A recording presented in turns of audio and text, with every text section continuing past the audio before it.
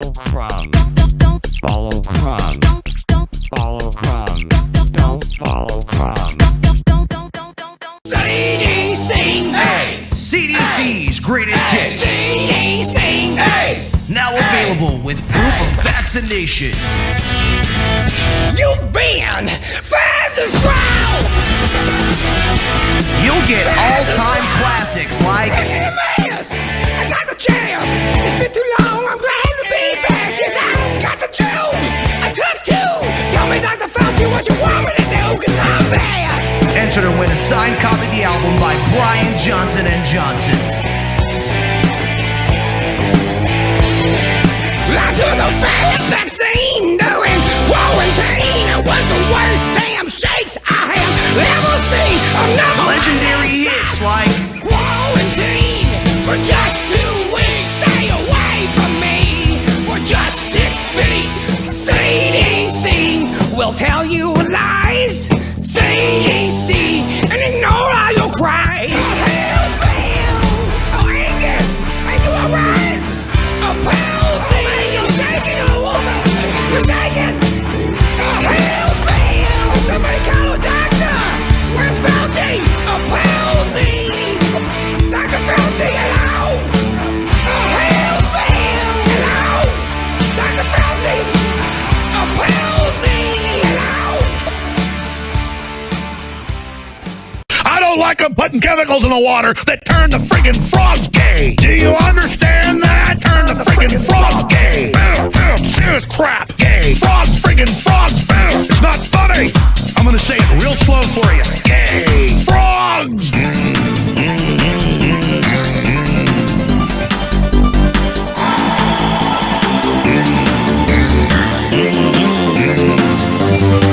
Won't you fight for your life?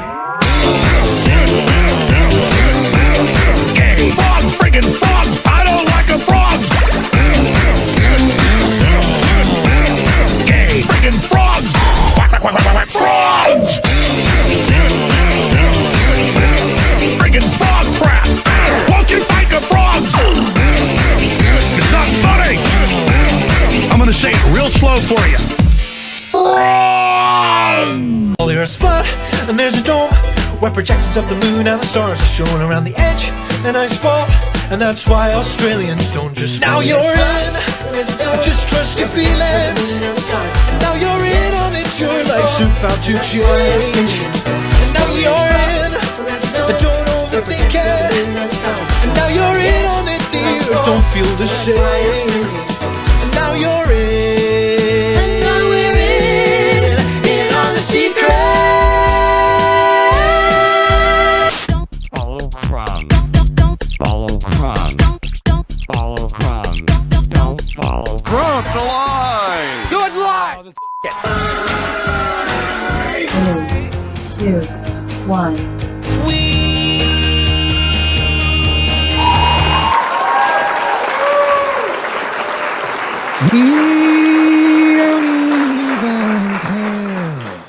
Happy Sunday? Happy Easter, everybody. Happy Easter.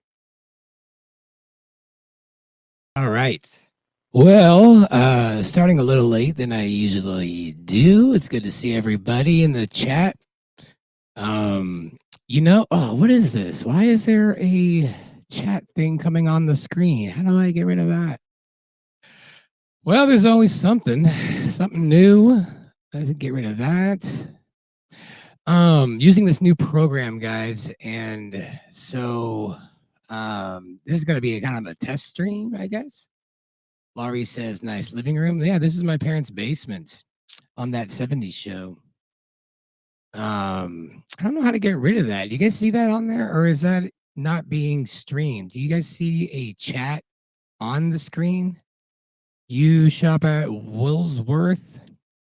That's since the 80s. Let's see here.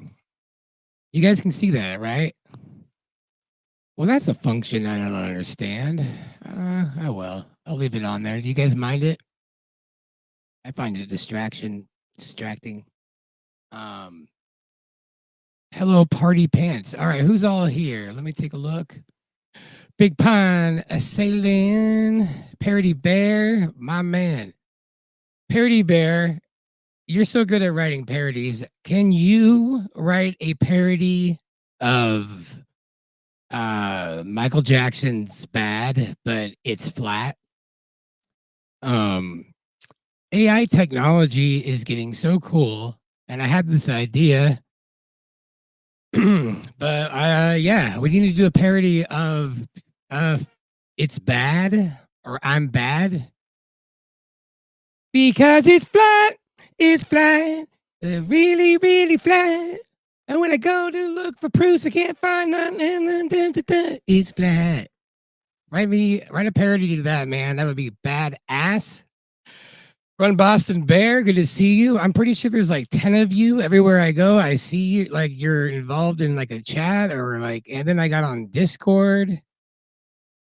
Man, I got on Discord and I just felt like I know what boomers like feel like every day. I'm just like, oh my God. I don't know if I have it in me. I'm trying. I am trying. Oh, God. Parody Bear says, give me 20 minutes. That's so tight. Oh, now I do. Emily is, she will be running behind the scenes. She is helping me in the other room here. If anything goes wrong, please let me know. This is a test stream on a new platform, Streamlabs. Big Pine says same thing with the Discord.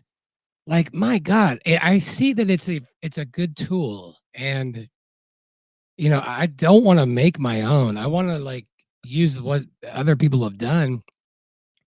It's just overwhelming, but yeah, it's definitely the future. He says, let me help you out. This is only a test. There's so much going on. Yeah, there's so much going on with the, you know, like Telegram was like that at first. It was overwhelming. I was getting way too many notifications. But every time I'm on Discord, I'm just like snooping around. I'm clicking things. And next thing I know, I'm like in a chat room and I'm like, oh my God, I don't want to be in here. Oh shit. It's awkward. I don't know if I'm popping up. Rockfin. There's nobody over there. Good old Rockfin has not returned my email. It's been over a month. Why don't they make bites for me? I can't afford to get my tips out of there because Ethereum costs like $30 just to do anything. But I guess Rockfin's cool. What do you guys think about Rockfin? Do you guys like it? Is there any advantage to Rockfin on your end? For me, I understand it is less censorship. If I'm going to continue to talk about stuff that, you know, we don't need to talk about anymore.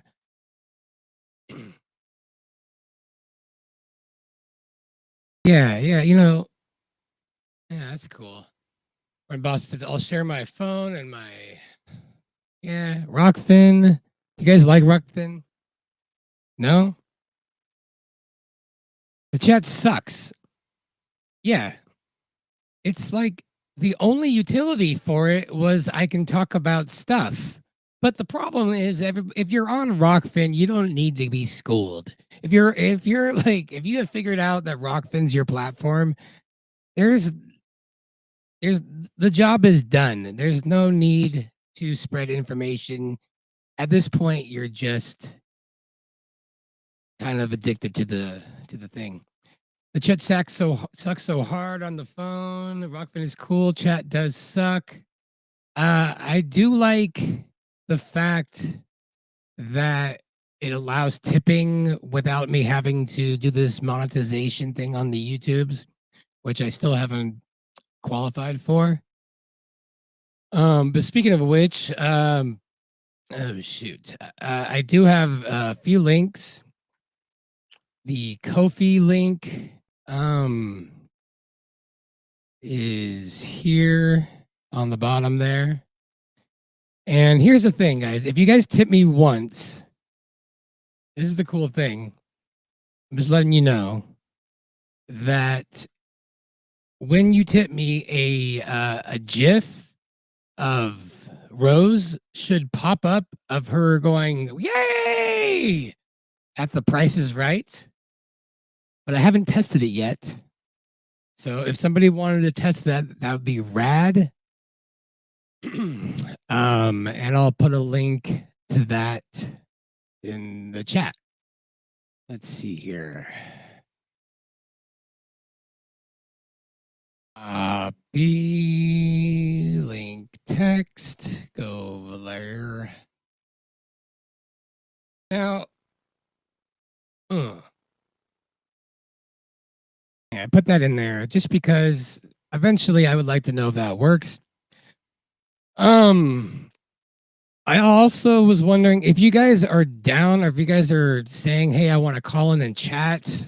This new streaming service I'm doing here from Streamlabs, it's like StreamYard, but a little different, but it makes it super easy. So I was going to open that up later if you guys are feeling it, or maybe do like a little after hang, maybe even not even go live and just hang after like we used to do.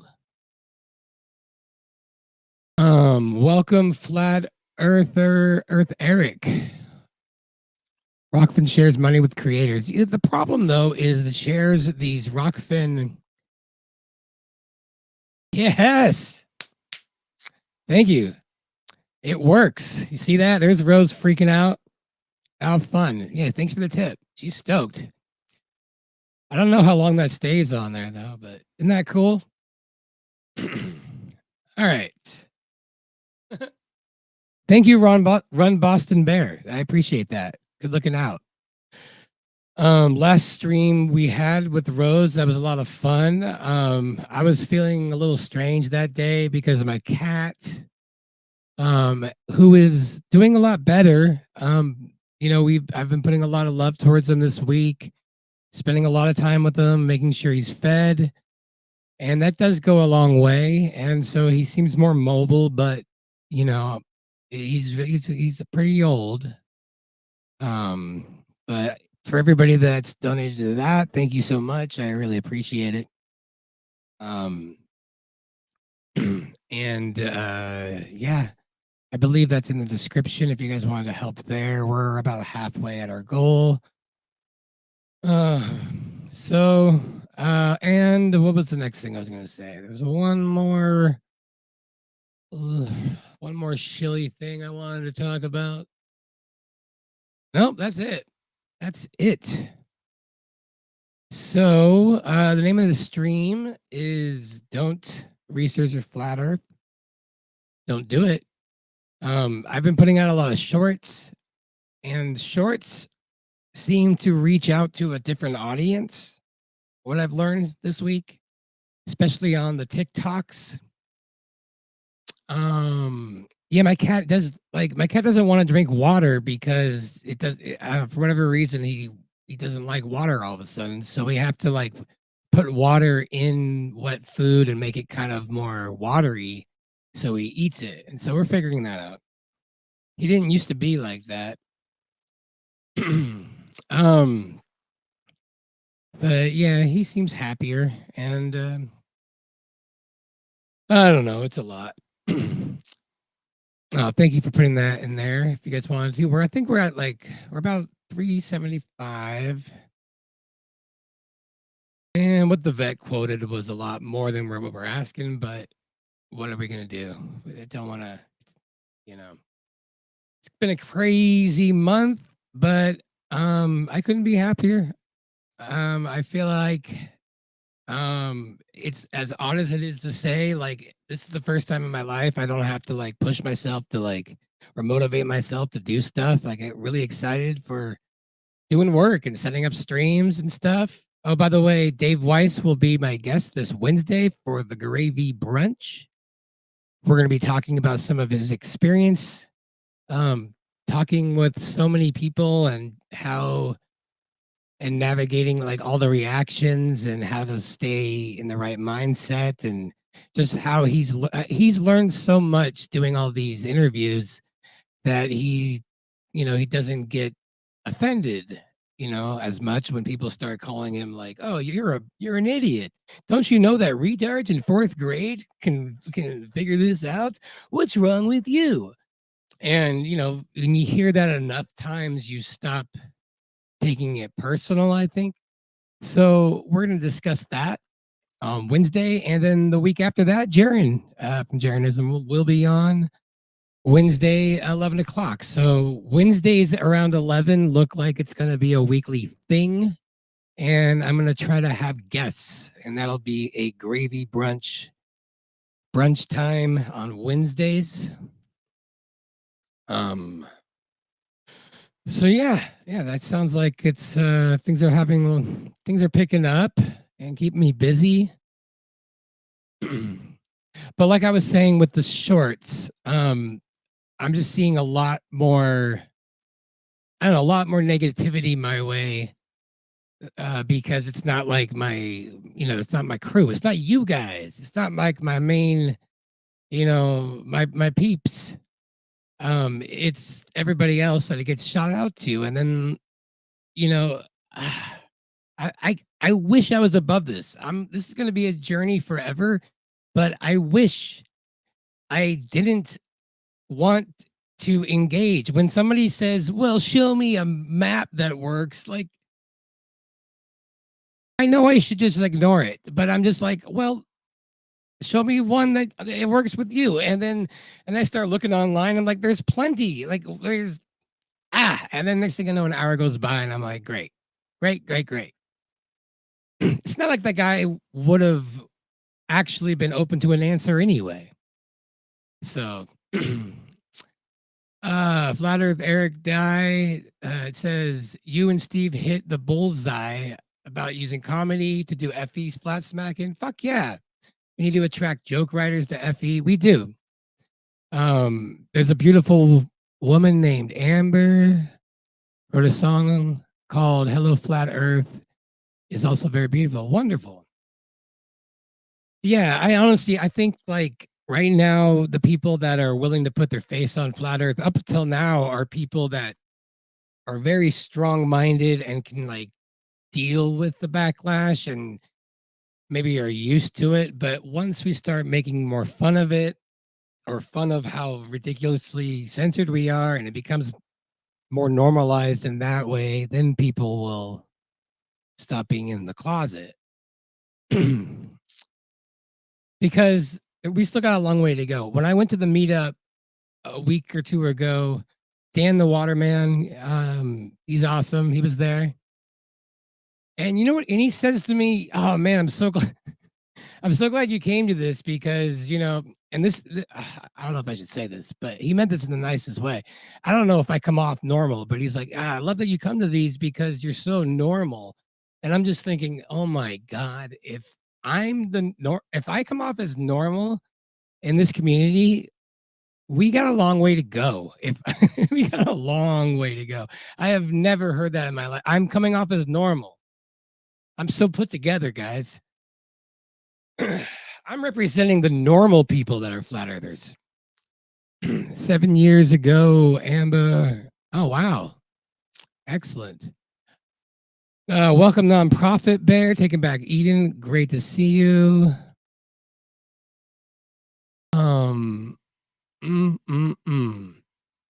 Let me know if you guys, if there's anybody that does want to like call in at all later on, if that's something you guys want to do, like let me know. Say so in the chat. Dr. Bass, what up, man? Exactly. Those are the people who've been prompted in some way to defend the globe no matter what. And notice how there's never any female globers. Yeah, there really isn't. What is that? That is weird.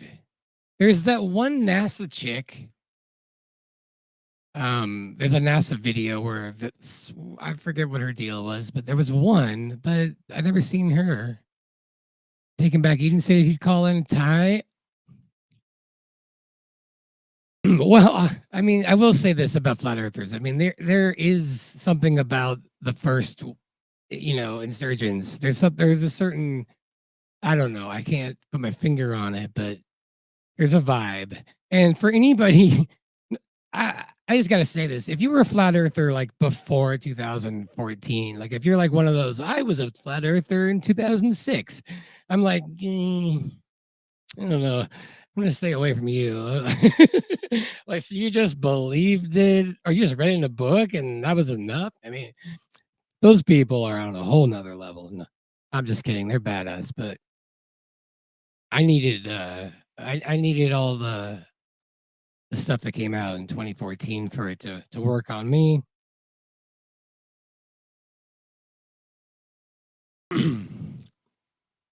Ron Boston said he would. Okay, cool. Well, I'm just gonna talk a little bit. I have like a few things prepared, but so I won't be too long. But I'd love to get some people to call in. One, because I'm excited to try this new platform. I think it'll be really easy, and get your feedback on that and see how easy that goes. But also, I forget the second thing. Oh yeah, no, I'd love to hear from you guys. This community, like growing in a community like this, what pisses me off the most and what gravitates me, no pun intended, towards the flat earth community is just seeing how much shit you have to get to decide to open your eyes. And that shit is the only reason people aren't looking into it. It has nothing to do with proof.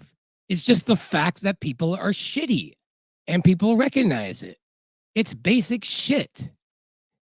And as long as people are going to be shitty to flat earthers, like on like a mainstream level, I'm going to be there to do whatever I can to counteract that shit. Like, fuck that. I'm not allowing it. I refuse. You know, like, I'm sorry. It's just, you don't get to like criticize people who go through this. There's nothing ill-intended about somebody who goes through this. There's nothing. It's all pure. It's all selfless.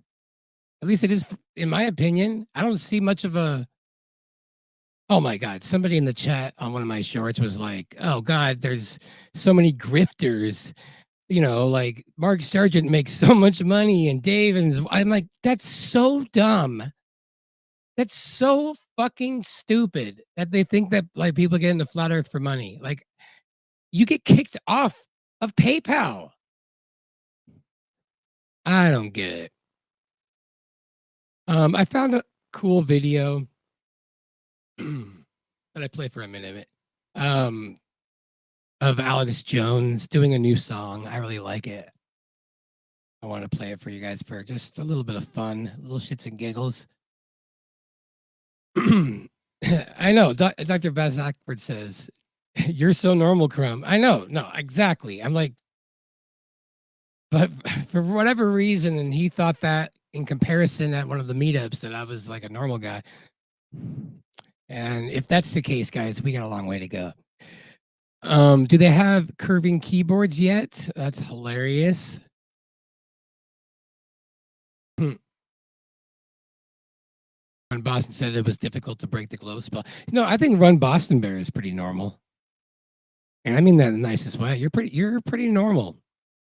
You're yeah, absolutely. The rest of you guys, I don't know.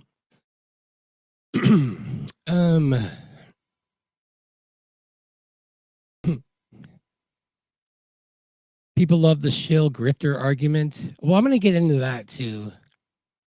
Because what I recognized is when I get triggered, at least on like a microscopic level, it's because they're presenting an argument that it might be convincing if it didn't like but there's something inside me where I'm like, that's the fallacy. That's wrong. I don't know the name of the fallacy. I don't know what it is, but there's something wrong with that logic. and I realized that if I like being able to recognize the fallacies for what they are is a huge tool. I see Witsit doing that all the time. Like, that's something they should definitely teach in school. Definitely.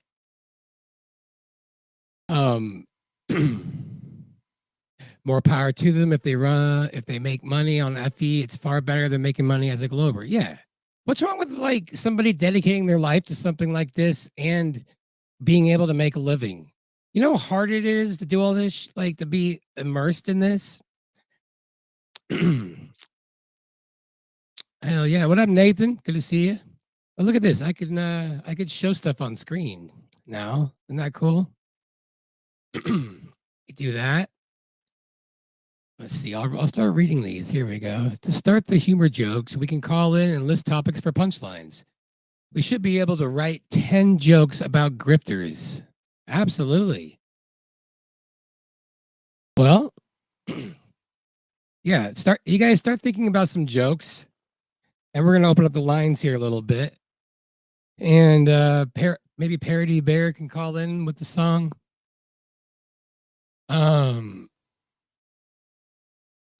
Taboo Conspiracies. Yeah, he does a great job. He sounds very normal, in my opinion.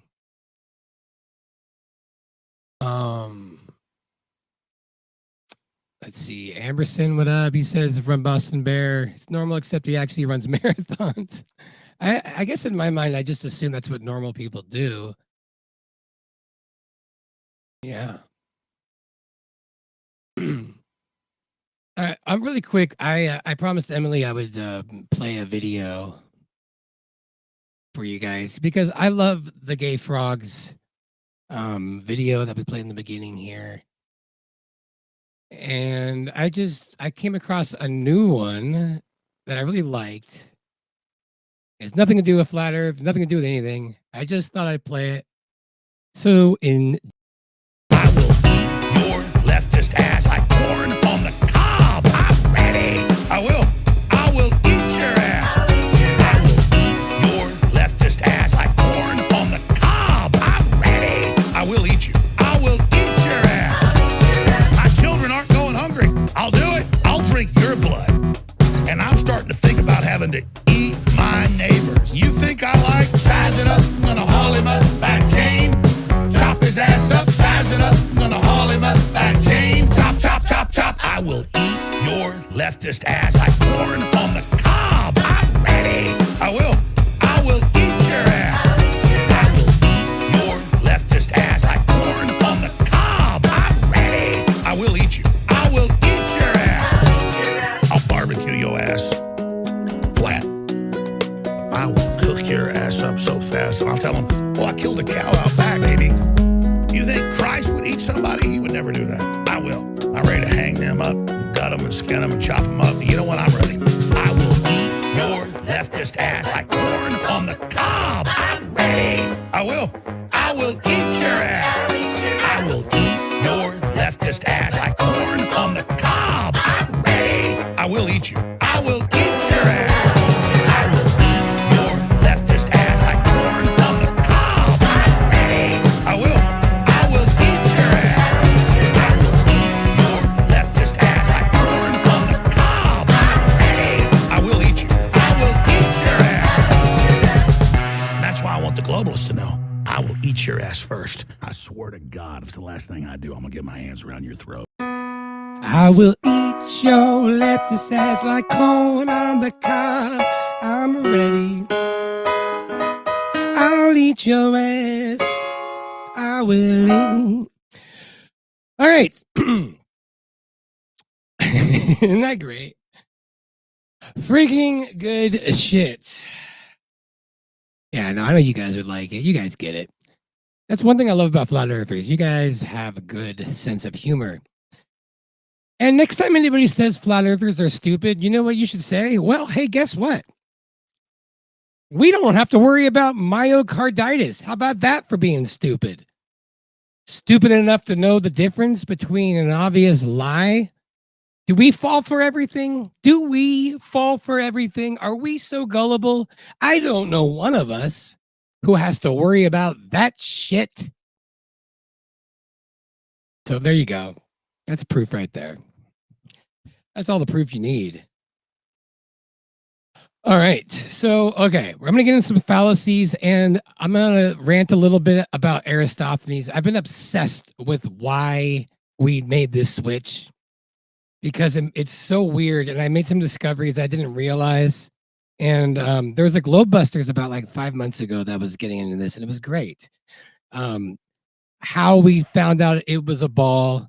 And one thing I didn't know, and I'm still trying to figure out, I didn't realize that the Ptolemaic system was a globe, but just in the center and stationary. And I can't, there are different sources that are like, no, it's a flat, no, it's a globe. But it's obvious that whatever information has been, manufactured is that that's the case. Like, we knew it was a ball then, and then we had the geocentric model.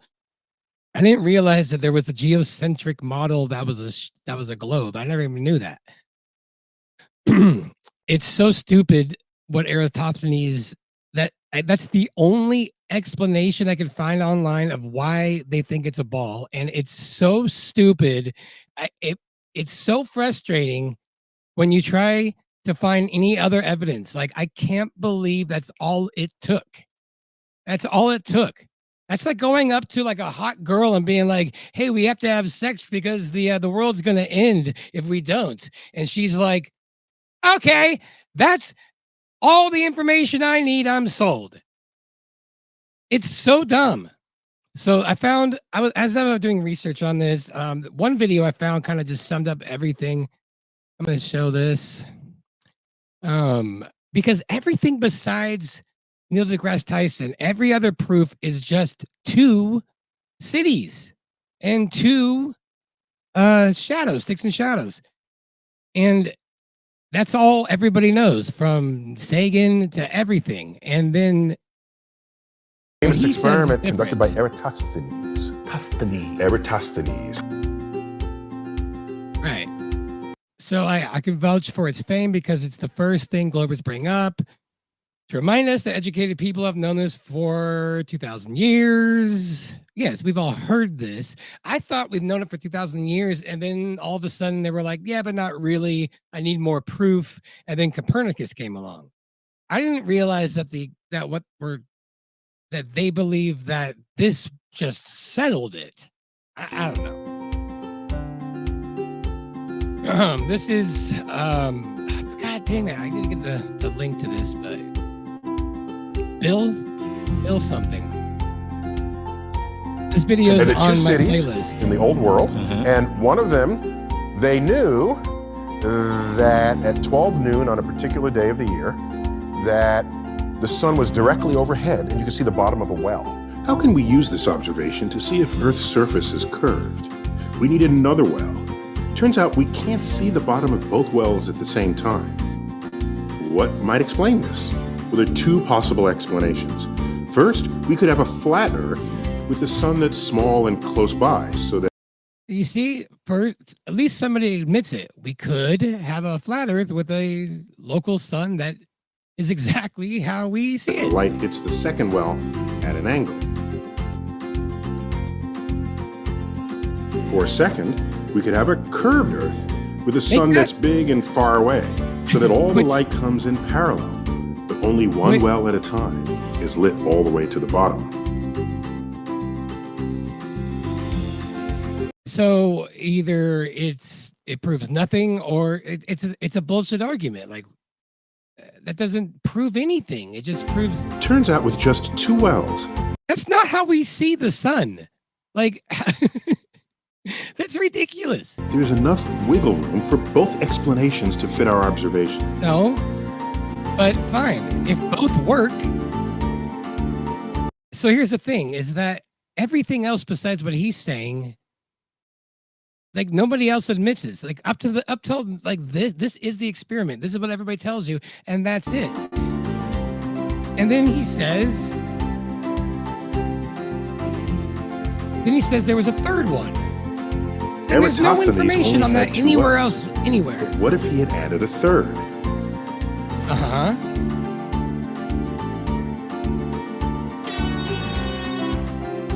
With a third well, it doesn't matter where the sun is. No flat Earth model can explain the angles of all 3 shadows. Can you see the video okay? Everything okay, Emily?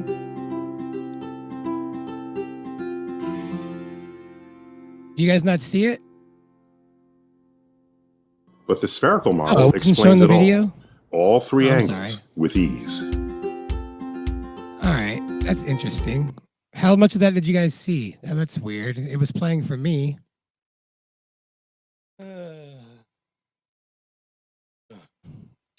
Let me check with my staff.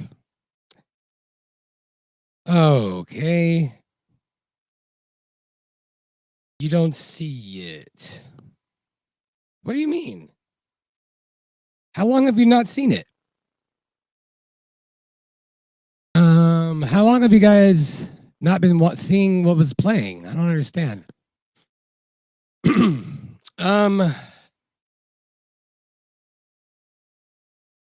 Hey, it's showing, right? You guys, everything's seeing okay?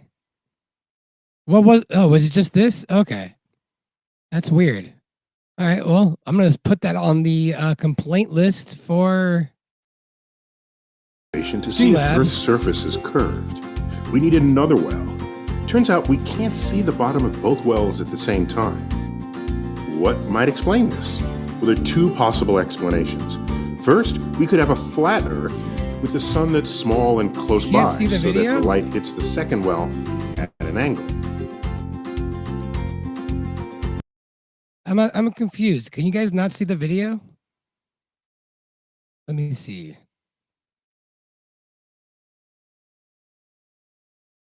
I didn't see it. Let's see. Am I doing it wrong? Trying to show this. How are you not seeing this?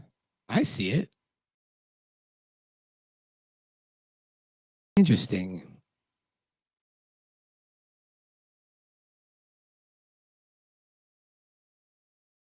Let me see.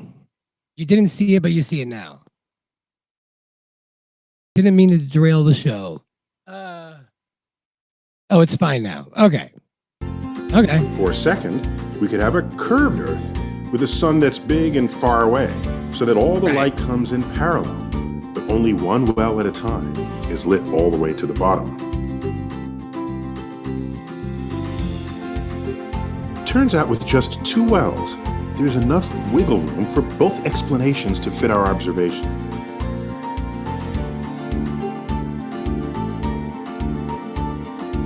Okay, so this is what I mean. So when I tried to find more information on this third one, I really tried. There's nothing. Let me go farther. So we added a third well. With a third well, it doesn't matter where the sun is. No flat Earth model can explain the angles of What do you mean no third? What are you talking all about? three shadows. How is that possible? What do you mean? You can't. And why is Neil saying this? He's the only one who's talked about this third well. There's no city. No, there's nothing that's like, oh, it was like what, Syria to Alexandria, like that's famous. And it has the distance. Where's this third city? Nothing. Nothing about it. So he admits that the whole thing is bullshit. And this is the only experiment. This is the only experiment. But the spherical model explains it all three angles with ease. How? Yeah, and on in the original video, he says because of math and science. And that's it. So it's either the third well proves it, but then that's a completely different claim than every other one you can find online. And then people start saying, well, he wasn't actually trying to prove that it was a globe. What he was doing was trying to figure out the circumference. He already knew it was a ball. All right, well, where is the proof? What was the test for the first one? Well, this other guy had a theory, and and then they say that like he just assumed that the sun rays. You assume the sun rays are, where are we? You assume the sun rays are parallel. Like, why? Has anybody seen the sun come through the clouds? There's nothing about that. That's like holding up a light on the ground and seeing like that and going, oh, well, yeah, those are all parallel. There's no way they're doing this, even though that's exactly what I fucking see. I mean, what? And just the amount, it's just so stupid. This isn't like hard at all. Like, we're capable of understanding this. Like, we're not, this is such a slap in the face to humanity to be like, oh, that's proof. Let's move on. And then like Ptolemy, he made a geocentric ball for the next 1400 years. Really? Is that really how dumb we are? I don't know. So I just figured there was at least some better way of doing this shit. Water humps, my humps. Okay. What we got? Taken Back says radius of Earth. Well, what if that what if it was somewhere else? Like, wouldn't you do the same experiment somewhere else and it would be a different shadow length? You know? If it was like 0.7 degrees from Syria, or I don't know the name of it, Ostia to Alexandria, if it was a 0.7 degree angle right there on the summer solstice, and it was 800 miles or 800 kilometers, whatever it is, and they would do the math, and it becomes, okay, that's 25,000 miles, so that's what the circumference of the Earth is. Like, but if you did the exact same experiment somewhere else, wouldn't it be a completely different angle because it's a flat Earth and the sun, you're not always like above the Tropic of Cancer. Do you have to be like, it's so dumb. Like, wouldn't that have to work everywhere if it was a globe, not just underneath? I don't know. It doesn't matter. Who cares about proof? I'm done with proof. I'm fucking done. I can't believe that's how dumb it is. So, man, you guys are moving fast. Are you guys thinking about jokes to call in? Eratosthenes. Any globe defenders here? I hope I start getting some. Comic Sans, I know. I hate that. All right, so let's just brush through some fallacies here. And I'm going to try to think of some examples, and I would love for you guys to help. Because every single one of these, there's so many examples of how many fallacies that can apply to what we get on a daily basis. What is McTunes and Flight the Flat Earth YouTube password? Get the yeah. It'd be a lot easier to make money. What I don't understand also is if it's a grift, if Flat Earth is a grift, do you know how hard it would be to just make up legitimately like convincing arguments for something this astounding?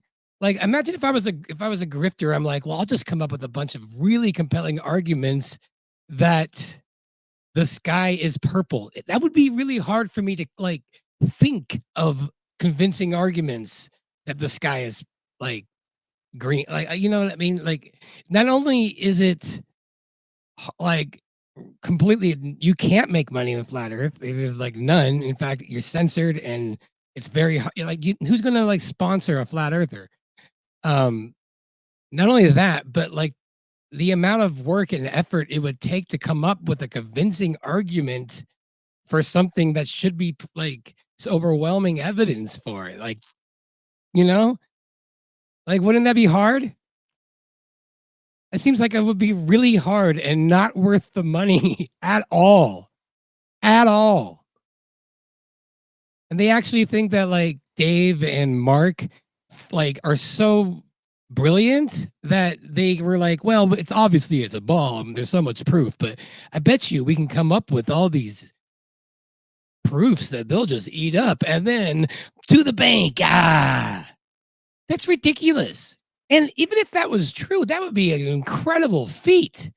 They shouldn't just be like scoffed off as like, oh, they're just grifters. They just figured out how to like make something really convincing that nobody really wanted to look into because it's extremely ostracizing. But they made such a convincing bullshit arguments, and now they're reaping in the money. Like, that's an amazing feat if that was true. That's incredible to just have to pull that off, and that's what people are saying. Ugh, grifters. So let's go through some ad hominems. I really like this video. All right. Personal attacks rather than the substance of the argument itself. Hasty. All right. That was ad hominem. First one. We all know this one. This one's the most common. We're stupid. We're retards. We deny science. Fucking blah blah blah blah. That's usually, this is like 80% of all of them. Let's go next. Generalization. Hasty generalization, also known as the overgeneralization fallacy, happens when making a claim based on evidence that is just too small. All right. That's exactly what we just saw with Eratosthenes. Well, the shadows were different. It works on both, but then there's this third well, and because math. Okay. Red herring fallacy. A red herring is something that misleads or distracts from a relevant or important question. It might be used to change the subject. Tu quoque fallacy. Tu quoque is a technique. All right. No video showing again. Can you guys not see this? What do I have to do? Okay, how about now? Do you guys see anything? Nothing? This is bullshit. I see it fine.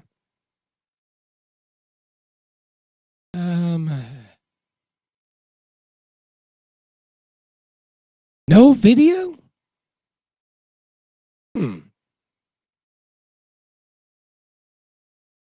Okay, let's see.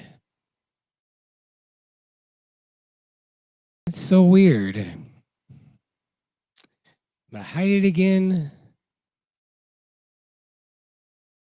And show it. No? You guys really not see this video?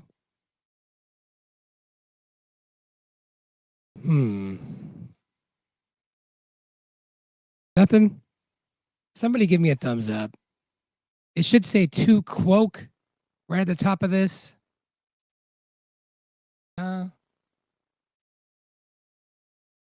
Nothing, huh? Am I getting in trouble? Weird. Okay, well, I'll try something else. Here, give me 1 second. Let's see what I can do.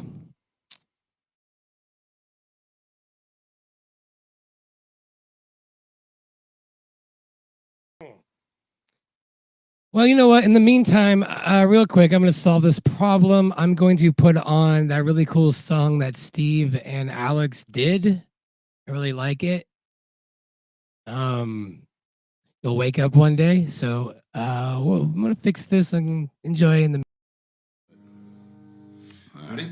Yeah. 1, 2, 3, 4, 5, 6.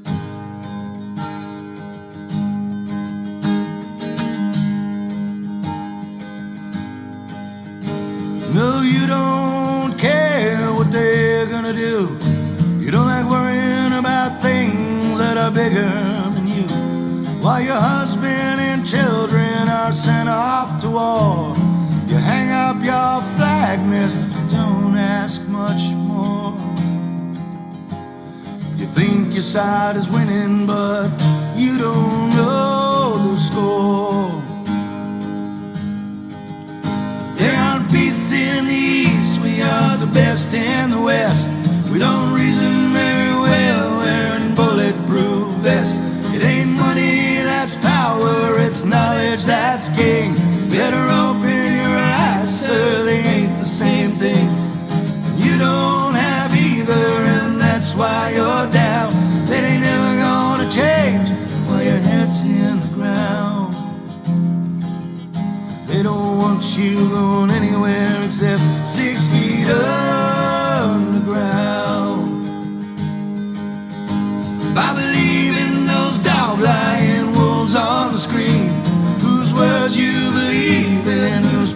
grass are green.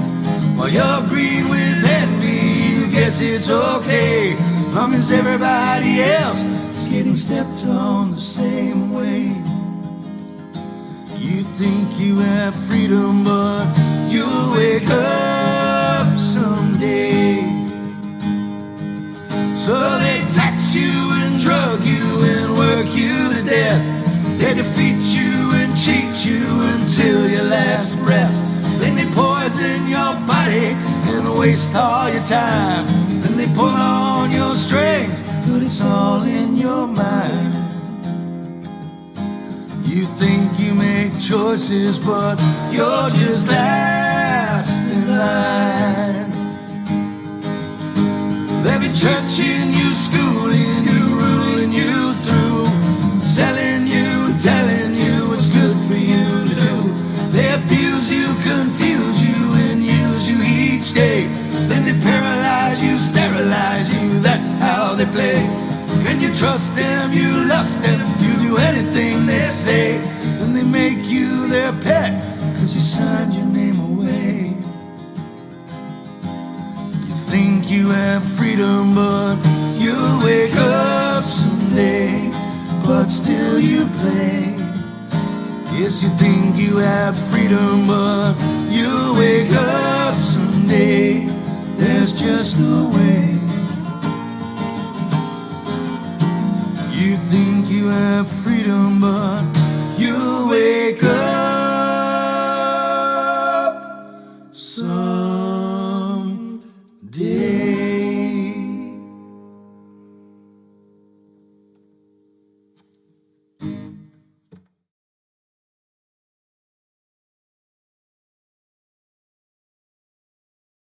Wasn't that great? That was so good. That must have been so fun, Steve, just going over to Alex's pad in Spain and they just hung out and they wrote a song and they recorded it well and made a video. That's so cool. Really, really good song. All right. Well, I think I figured, I don't know. I don't know if I figured anything out, but please tell me you guys can see this. Can you guys not see this? What if I share your stream? Okay, no, that doesn't do anything. Can you guys see this? Do you guys, did it say to Coke at all? At all? Maybe it's just a huge delay. No, that doesn't make sense because you would. It might just be a huge delay going on. No, that doesn't make sense. You guys have been like, okay, palm trees. Son of a bitch. What kind of a fucking program is this where I'm seeing exactly something different? What a giant joke. Okay. Well, do you see me now? Okay. You see me? That's cool. Unbelievable. All right. I'm going to share. I'll try this one more time. All right. Bam. What about this time? Ad hominem fallacy. How about now? Do you guys see it? 5x5? It's on my second screen. I got it. Okay. God damn. It's only been 4 years I've been live streaming. Okay. The ad hominem fallacy happens when someone attempts to discredit someone's argument with personal attacks rather than the substance of the argument itself. Hasty generalization. Hasty generalization, also known as the overgeneralization fallacy, happens when making a claim based on evidence that is just too small. Red herring fallacy. A red herring is something that misleads or distracts from a relevant or important question. It might be used to change the subject. Yeah, we've heard that one. Tu quoque fallacy. Tu quoque is a technique that intends to discredit the opponent's argument by attacking the opponent's own personal behavior and actions as being inconsistent with their argument, therefore accusing hypocrisy instead of countering the actual argument. Yeah, there you go. I got that one a lot. That one actually happens a lot in real life. one of the people that commented on my video about like someone said that I just needed to like that I didn't look well and I was insane and I need to like go get help. And I'm like, oh, okay, thank you for your advice. But I mean, it's obvious they're not like actually like giving like suggestive like help. You know, they're doing it to discredit you. Let's see if you can you see this okay? How about now? Now that I've done this, does it look okay? Please give me a 5x5 if you guys still see both me and the video here. All right, let's move on. Let's just power through these. Looking good. Thank you, Jason. Thank you. Working. Thank you, Laurie. Hope you guys are thinking of jokes. Slippery slope fallacy. In a slippery slope argument, a course of action is rejected because, with little or no evidence, one insists that it will lead to a chain reaction resulting in an undesirable end or ends. Right. I don't know if this one really applies to flat Earth. It's this one. I mean, I see it a lot in politics, but if someone's like, well, if I believe the Earth is flat, then, well, maybe because, well, this is probably the argument like that the Illuminati makes about like why we have to keep it a secret. If they find out this, then I lose all my power. Special pleading fallacy. Special pleading happens when applying standards, principles, or rules to other people or circumstances, while making oneself or certain circumstances exempt from the same critical criteria without providing adequate justification. Well, your son lied. Okay, but he's a good kid. Let me go back on this one. I didn't quite understand that. One insists that it will lead to a chain reaction resulting in an undesirable end or ends. Special pleading fallacy. Special pleading happens when applying standards, principles, or rules to other people or circumstances, while making oneself or certain circumstances exempt from the same critical criteria without providing adequate justification. Okay, so this one happens all the time. It's like, oh, what did you just don't appreciate science? You hate science? Are you disrespecting science? Do you not care about science? If you don't accept what science tells you, just without any questioning, then you don't respect science. If you, which is so maddening. That means that everybody that had a new scientific claim didn't respect science. If they just, by that logic, but I don't know. So yeah, we see that a lot. These are all ones that once you recognize it, you just recognize it. You don't have to like, engage because, oh, it's a fallacy. So why it's okay. They're just led astray. They're drifting. Loaded question. A loaded question is a question that already contains an assumption. False dilemma fallacy. Yeah, there's that one. So you're assuming, so this is a good one. It already assumes it. So there's a floating disc in space. That's what you think. Or how could it be flat? Because the sun would shine all over the place. There would be no dark. You get a lot of those,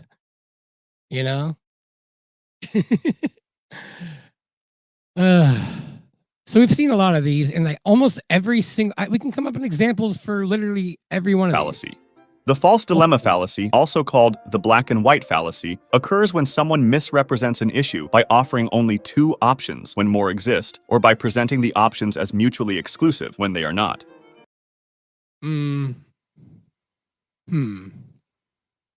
Strawman. Let me read that one again, man. I'm a little confused on that. False dilemma fallacy. The false dilemma fallacy, also called the black and white fallacy, occurs when someone misrepresents an issue by offering only two options when more exist, or by presenting the options as mutually exclusive when they are not. I see. So yeah, it has to either, I mean, I don't know, a good example of this. Mutually exclusive. I can't think of any good examples at the moment. False dilemma. How about you guys? It's moving so fast. Can't be globe, must be flat. Yeah. False dilemma. Conscience. Con Latin for with science, knowledge, with knowledge of it. Yeah. It's a sales tactic. The Michael Jackson fallacy. Let me get that one. They try to say try to say the technology we use is because of science, therefore Earth is a ball. Yeah, that's a big one. What is that? You know, I just am so mad that the only proof is that stupid sticks and shadows that even Neil deGrasse Tyson says works on a flat Earth with his local sun. That's it? That's all we got? It's so stupid. This is the joke because they said black or white fallacy. You're a genius. Ow! That's funny. Strawman fallacy. A strawman fallacy happens when one rebuts an argument by misconstruing it. Circular reasoning. All right. Yeah.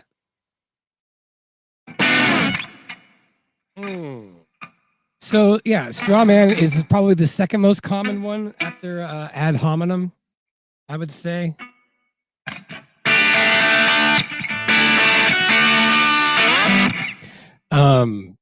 Straw man, we get that a lot. Let me just we all know what that is. Circular reasoning fallacy is an argument that assumes the very thing it is trying to prove is true. Instead of offering evidence, it simply repeats the conclusion, rendering the argument logically incoherent.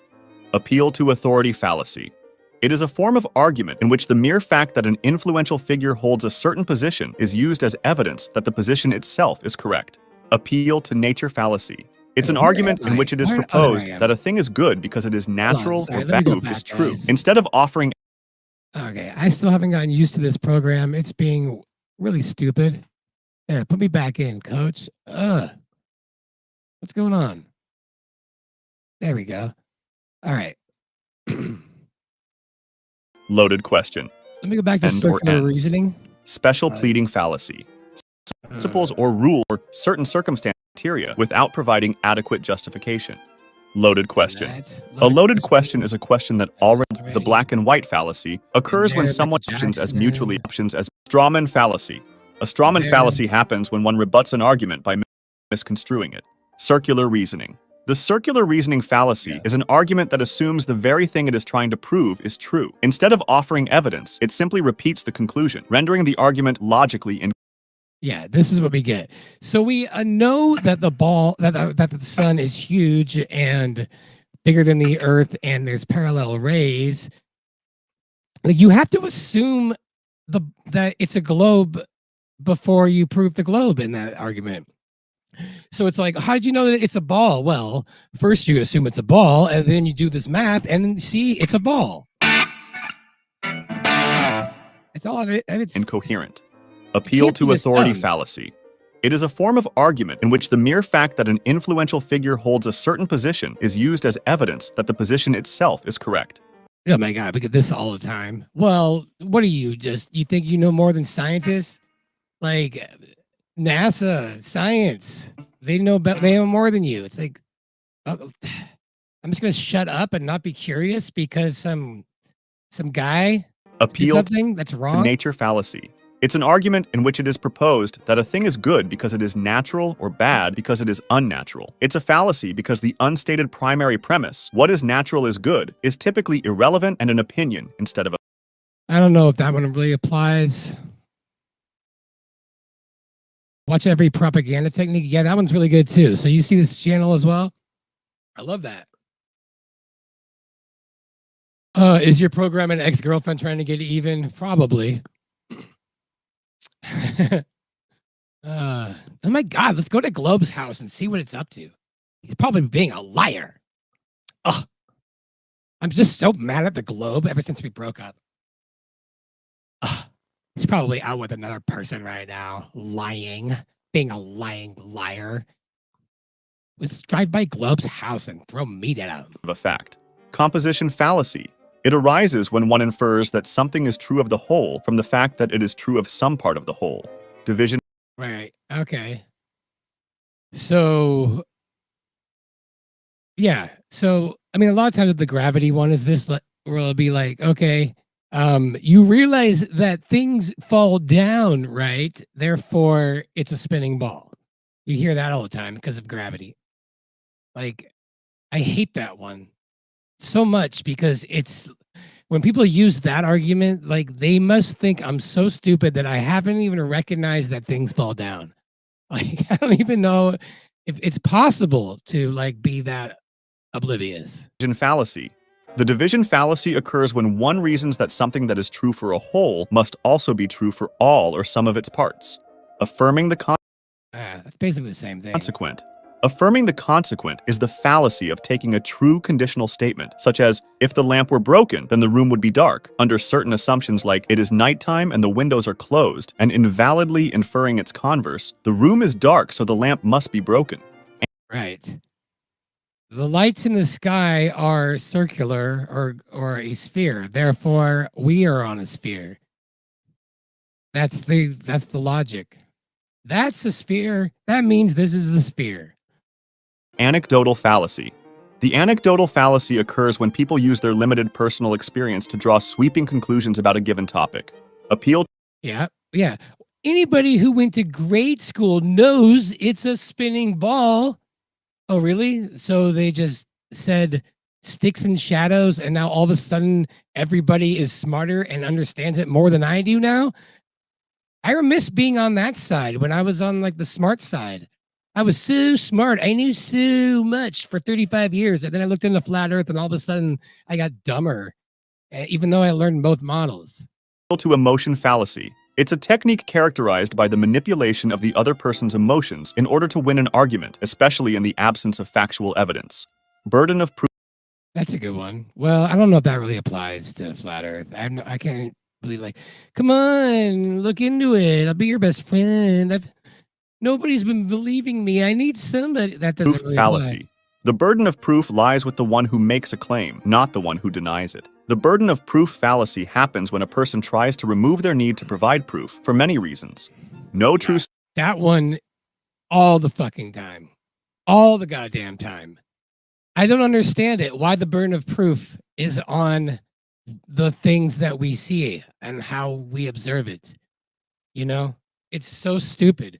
Prove to me that it's flat. It's like everything says that it is. There's every observation, every experiment has shown a flat stationary Earth. Why is that the burden of proof? The burden of proof, if 2000 years ago, like everybody thought it was flat and then sticks and shadows proved it, the burden of proof was on Eratosthenes, wasn't it? Why would that have changed? You don't go back to the original once that's wrong. The burden of proof will always be the ball. Always. It has to be. We are all in agreement that before the ball, people thought it was flat and stationary because that's what they observed. When the fuck do they get the stones to just say the burden of proof is on the thing that everybody thought it was forever? No, the burden of proof is on the ball. And it's so stupid. And anyways, I am letting it get to me, but it's just so everything is so fucking backwards. Scotsman fallacy. It's an attempt to defend a generalization of a certain group by excluding any counterexamples for not being pure enough. Texas sharpshooter fallacy. That one, sure. They can say, oh, he's a grifter, he's not pure, or like, flat earthers we're not like perfect. We have problems. It's easy to like point out our flaws and be like, oh, you're gonna believe that guy because he jumped out of Mad Mike. He just killed himself because he was trying to prove it was flat or whatever. Anything. Oh man, we get it a lot. The Texas sharpshooter fallacy takes its name from the metaphor of a gunman shooting and then drawing targets around the bullet hole clusters to make it look like he hit the target. Oh yeah, they did this on the Discovery Channel where they had like the lines totally manipulated to make it look as if this a boat went behind a curve. It's I wish I had that video. It's nothing I can't really bring it up, but that happens. illustrates how people first figure out what their conclusion is and then go looking for data that supports it, ignoring differences and randomness. Right. Right. That happens a lot. Like, what about boats going over the curve? What about it? It also things get smaller when they go away and cameras bring them back. So why was that proof forever and now it's not? Well, so there's so many wonderful ways you can Google on their side what they want to see, and that's confirmation bias for sure. It's gotten so much harder. Like I was just trying to find a Globebusters. I was trying to. It's so censored. They don't even show them in the Google search. Like they won't. It's ridiculous. Suppressed correlative. The attempt to redefine one of two mutually exclusive options so that one alternative encompasses the other, thus making one alternative impossible. Something like, I need to know if we should stop for lunch or not. You are either hungry or not hungry, which is it? If being hungry means being able to eat, I am always hungry. Personal incredulity. I don't know about that one. Okay, let me take a look here. Texas sharpshooter is claiming the curve of our limit of vision. Yeah. Exactly. I gotta get used to doing the show on stream. Let me just take a look at some of these. The NASA website says if the Earth was flat, cats would have knocked everything off. Are you serious? Is that on NASA? Oh, nah. So bad. I honestly think if NASA didn't exist, like this wouldn't be so hard. Like NASA does a great job, you know, making it look realistic to those who don't look into it. But my whole life, though, it never seemed right. I always wondered, why does everything have to look CGI? Why? You're looking in these books, and it's like, why isn't there is not one picture of the actual Earth? Why? Admittedly, why? Why did they just not put a GoPro on the back side of these things? Why? Well, we all know why. Are you a devil worshiper? No pressure.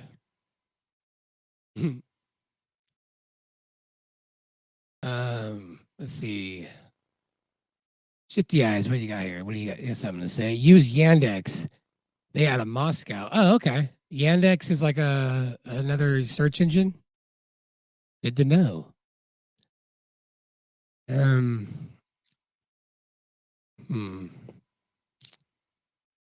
Bail, here you go. There's got a link there. Cool. Yes, Globe's house.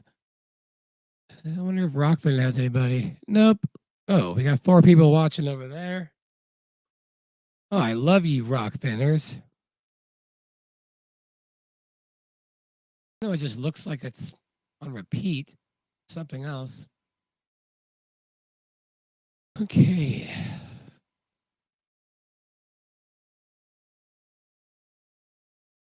All right.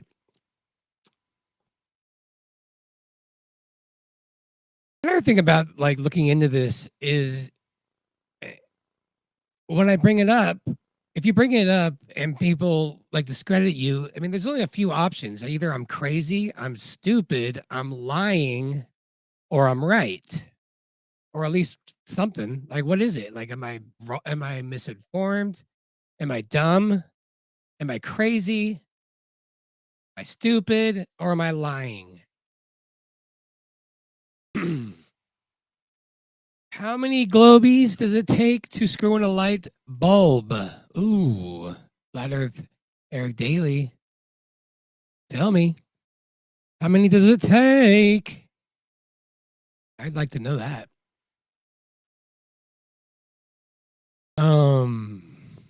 That's don't be a globetrot, use your own brain. I mean, okay, I'm being hypocritical, but we have to recognize that, yes. I mean, I guess there's a difference. There's like a glober is not everybody, and I'm realizing that. A glober is actually what I'm assuming somebody who is just fighting for it and making this progression, this little movement here that like really is important. the ones that are standing in the way, not necessarily everybody who just doesn't know any better. So I'm okay with that term a little bit on that, but if I think about it that way, where is the rest of that joke? How many light bulbs? Just one, and the world spins around them?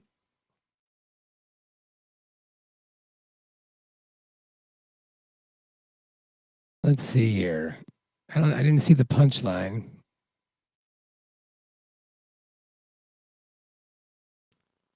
But I like it. I like where you guys' head's at. Why did the Globey cross the road? To see the curve? I'm guessing. Oh, Steve, what up, man? Welcome. Good to see you. Steve, aloha in the chat. Aloha. Aloha. 3 million. One to screw in the bulb and 29.9 other million to tax. Love it. That's funny. Put that on the screen. That's a good one. Yeah, let's write some jokes. I love jokes. All right, let's get the rest of these fallacies and see how. Let's try to. Fallacy. It's committed when the arguer presumes that whatever is true must be easy to understand or to imagine. Ambiguity fallacy. See, that one. I need to know if we should stop for lunch or not. You are either hungry or not hungry. Which is it? If being hungry means being able to eat, I am always hungry. Personal incredulity fallacy. It's committed when the arguer presumes that whatever is true must be easy to understand or to imagine. Well, yeah, okay. So, yeah, it's easier to assume that we're so smart and it's figured out. It's hard to believe that it needs to be questioned. That's why it's so easy. Ambiguity fallacy. So, yeah, when they say, oh, is everybody in on it? That's an example of that one. It happens when an unclear phrase with multiple definitions is used within the argument. Therefore, it does not support the conclusion. When the same word? Wait, we'll do one more time on that one.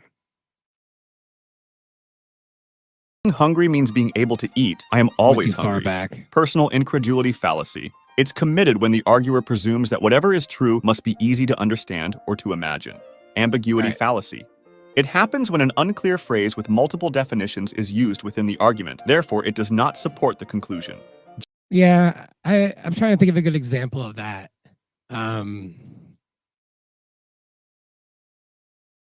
That's a shitty one. I hate when people do that.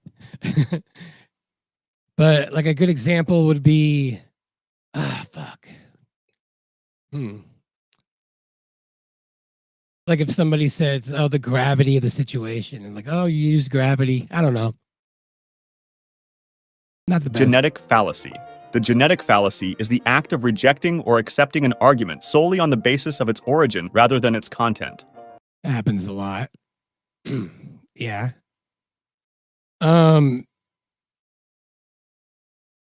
Oh, the Nazis did that. So yes, I mean they did this. This is like a 432 argument. It's like, oh, the Nazis took it away. That's why it's. I don't know, but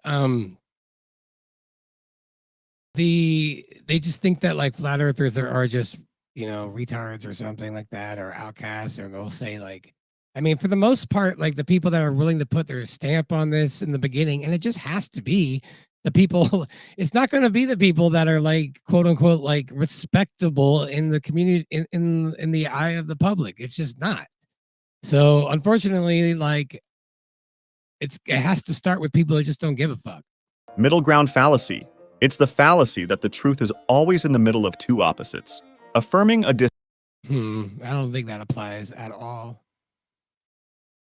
Oh, let's see.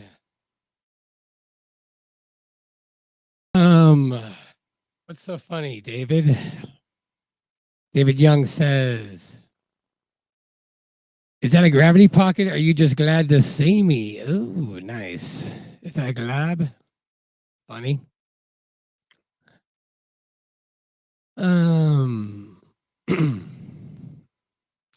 Let's see. How do you get a globie out of a tree?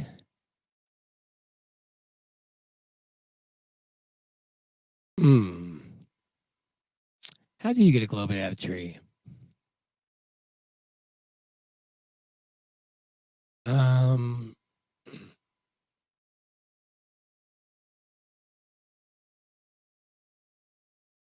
Is that gravity in your pocket? That is funny. I'm going to say that's a good one. All right, let's get to this. Disjunct. The affirming a disjunct fallacy occurs when, given an either-or scenario, you wrongly assume that if one statement or outcome is true, the other one cannot be true. Okay, sure. So, like, if is a good one. Is that if the wandering stars in the sky or the lights in the sky are spherical, then we must be a sphere.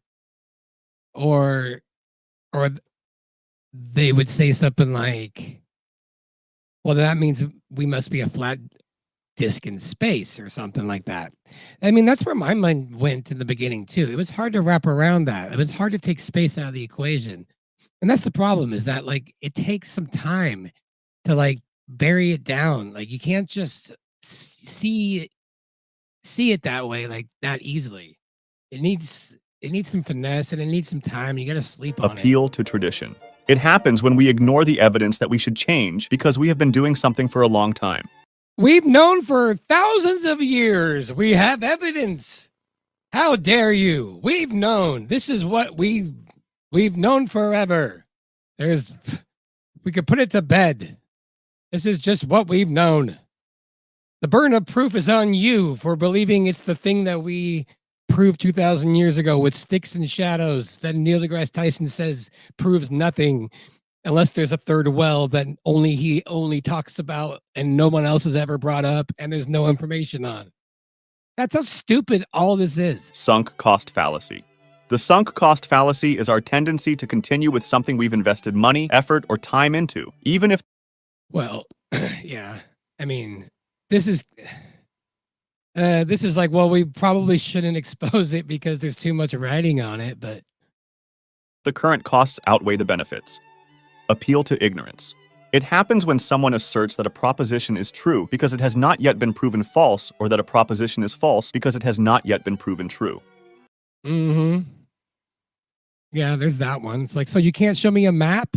There's not a perfect map on either. No.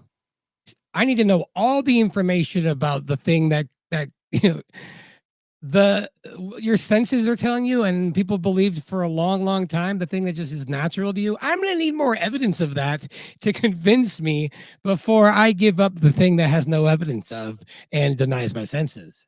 That's literally how dumb that is. Continuum fallacy. It's the argument that two states or conditions cannot be considered distinct, or do not exist at all, because between them there exists a continuum of states. I don't understand Equivocation. That. The equivocation fallacy refers to the use of an ambiguous word or phrase in more than one sense within the same argument. What? Oh, okay. Yeah. So that's another one of those like word kind of twisty things. Faulty analogy. A faulty analogy is saying that two things are alike in other ways just because they are alike in one way. Yeah. I can't really think of a good example of that either, but it's good to learn these things. Denying the antecedent. Denying the antecedent infers the inverse from an original statement. It's something like, if you are a ski instructor, then you have a job. You are not a ski instructor, therefore you have no job. Yeah, that one's annoying. If you have a science degree, then you are credible. If you don't have well, no, that's not a very good one, but there's something in there. Some of these are very similar though. They're just slightly different. False cause.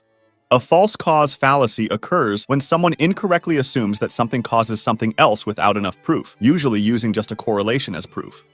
Yeah, like saying the reason why tides exist is because of the moon. I mean, I'm sure they have something to do with it. Or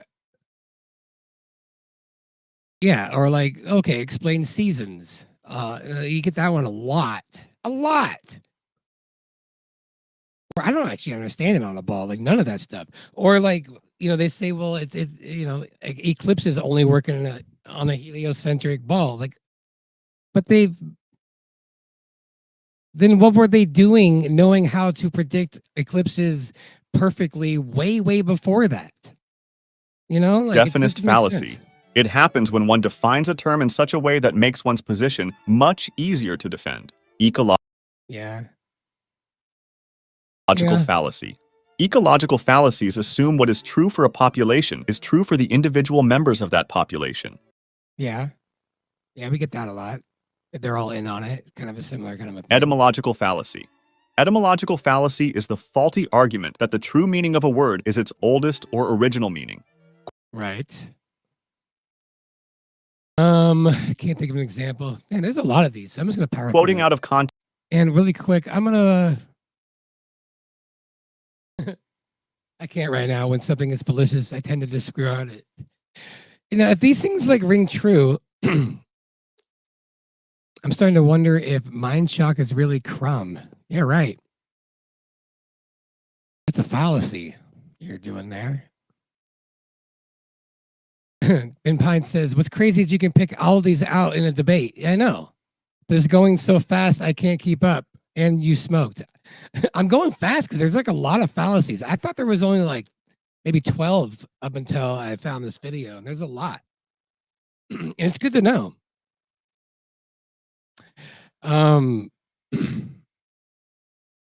Yeah, so after this video, I'm going to open up the calls if anybody want to call in, just kind of give it a little spiel at all. It's always nice to talk to people. Let me check out the Rockfin real quick, and nothing. 5 people watching, and I don't see any chat. Oh, I do. There we go. I see the video just fine, palm trees, and the audio is good. Oh.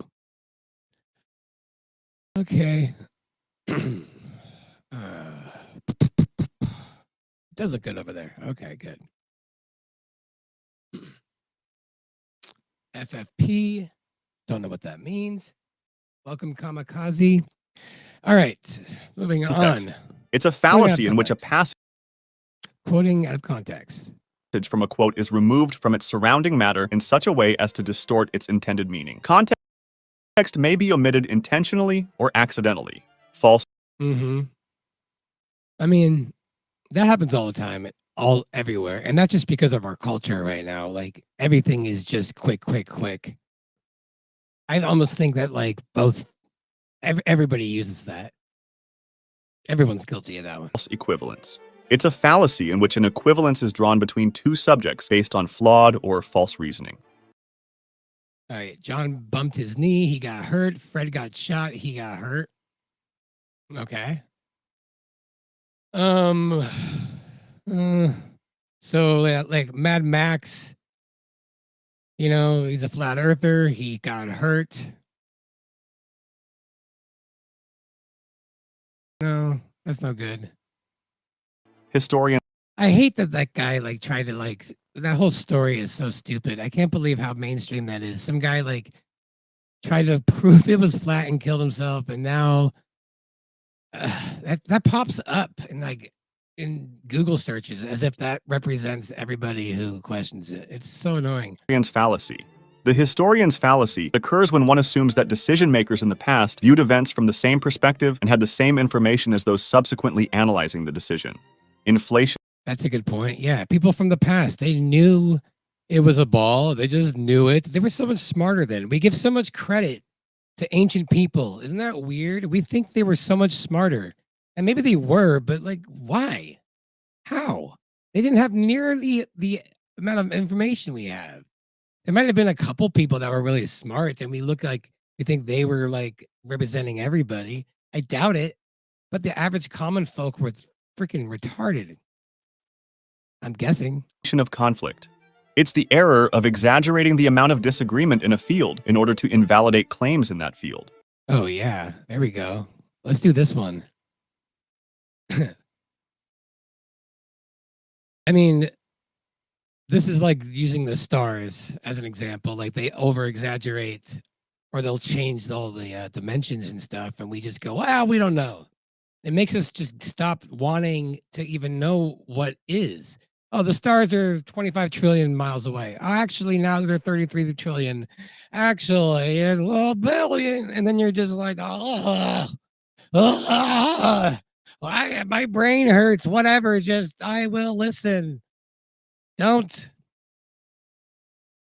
That's it. No, I mean, all of these are incomplete so comparison. used. It's a misleading argument popular in advertising. Since the assertion is incomplete, it cannot be refuted. Ludic fallacy. Yeah, I don't have a good one for that. It's a term used to describe how people mistake the kind of uncertainty found in games for the kind of uncertainty found in real life. For example, organized competitive fighting trains the athlete to focus on the game and, in order not to dissipate his concentration, to ignore the possibility of what is not specifically allowed by the rules. I'm not sure about that one. A slippery slope, Laurie says. And feel free to point out if I'm doing any of these. I mean, I want to be held accountable.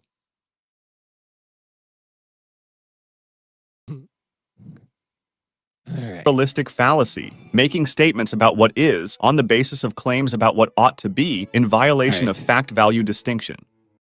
I mean, I'm going to be honest. Religion does this a lot. Like, they're like, don't you want this? Isn't it better? Like, it's like, I'm just curious to know what is, not what I want. If I can believe in things just because I want it, like I would have stopped a long time ago trying to learn shit.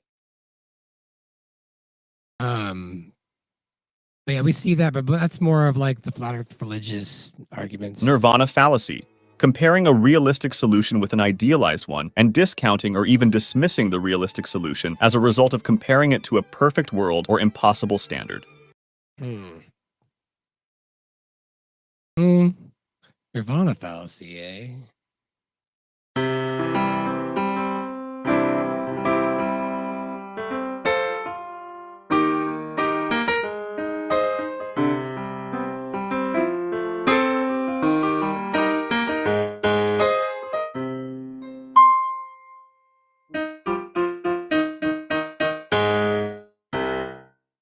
That's why I thought I'd play a little of that. Proof by assertion.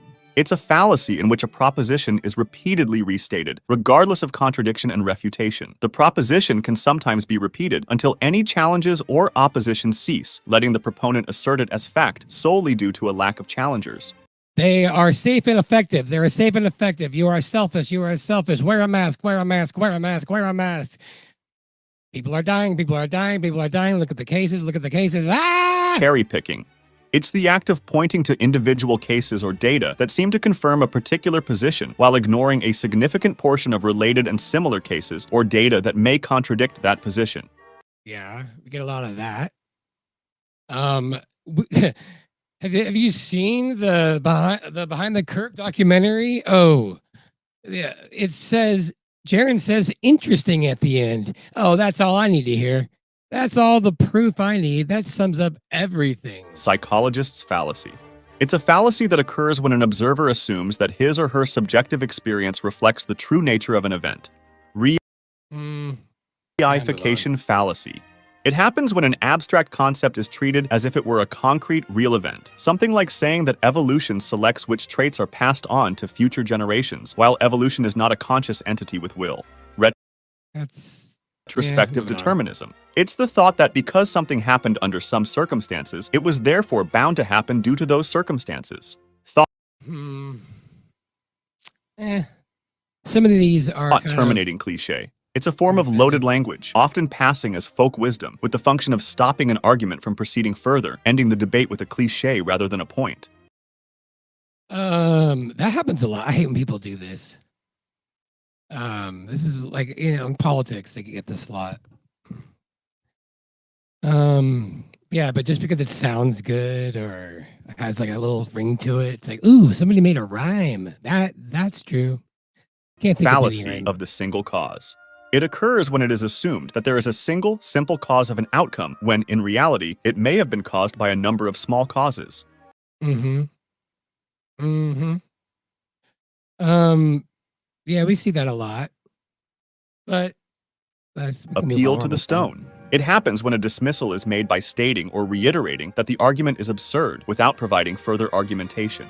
All the freaking time. This is like almost the number one. All the freaking time. That's just so absurd. It's so stupid. It can't be flat because that's just ridiculous. And we get that a lot. Man, that might be like a top one actually. Ignoratio elenchi. Appealing to the stone. I gotta remember that.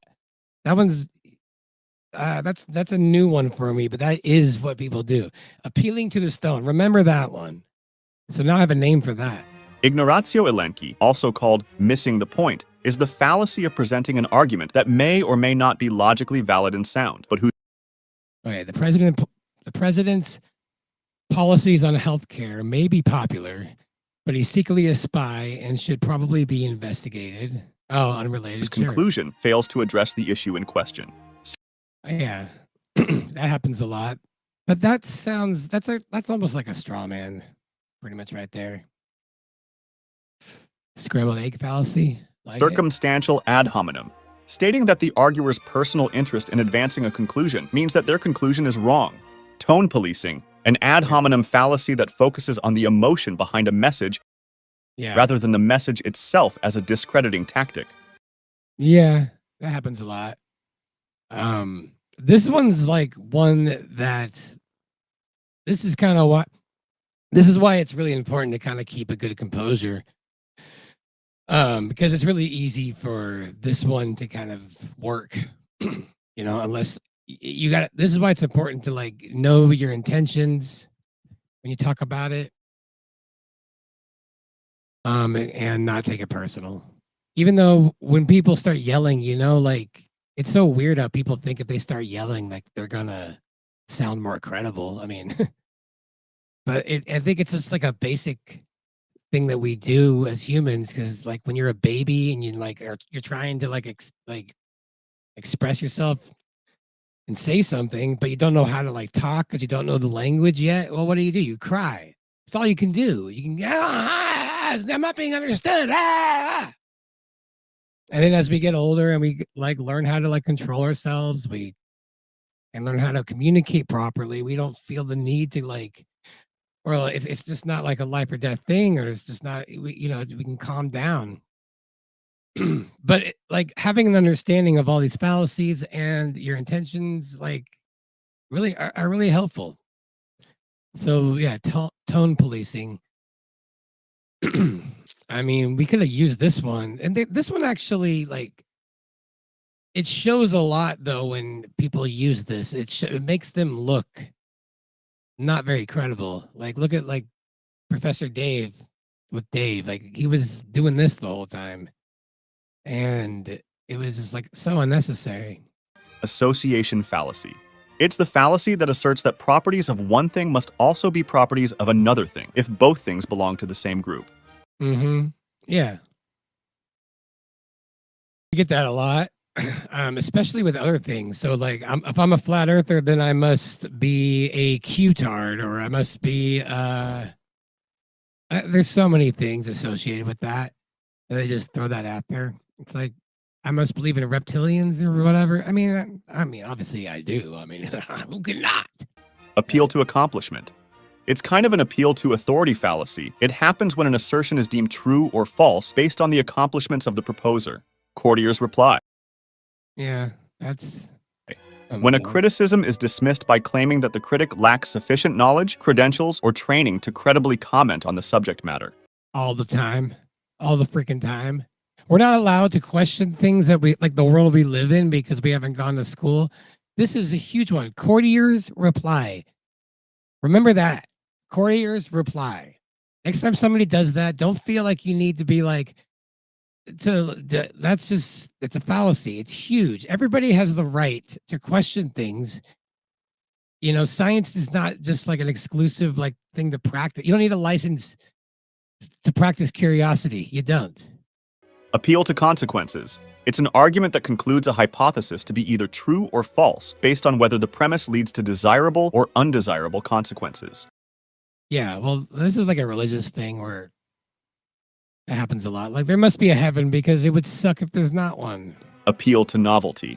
It happens when a proposal is claimed to be superior or better solely because it is new or modern. Bulverism. I can't think of any. Well, I mean, yeah, all the new space like propaganda kind of adds to that. Oh, you know what? Here we go. Thank you, Flat Earth Eric, for reminding me that I can do that.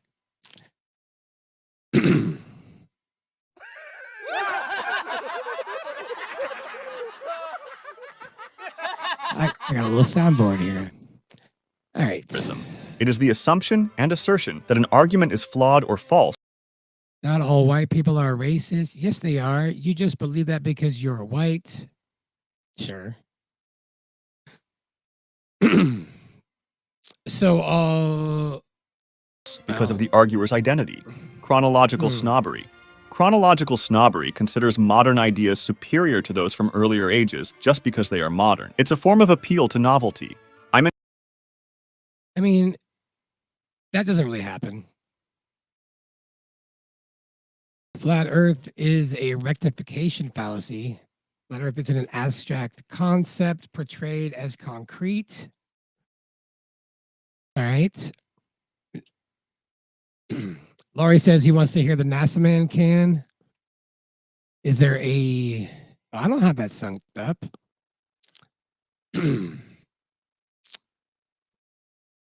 But it is really good. I'm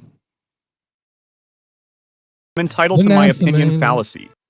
All right. Entitled to my opinion fallacy? When a person discredits any opposition by claiming that they are entitled to their opinion instead of logically analyzing said opposition. Two wrongs. I don't really see that as a fallacy because it's not proving. It's just saying I have an opinion. You know, it doesn't prove anything. It's not...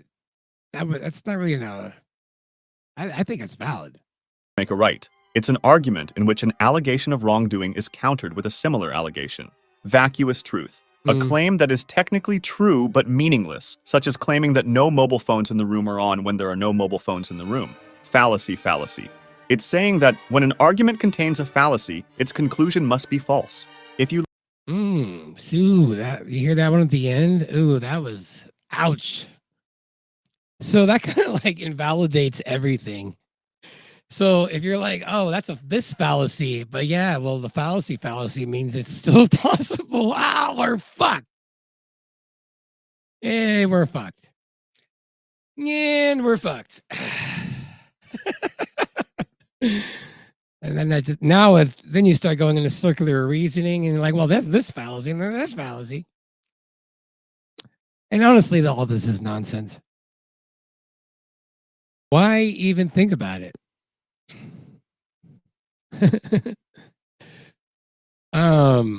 Looks like you guys want to hear the NASA man can. I think it's a great idea. I'm gonna put the call in. You guys want to call in?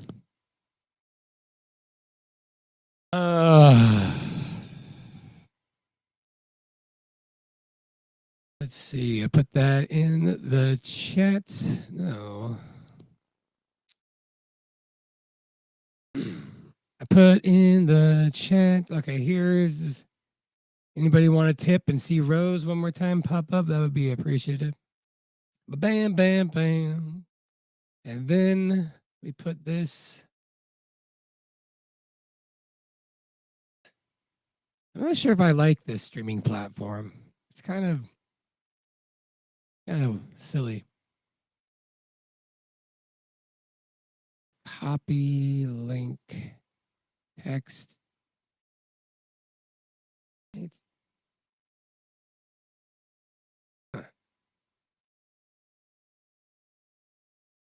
I do it. All right. And there we go. So I put that in the chat, highlighting it. Bam. Not like you can push it on the screen, but I did. Okay, so let me share the screen. Thanks for watching these fallacies, just powering through them. And if anybody wanted to call in, you're more than welcome to. Probably hang out and play some music. If not, let's see.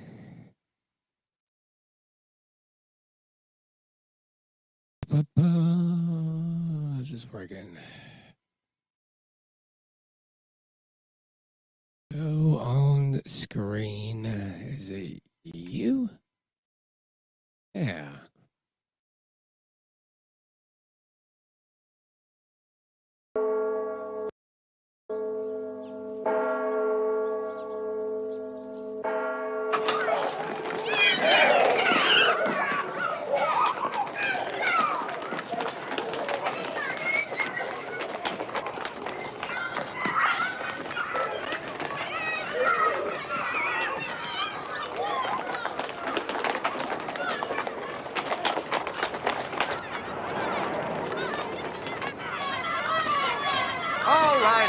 All right. What's it going to be? A galactic fast for Christopher? An exoplanet for Otis? And not a nebula for June Marie? And listen, NASA's got a new one today. What is it? This is called a scamdiddlyumptious bar. A scamdiddlyumptious bar? How does he do it? My dear boy, do you ask how they fly in a vacuum? No. Or why they Photoshop Earth? No. No, sirree, you don't. They do it because they have to and know what's best for you. NASA was born to be a scam man, and you look like you were born to be a scammed man. Who can take the sunrise and say it's you who truly moved? Cover up their screw-ups with a murder, maybe 2. Or 3 or 4. The NASA man. The NASA man can. The NASA man can, 'cause he lies, he cheats, he scams, but for our own good. Who can take the night sky, drape it in a lie, polish up some mirrors and say that they see back in time? The NASA man? The NASA man. The NASA man can. The NASA man can, 'cause he lies, he cheats, he scams, but for our own good. The NASA man creates pictures that are fake. The ones of Saturn seem suspicious. He puts the stars as far as he wishes and makes new words for unreal distance. A light year!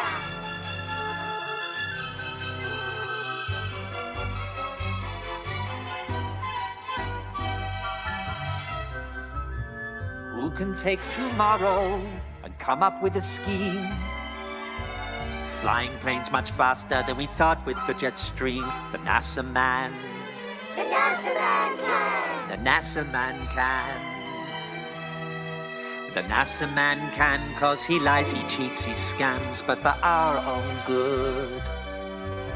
And who can make a chemtrail crisscross way up high and call it global warming when it heats up in July? The NASA man? The NASA man. The NASA man can. The NASA man can, 'cause he lies, he cheats, he scams, but for our own good. Who can talk to Nixon? Hello, Neil and Buzz. 250,000 miles in the sky. I'm talking to you by telephone. 2-second delay, but from the ISS it's 5. The NASA man? The NASA man. What is the ISS position right now? The NASA man can, 'cause he lies, he cheats, he scams, but for our own good. 11 seconds. The NASA man creates geocentric coordinates. Stationary taste delicious. The spinning ball is pure fictitious. Astronauts are having green screen glitches.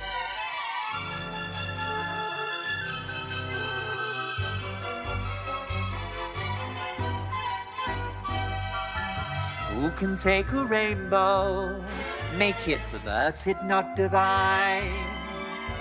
But who can be inclusive and hire that new guy, Caroline? The NASA man? The NASA man. The NASA man can. The NASA man can, 'cause he lies, he cheats, he scams, but for our own good. So we should believe we are spinning, 'cause the NASA man says we should.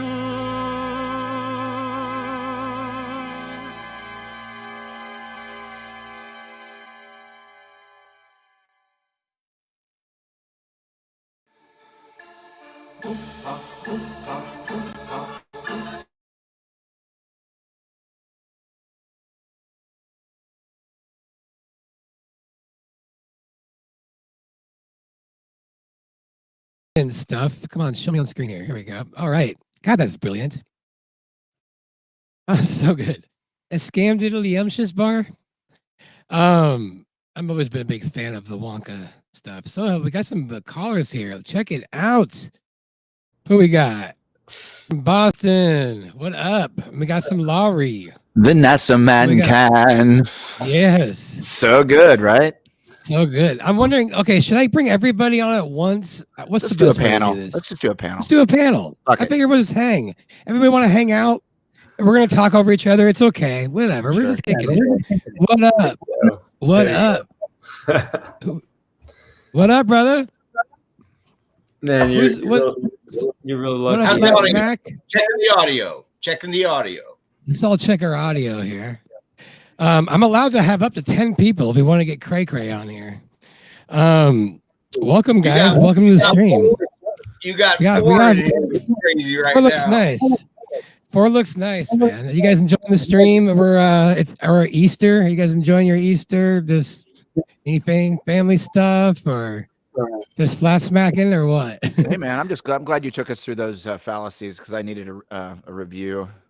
Yeah. That. Oh, So yeah. good. No, That's that video educational. popped in my feed like a month ago, and I'm like, man, this is perfect. I've been looking for this for a long time. And I break it down and like not exaggerating or not like going into too much detail. Yeah, it's good shit. I hear kind of a delay. Let me see. Does anybody have? It might be one of you guys without the headphones. Do you guys have your echo cancellation? I'll put in my ear, but I'm using a Bluetooth. Yeah, I was noticing All Eric. It was looping through Eric's. Oh, okay, I got you. But you're lucky, dude. I was super tired. I woke up at 4 this morning so I could go run a long run, and I was almost All right. And you're like, hey, I'm gonna bring people on. So I got nice. Yeah. And then I've been kind of like stringing you along. I'm like, I'm gonna bring people on like after an hour, you know. Anticipation.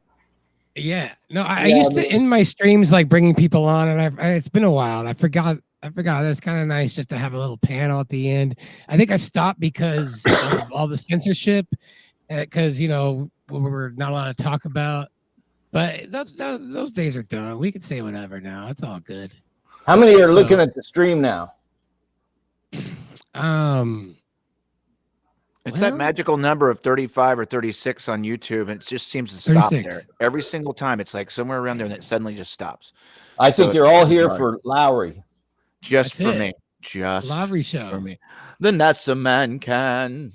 Does Love he that makes tune, it dude. with love? I love that tune so much. So good.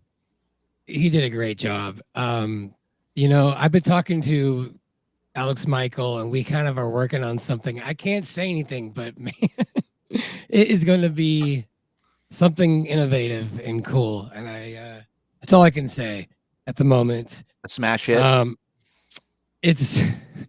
It's something different that's really, really cool. And what he can do with his voice is amazing. Like that didn't really sound anything like him on the NASA man. Like that sounds a lot like. Dude, he's an actor, man. I mean, like straight up can just do voices, and you're like, wow, and he's writing songs too. So that was a really great interview you had with those guys, by the way. Wasn't that was great? really That was so fun. entertaining, and it had all the good stuff. Yeah. No, I mean they were really easy. They were in a good mood, and they knew how to like just keep it going. I just was like, I was just asking like a couple questions, and it really flowed nice. And it's also just nice talking about like stuff like besides conspiracies, like having like like similar backstories. I know Laurie especially, like we're pretty much similar there, so it flows pretty easily. Sure. But yeah, it's been nice. Eric, how are you doing, brother? Where are you calling from? I'm in North Carolina. Nice. I was going to ask you to try to call some more people in here. Talk to your audience and see if you can get any of them chickens to cross the road. Oh yeah. Well, I put the chat. I saw it. Yeah, you know. Well, we got 36 people. I imagine like 4 out of 36 is, you know, extrovert to introvert ratio. It makes sense. Who would pop Yeah, on? well, I've called into a few shows for different things, and I live in the town where the 2017 International Festival was, and that's when I found out about it. The local media made fun of it, and I looked it up on YouTube. You could still get everything there in 2017, and I wasn't real sharp with all the figures and diagrams and the abstracts, but in spring 22, I heard Weiss talking to a comedian on a stream in Los Angeles, thing called a Dick Show, and which is funny. And he, you know, he was making wisecracks about Weiss, and they had a good stream. But I started listening to that content. I learned Weiss's narrative. Now I talk to people every day. Yeah. Yeah, no, Weiss is really good. And like I said, he's going to be on my channel on Wednesday. And, you know, usually he won't do flat earthers, like, you know, like a show, but I'm going to ask him how he got so good at navigating these kind of conversations. And I actually request him to like kind of, you know, like pick like the examples of like the shit that went wrong the most, like what interviews were the most combative. And well, ask him for suggestions on that topic, but don't put him on the spot because he's got secrets he doesn't want to reveal yet. Oh, is that right? Yeah, he's a sales guy. That's what he did. He's just a pitch man. Well, he does a good job, you know. Oh yeah. Oh yeah. And you know, when somebody is selling something that is pure, I think it comes from it resonates. I mean, everybody. We're gonna be honest. I mean, everybody has to like do some sort of selling in their lives, and to pretend like that's not a part of life is just as ignorant as the ball. Right. You know? I'm just and teasing. so it's like, it's always easier to sell stuff that's real. You know. Yeah. Yeah. No. It's. Hey, I'm just glad of all the people that were gonna put that together. I'm glad it was him. Because they couldn't. Sure. If he didn't do it, somebody was gonna do it, and you never know how the quality of it or you know what it is. I mean, it's something that was necessary. I mean, I'm glad every time I hear a pop, I'm like, amazing. Here's another one, amazing. And apparently in the last couple of days, it was popping all day long. So like, for those of you that don't know, I'm sure everybody in here knows, but it pops every time a new person joins the app, which just gives me just a little bit of comfort knowing that there's a little bit of people waking up out there. You know. Yeah. Yesterday, I got a pop that was somebody using my referral code, so I'm up to 9. Nice. Oh yeah, you're on the leaderboard. I was pretty high there for a while, and I kind of got sidetracked, but yeah, it's fun. Oh, yeah, well, I like watching that sparkle on the screen when you get a referral, and I missed it because the screen was open and I was doing something else, and I heard the noise, but I missed the visual. Yeah, I gotta see. Yeah, but yeah, I mean, somebody was gonna do it eventually. I'm just glad it was one of ours, that did it, and you got it. It just takes money to make these things, So I'm sure he's making some dough, but he's sinking it all, back into it. So it's you got to work pretty hard, but like he says, once you find something that motivates you, if you find something that like, okay, yeah, there's some return on it, but like you believe in what you're doing. Doesn't feel like work anymore. Right. And the way it organizes, like, I mean, that app has been such an incredible tool when talking to people. I know, like, I don't know if me and Emily would be together if I didn't have that tool, because that was how we kind of met. And she was asking questions. Now, how did that happen? How did you meet because of that? Well, we were at it was my buddy's birthday, and we were at a bar, and I met her, and this was like right during the lockdown when I'm just like, I looked like Alex Jones, like on a bender. I was just like, I was just like, I couldn't have a normal conversation. I was just like, oh God, don't you see this? And so you were showing her stuff on the app? Yeah. So I'm like, oh, you think, so about the, the pandemic and all, and how it's a scam. And we're talking about like, oh, well, yeah. Well, what you think about flat earth, like, obviously I had to see like, oh yeah, if you're there, cool. Are you like there? and she didn't scoff at it and like was open to it a little bit. And so I saw an invitation to talk about it. And, you know, like, obviously, like every time, like I recognize when I'm losing them. So I've been perfecting my pitch and how I talk about it. You know, okay, so don't tell Weiss that his app saved your marriage domestic situation. He doesn't need a bigger head. He doesn't need the ego boost. No. Well, I mean, yeah, it helps explain something that's really hard to like conceptualize without seeing it like that. Well, look what we're overcoming is years and years of visuals that people had on Star Trek and NASA and the globe in the school. So that's what we're trying to counteract. Big time. Yeah, just seeing it in like that perspective. I mean, just seeing the azimuthal equidistant projection, seeing how like east and west totally still work, seeing how there can easily be dark inside or the light side, like a garden. Like if you have a light on a garden, it seems like it's just a garden. And you see it like that, and then all of a sudden you're like, oh wait, there is no space, because that's gonna fuck with you. Like, yeah, it's really foreign. One of the items that was so tough for me was getting over the idea, because I didn't hear people say it, getting over the idea that the sun is gigantic and far away. So when I talk to people, if they will engage, I always include telling them that it works if the sun is tiny and close. Right. That's a very foreign concept. Yeah, it is. But that's exactly how it looks. If people are being honest. Well, that's what we're fighting, is that people always thought that it looked like it was small and close, but they were told to overcome their common sense, and that's the people we're dealing with. Yeah, for sure. Yeah, no, it's just been so ingrained, and it's so strange, you know. And yeah, go ahead. What? My buddy Shane St. Pierre has been doing excellent work. You can all get there by going to ADL, like adl.place, and then he has all sorts of amazing stuff on his database.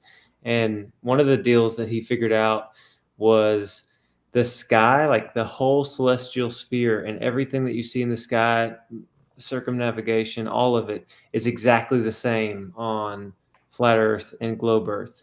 That's like the puzzle piece that they have right for everybody. But the piece that we're missing is the ground, and they hit it in like the longitude and latitude lines. And every single map you see, even our own flat Earth map, is in the constraints of the longitude and latitude lines, like prescribed by the king. You couldn't even make a map different than that. So there's like 200 map projections that are all like globe.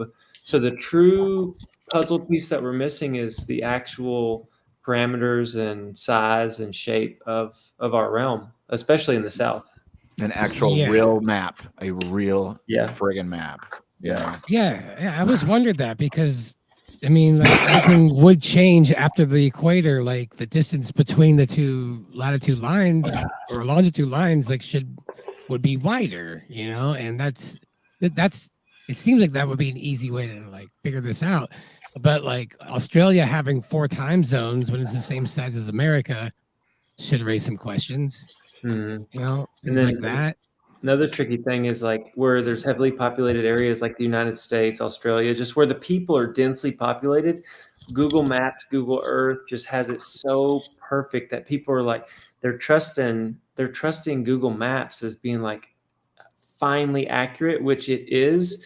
But in the waters of the South, like the equator out, you can hide any size Earth, you know what I mean? Because like, who's gonna go out and measure the waters exactly? So I know you had a real serious topic for your content tonight, but I just had to get that in about the jokes, because you and Steve and Alex were talking about that in the panel, and it's such a brilliant idea. If we can just start cracking jokes on people. Yeah, no, totally. And usually I'm in a joking mood. I don't know why. I've been kind of serious lately, but you're absolutely right. That's my go-to. It's really like the most effective way. Like if you can make, because comedy is so fucking real. Like comedy, you can't fake. You can get past everybody's obstacles with comedy. It's like you guys said that in that discussion. You said, people will kill you if you tell them the truth, and that it's not what they want. Make it funny. Make it so funny. make them yeah. laugh, and then it's ambiguous. Well, is this really serious or is it just funny? And I'll settle for funny until the mind worm gets me. Right. Yeah. Well, you can't So laugh at anything. you know, you're that's on like, the comedy angle, so you know, Yeah. start building that. You got to put some private panels together and have a writing session. You know, make it 30 minutes and say we're going to try to crack jokes and get something going. There's real potential there. For sure. Yeah, you're absolutely right. You know, I appreciate that because I see more of that in the community. You know, I'm just kind of like maneuvering, you know, but like a lot of you guys, I'm just kind of meeting over online and stuff.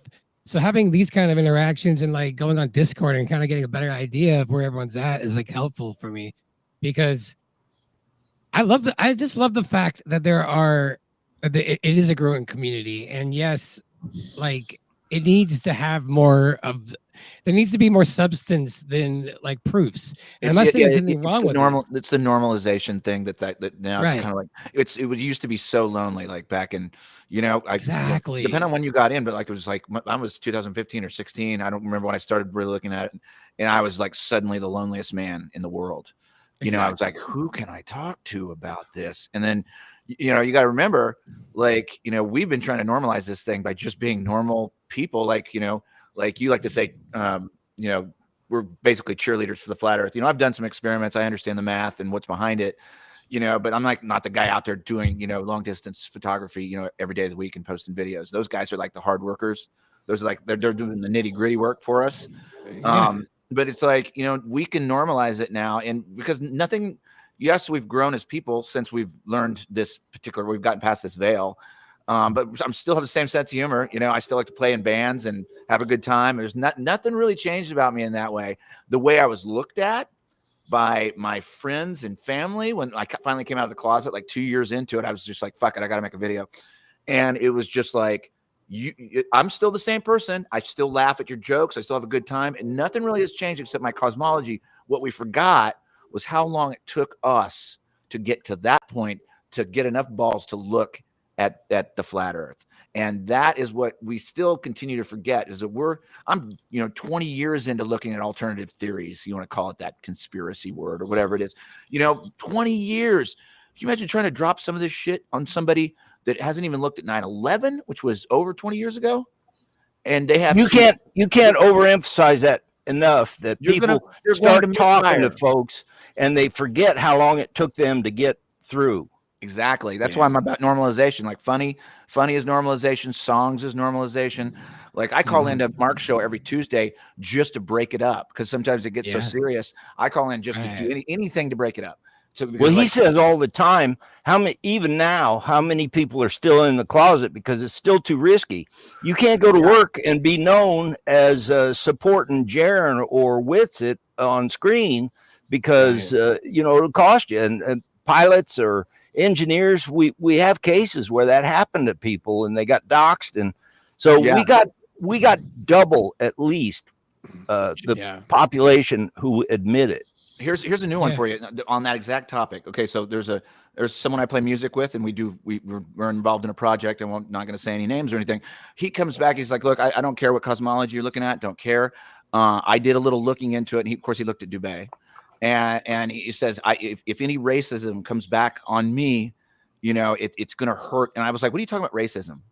Like, where did that come? Dubé's a little hard to get along with. I get it. No, he's got some Nazi stuff. That's his thing. The Nazi stuff, right? And I was like, I don't like racism. It doesn't even play at all in the community that I'm running in. And I was like, look, dude, why didn't you just come to me and ask me? Why did you dive completely into the internet and go straight to Dubé? I was like, he's a tough cookie to listen to, and he says some things that he doesn't play well with others. But like, you know, you just could have come to me. And I was like, racism, really?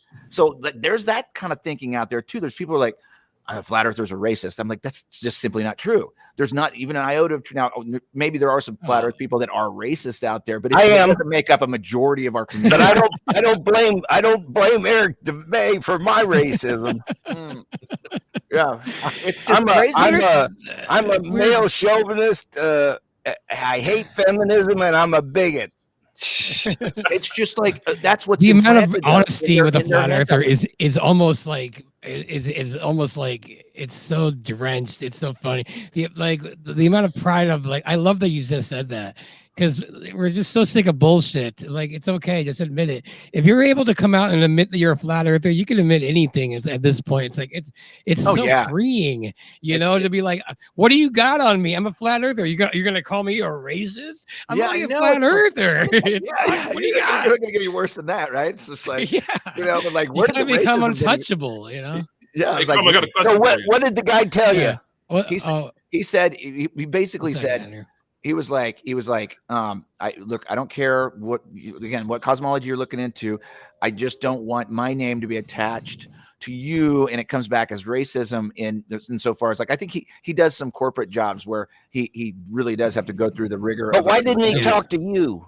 That's why, because I think he got curious and he just went straight to the internet. He was shy. He was afraid to talk to you. What because most people do, because they it's don't want too to sensitive. They don't want to ask, so they'll go on the internet. They'll do it by themselves. And Sargent said this best. He's like, most people don't become flat earthers in front of people. They usually end up in front of their internet for 2 or 3 weeks, and then suddenly they come to the crisis moment where they're like, Yeah, they got it. They got to have it in a brown paper wrapper. Yeah, and then they're like, then they're hidden, then they're in the closet, they're locked away. And I was too. I was in the exact same spot, like 2015. I froze in front of the screen. I'm like, holy shit, I'm gonna lose all my friends. That was the first thing that I realized. And you know what? Thankfully enough, I didn't lose all of them. They just Well, it was really like I could either took a not lot of say distance. anything or I could lose my friends, and I'm like, keep my mouth shut. Yeah, like that's not gonna happen. I'm obviously gonna blab about this. Look, I live in a regular suburban neighborhood, and I walked around and tell everybody that's out in front of their house. Wow, you got and some of them I mean, won't every speak to me now, Uber but I don't driver care. has to. Every Uber driver has to get an earful out of me, and like the whole time. Yeah, those guys are getting paid. One more. Yeah, Here's one more. I know, Here's one more and for you. I know. Check this. Wait, one out. really quick. Andrew wanted to say. So Andrew hasn't Yeah. said anything yet. I got want a to question go. for you, right? What's Okay, up, Andrew? I gotta tell you first. Look, let me just throw this in. We Okay, can real make a quick. joke out of that Uber thing because every fucking Uber driver in the world has heard about flat Earth. I know. There's got to be an SNL skit about that. They're like, Well, that's what we got to do. We got to do SNL. Yeah, no, I know. It's All right, go ahead, happening. Andrew. Andrew, what's up? So I have made the decision that I'm going to run for president. Not this election cycle, but in 4 years. What? Yeah, Wait, I'm going to run president. Yeah, absolutely. United States president. United Swear to God. States. And can I get you to Really? be my vice president? Can I elect you? I don't think that's a good idea. Oh, but he should. of course. He should actually do it. He should do What it. are you talking about? Have you figured out You what want you're going me- to run are on you- yet? What's your ticket? What are you going to run on? What's your- I don't know The yet. platform. What's the platform? Yeah, what's your Oh, platform? I got to figure that out. Dude, I don't Do it. know, man. Do it. I mean, Flat Earth. if I could get one vote, well, I can vote for myself. If I can get 2 votes, B, what Andrew B, what is your last name, if you mind me asking? Baker. Andrew Okay. President Andrew Baker. I'd have to probably use my real last name, which will be helpful because it sounds Jewish. Baker Kaplan for what? 2030? 20, what year are you talking about? Yeah, 2028. 2028? Yeah, All right, what's our slogan? What are we running Crum, on? You can't be vice Make president. You Earth- have to make be Earth the flat secretary again? of the You're treasury. running on potato salad. Just run on Make potato Earth salad. flat again. Is that what we're doing? Make Earth flat. I'm there's just too much incriminating evidence on me. There's like the That's odds of me Maffa, ever. Maffa. Make Earth, make Mifa. Make Earth flat again. I love that, dude. I love it. I love it. That's got stones. Roll with that. Think dude. so? Yeah. Check this out. So this is one of my favorite things I've been doing lately. This is one, instead of walking in front of people's houses, we have the subway here in the city. So like, but every time, right, like I'll be with Nicole, we've like coming back from like a gig or something. Right when I'm exiting the subway train, the doors will close right behind you, right? But it's full of fucking people, right? And right as I'm exiting, I stick my head back in the subway train. I'm like, Earth is flat, and walk off, and then the door's shut. So everyone's stuck without having to respond. They can't respond back to me because I'm walking and I'm just laughing. I do it. I've done it like 2 or 3 times now. I'm going to keep doing it because they can't just do the thing where they can get back. That's to me. it. That's the I just ultimate leave flat them. smack right there. Yeah, I just leave them in. Everyone's looking at each other like, and there might be some flat earthers in there, and maybe they say, you know, he's got a point, but I'm not in there to actually take the backlash. I just say it walk out the door, and the subway door's shut. And it's kind of fun. I mean, there's weird ways you can flat smack that you're not actually going at people or pissing them off, but you can just drop little seeds. And like I said, again, like doing it funny or making jokes is always great, or just breaking it up, not just so it's foot. Don't you know I'm the water? I'm telling people in my comments, like people are getting all mad about some of my shit, and I'm writing back. I'm like, yeah, you probably shouldn't look into it. Don't do it. Like, and like, it's. I'm taking this approach where I'm like, yeah, it's probably not a good idea. Don't look into it. Don't don't wonder why there's no pictures of Earth. Don't wonder why there's no pictures of satellites. Don't ask these questions. Taking back Eden. I'm bringing him on here. I lost him a little earlier. Welcome, taking back Eden. To the stream. Are you there? I should have added you guys. I can see a T on here. I can see a T and an A.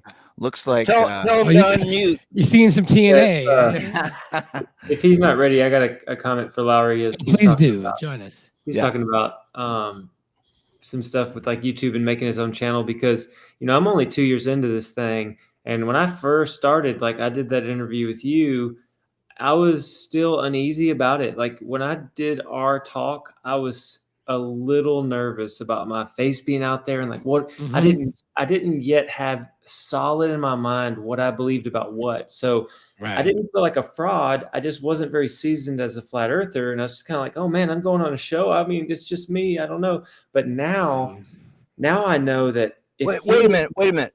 We got to make that okay for people to be flat Earth curious. Oh, absolutely, and that's where I'm going with this, Eric. I'm going with this. If you are curious, make a YouTube channel, because if you have your own YouTube channel, all you have to do is upload videos that you like to your channel. You don't have to put your face on it or nothing.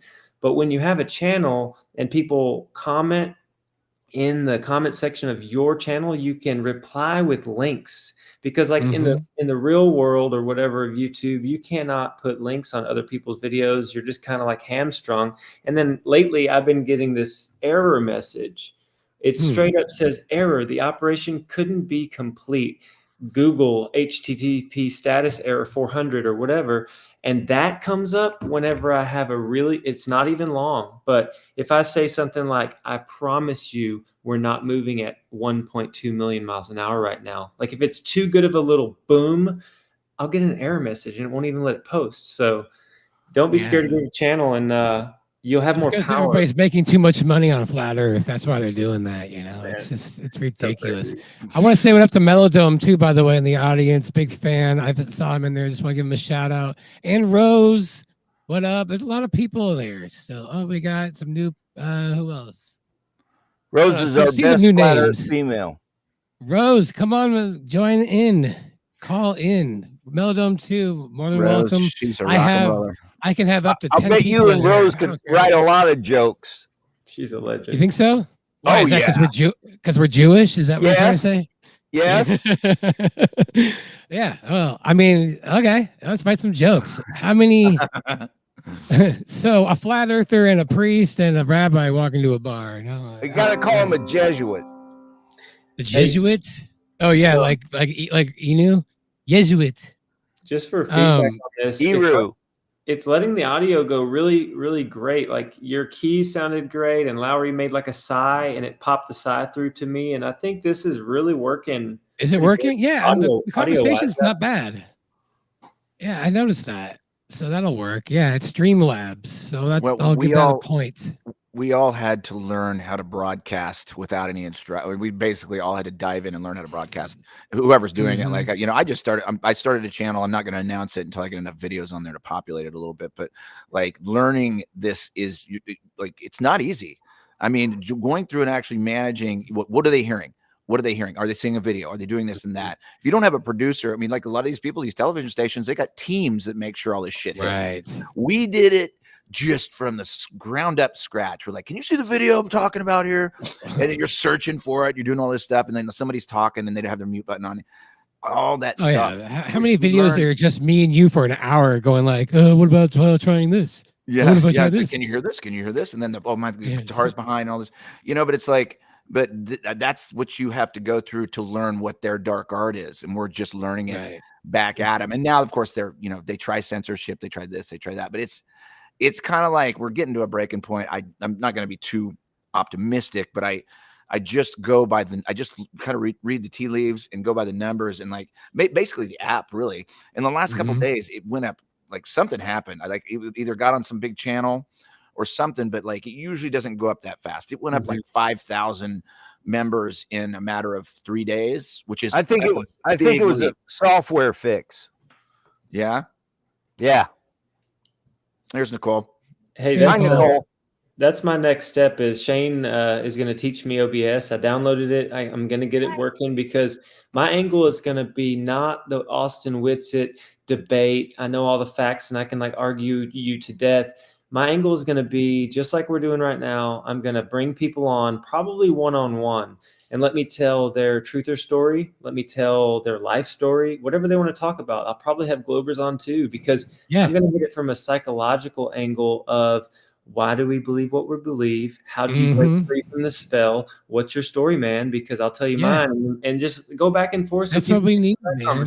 Boston, that's content, but the main thing to think of is the audience. When people tune in, that's where you're going to get results. Right. Well, they're going to hear two people that are sane talking about what we've learned about the true nature of reality, not only with flat Earth, but just with all the deceptions. And if they hear people that are just normal saying, yeah, no motion has ever been detected, curvature can't be found whatsoever, and the orbit around the sun has never been proven. If you want to dive into some of those Melodome, by the way, what up? And it's gonna be cool. Yeah, welcome, Melodome. I have to get used to all the buttons to click. I think if you just stay also, I'm staying to the same thing. These videos I'm making for my new channel, I'm keeping it very basic and simple, but I'm trying to impart through some of the visual editing that there's something going on here. There's something underlying the basic thing. And if you basically, we're talking about taking people back to when we first started, which for some of us could be 50 years ago from JFK or however long ago it was, but it's like,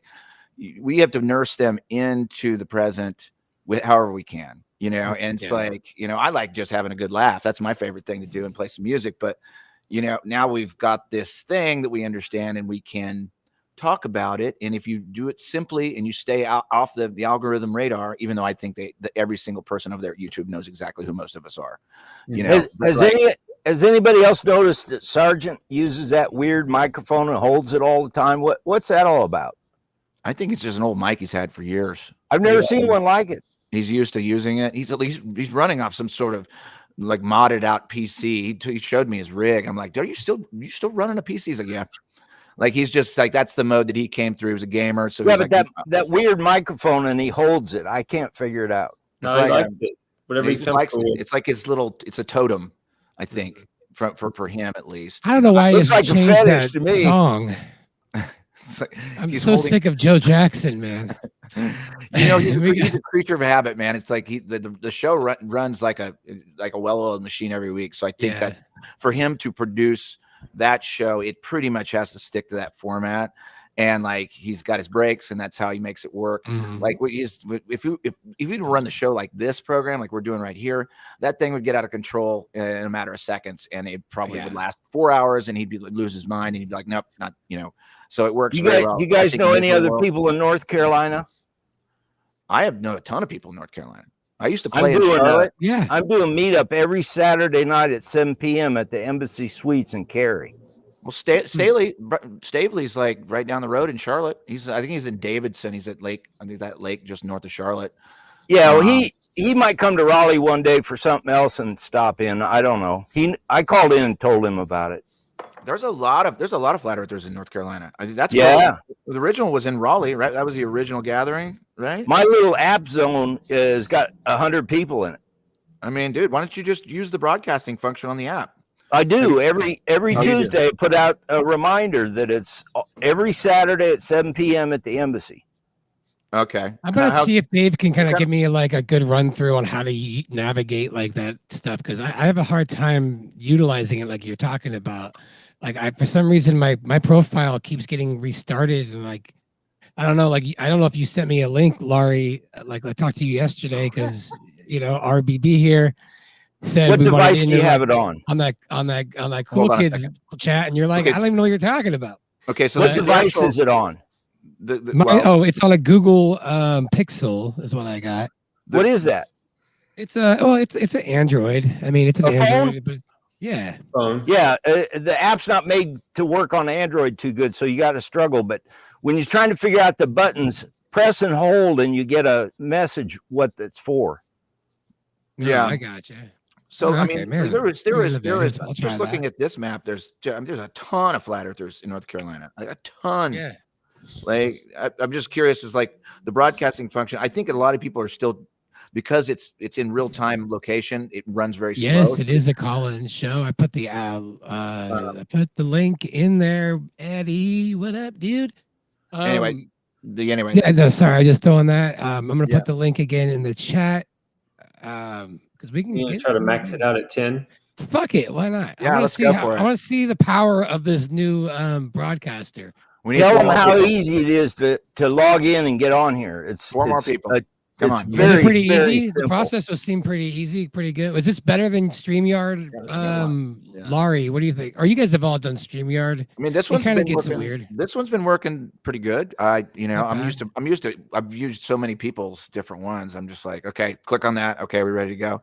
I haven't hosted any streams yet. I've just been on yours a million times and a bunch of other people's. But I'll have the channel, and I'll be able to finally. So you're gonna start a channel? You're starting a channel? We already started it.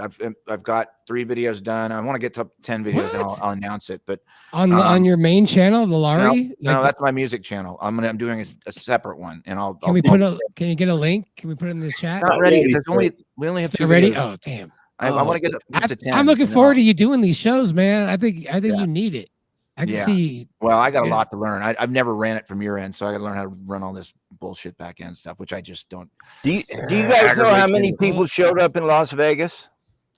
1,000. It looked like 500 or 600 at least inside the room. I thought it was more, but I mean, that was the most full one I've seen. I've been to 3 events. I can't remember, but like Solar Return too. But that was. No, I feel like the 2019 one was packed. Was that in Denver?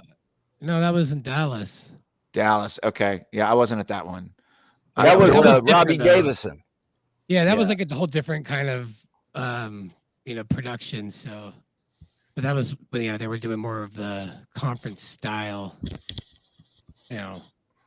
But sorry, I'm just looking at the app right now. No, you're good. Melodome in the house, by the way. He's just listening, I think. But just what up, man? Yeah, man. I'm at Austin. I'm on the phone. I don't know how good it sounds, but it's fine. Yeah, man. I'm enjoying the stream. You said hop on, so I did. I'm stuck at work counting all these fucking liquor bottles for inventory. Oh shit. But yeah, man. Good stuff, dude. I love your combos, loving your streams. I'm glad you're doing this. I love the shorts you're putting out.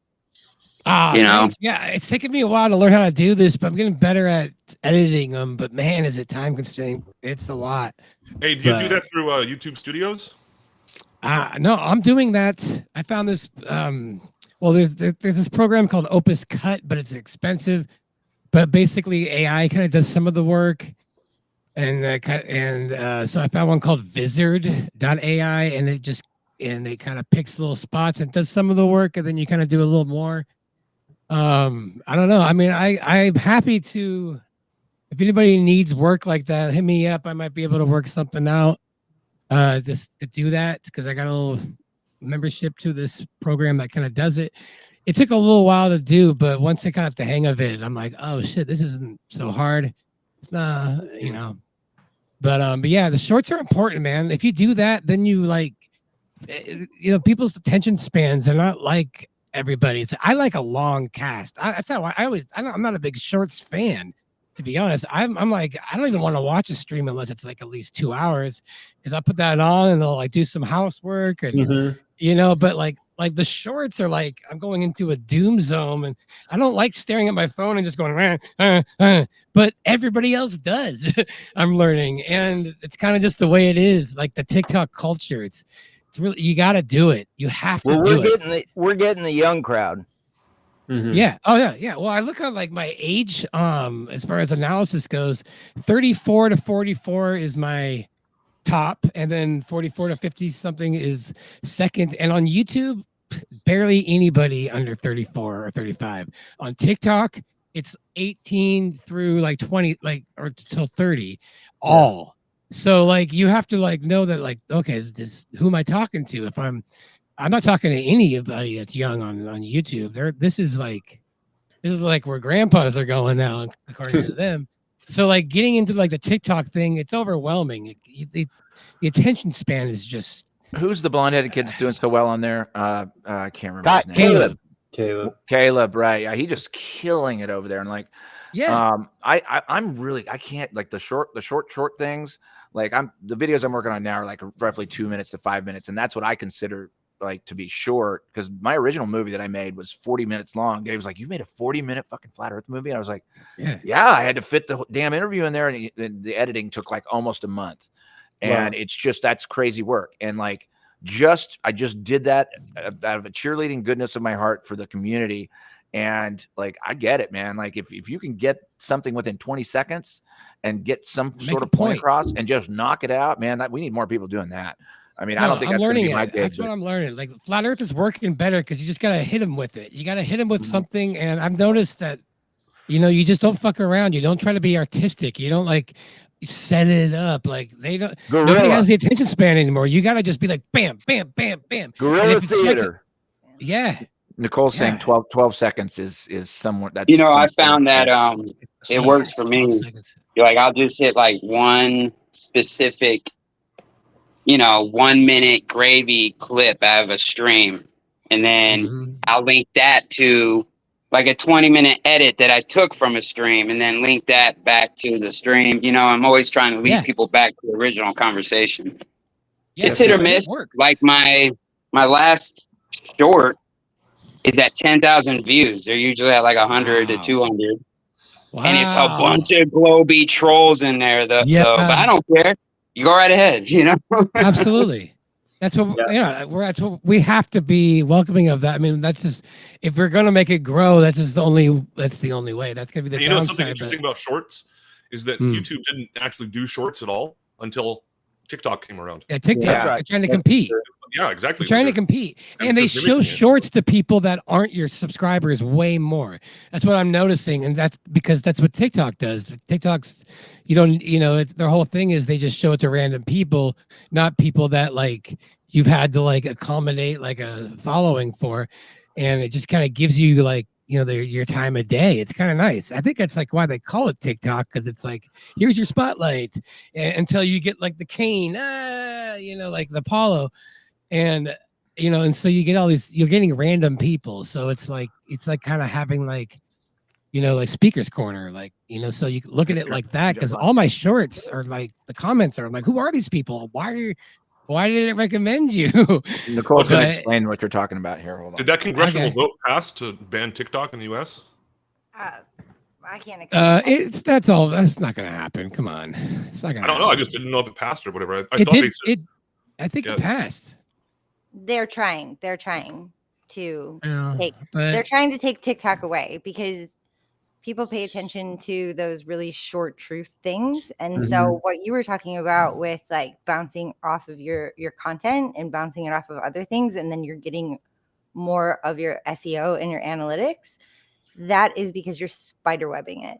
So it's like spider web, spider world wide web kind of thing. So if you have like 3 different, sort of entities, quote unquote. So you have like this, page for this, and then you have this page for this, and then you share those, and then you create another page. Those 2 will share those things, and it's going to get out further. That's good advice. It is good advice. That sounds like real advice that I should probably take into consideration. Well, I was going to tell you, I can help you with those. Like, please. Yeah, I will. But I think, I also want to tell you that you're doing a really good job with them, because they're coming up on my feed, and I'm just like, let's go. Like, right on. Yeah. No, pretty cool. For the first time, YouTube is actually like recognizing that I'm trying to fucking do something. It's weird. I could say, like, all of a sudden it's like acting like I'm a channel, because they're not giving me these strikes. So it's really nice to actually, after fucking 3.5 years, to see like to just be recognized the same way that most people do when they just start, you know? Like I thought I was just forever in this they're not gonna help me out kind of a vibe. So I don't know. I mean, it's Google, so they're not going to help anybody out. They're just out for themselves because it's a corporate entity. And also they're monopolizing off of the truth that's not actually truth. Mm-hmm. Yeah. Like the flat earth movement and any movement, the algorithm is designed to smash it down. And so if you can go underneath it and you can find a way, like parody, like SNL, oh my God, they started all of those shows and everything, all of the archival footage that you can watch about like the space race and like the Cold War from the 50s to the 80s. It literally is designed to control your mind, to make you not think or to make you make fun of it. So people are actually going to be inclined to bully you for your beliefs because people don't believe the fucking truth. Right.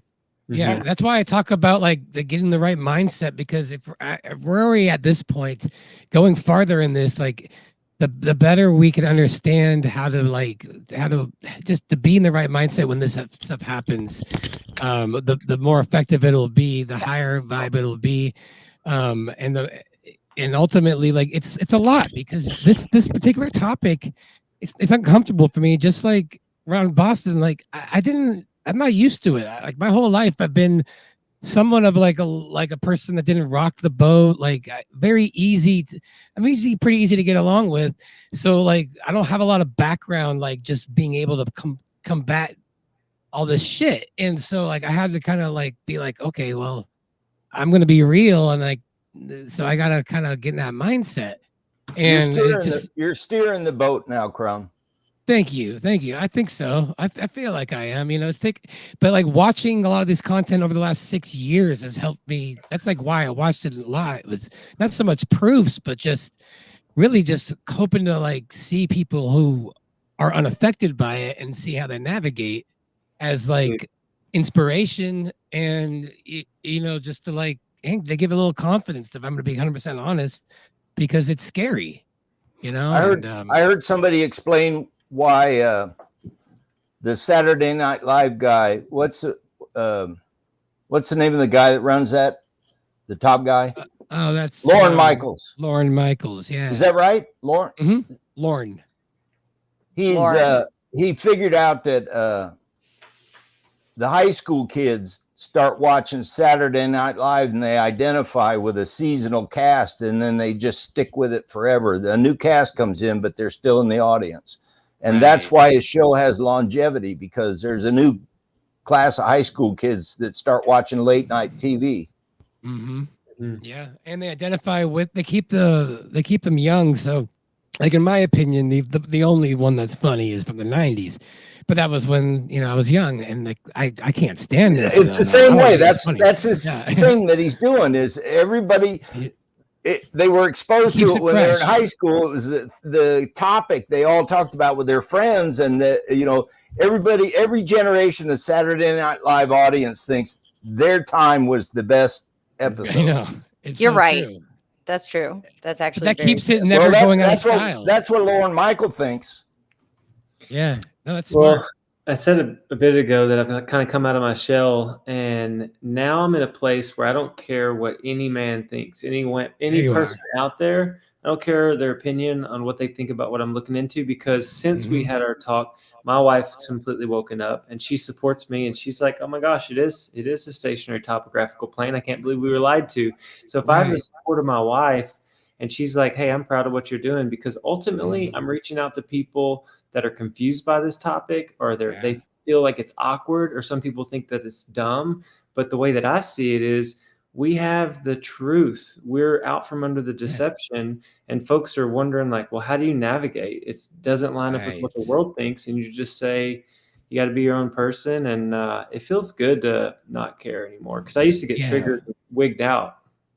Yeah, you have to go through a world of shit before you can get to where you're at right now. And that's what people are mostly afraid of, and they know it deep down. When they hear this, it's like, well, I'm not ready to go through that process. I have too much shit going on in my life. It's basically what they're saying. They're like, I got a wedding next week, and I just got this giant job. I can't. But like for us, it was at a time of our lives when there was enough time, and we went through that river of shit. I love what you're doing, man. And when you say talk to me, was I the first like public interview that you did? You were one of the first. Okay. Right on. I mean, I maybe hopped on a deal, but like Thanks, Nicole. You were the first person that was like, "Hey, I'm gonna have you on my show," and I was scared, dude. I like wrote notes out. I didn't know what I was gonna say.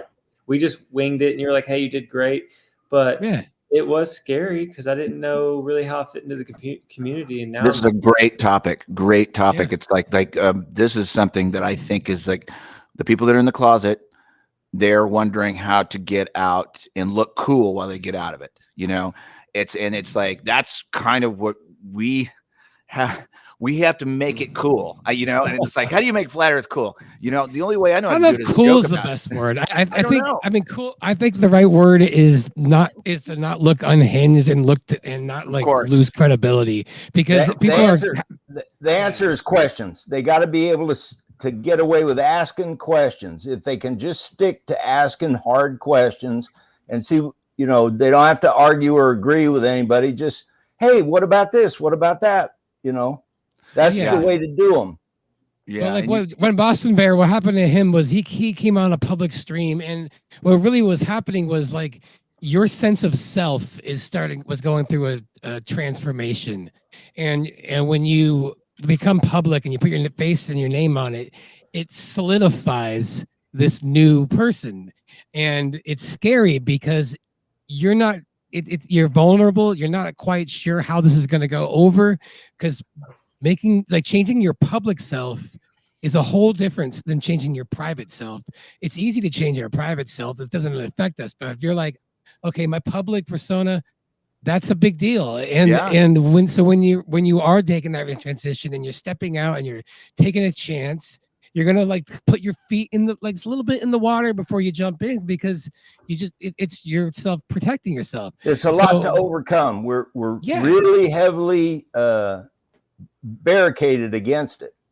Yeah. Did you feel like you were looking at kiddie porn when you started watching Flat Earth videos for the first time? I did. I was trying to hide the screen from. I was like, no, I'm just just don't look at this, because I would look at. I'd have my laptop in the bar. I'd be in a public place or whatever. Someone would come by, I'd pull my thing down and then look around, see if it's put it back up, and then I just it's got to the point. It's like, why do I feel like I'm looking at something awful? I know.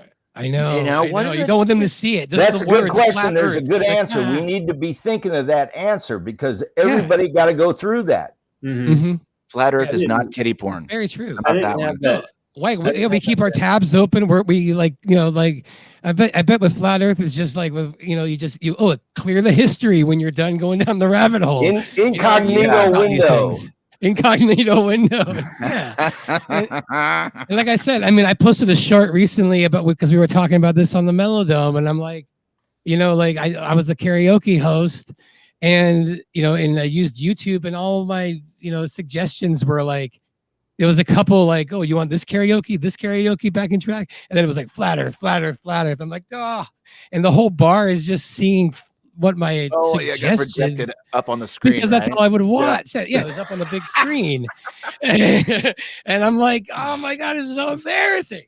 Yeah. But honestly, like now looking back, it's so silly. And at that time, totally different. Now I'd have no problem. But I don't know, like it was weird. I'm just like, oh, here I might as well have just had like a porn tab just on the screen pop up. It would have been just as embarrassing, I'm sure. Stavely loves karaoke. He goes all the time, different places with crowds, and he's got Flat Earth lingo that he puts in all of his repertoire. Nice. Yeah, I've seen that.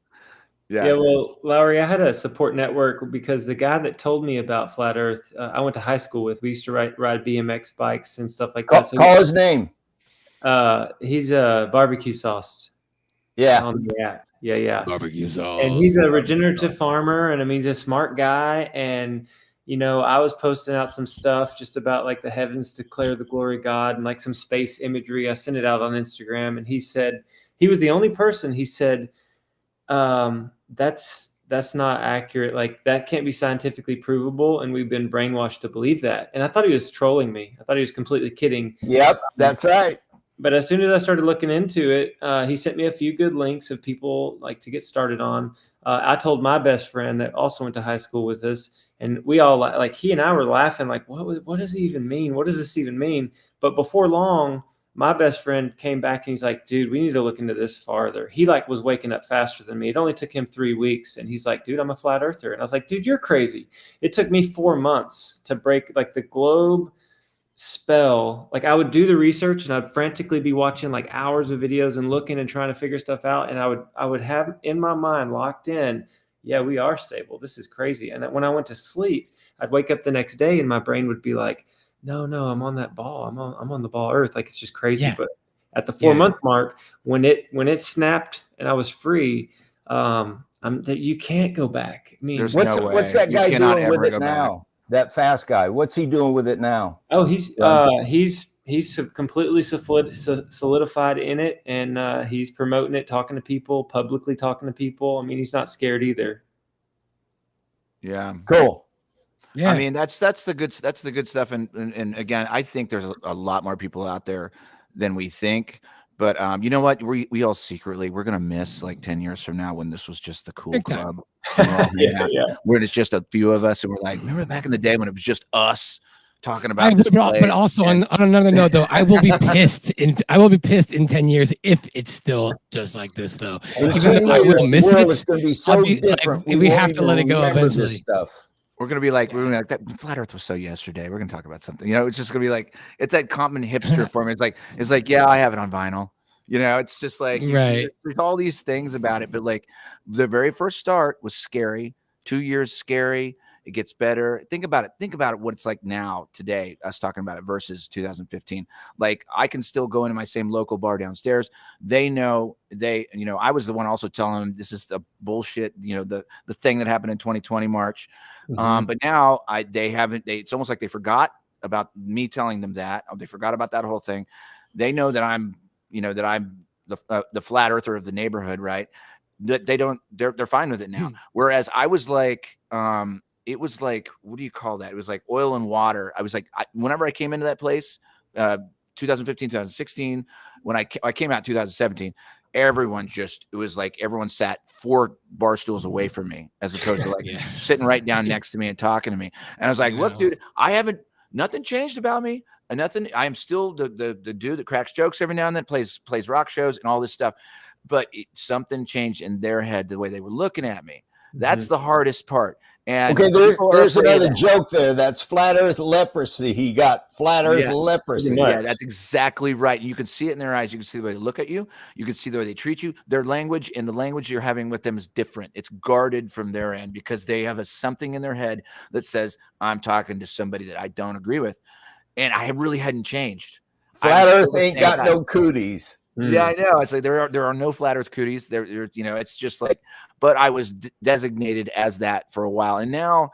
Well, we got to use that material. That's part of our going to be part of our joke list. Oh yeah, I mean, like, but it's just hey, like, I just recognized that 5 of us were in Vegas. It was Crumb, me, Lowry.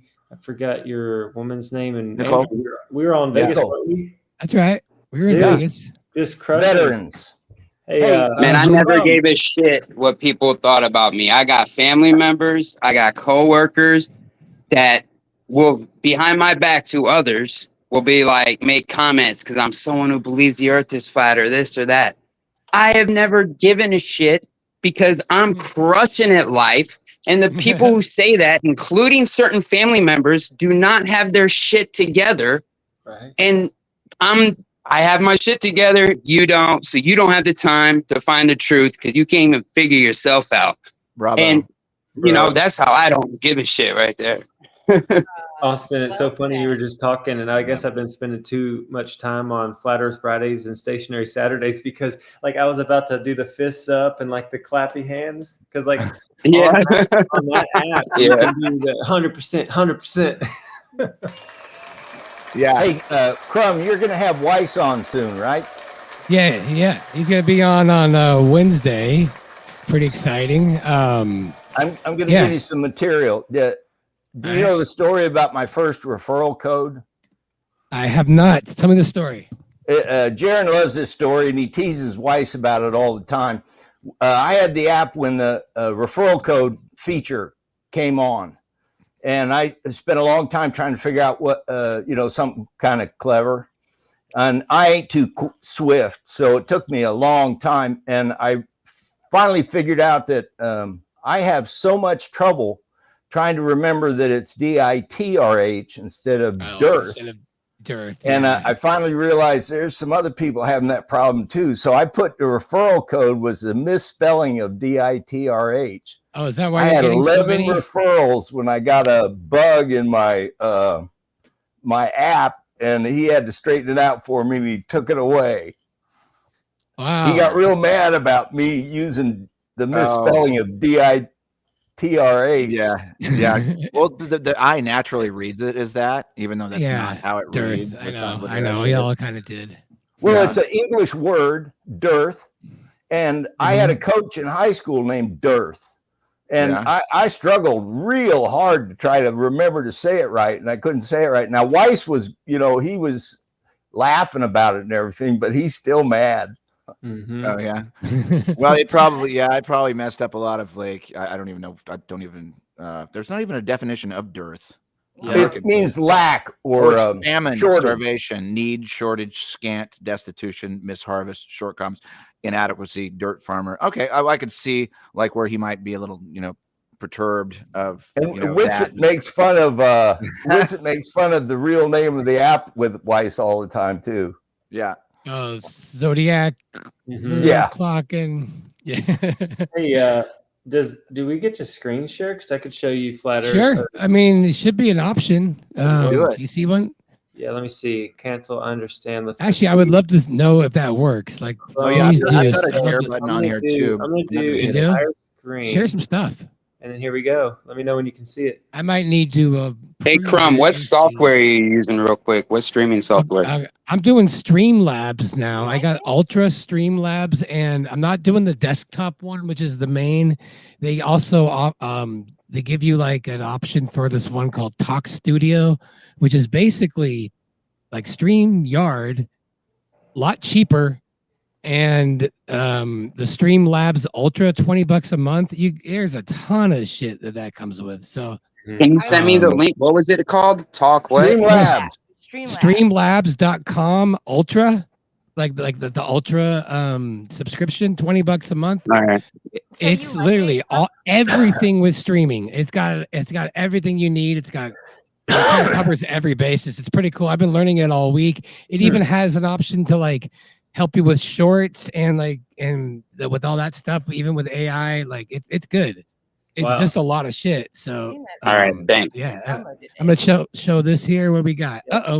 So you're good. You're good. So There we this go. is the pictures leading into my first Flattoberfest ever. I got picked up by the crew. Yeah.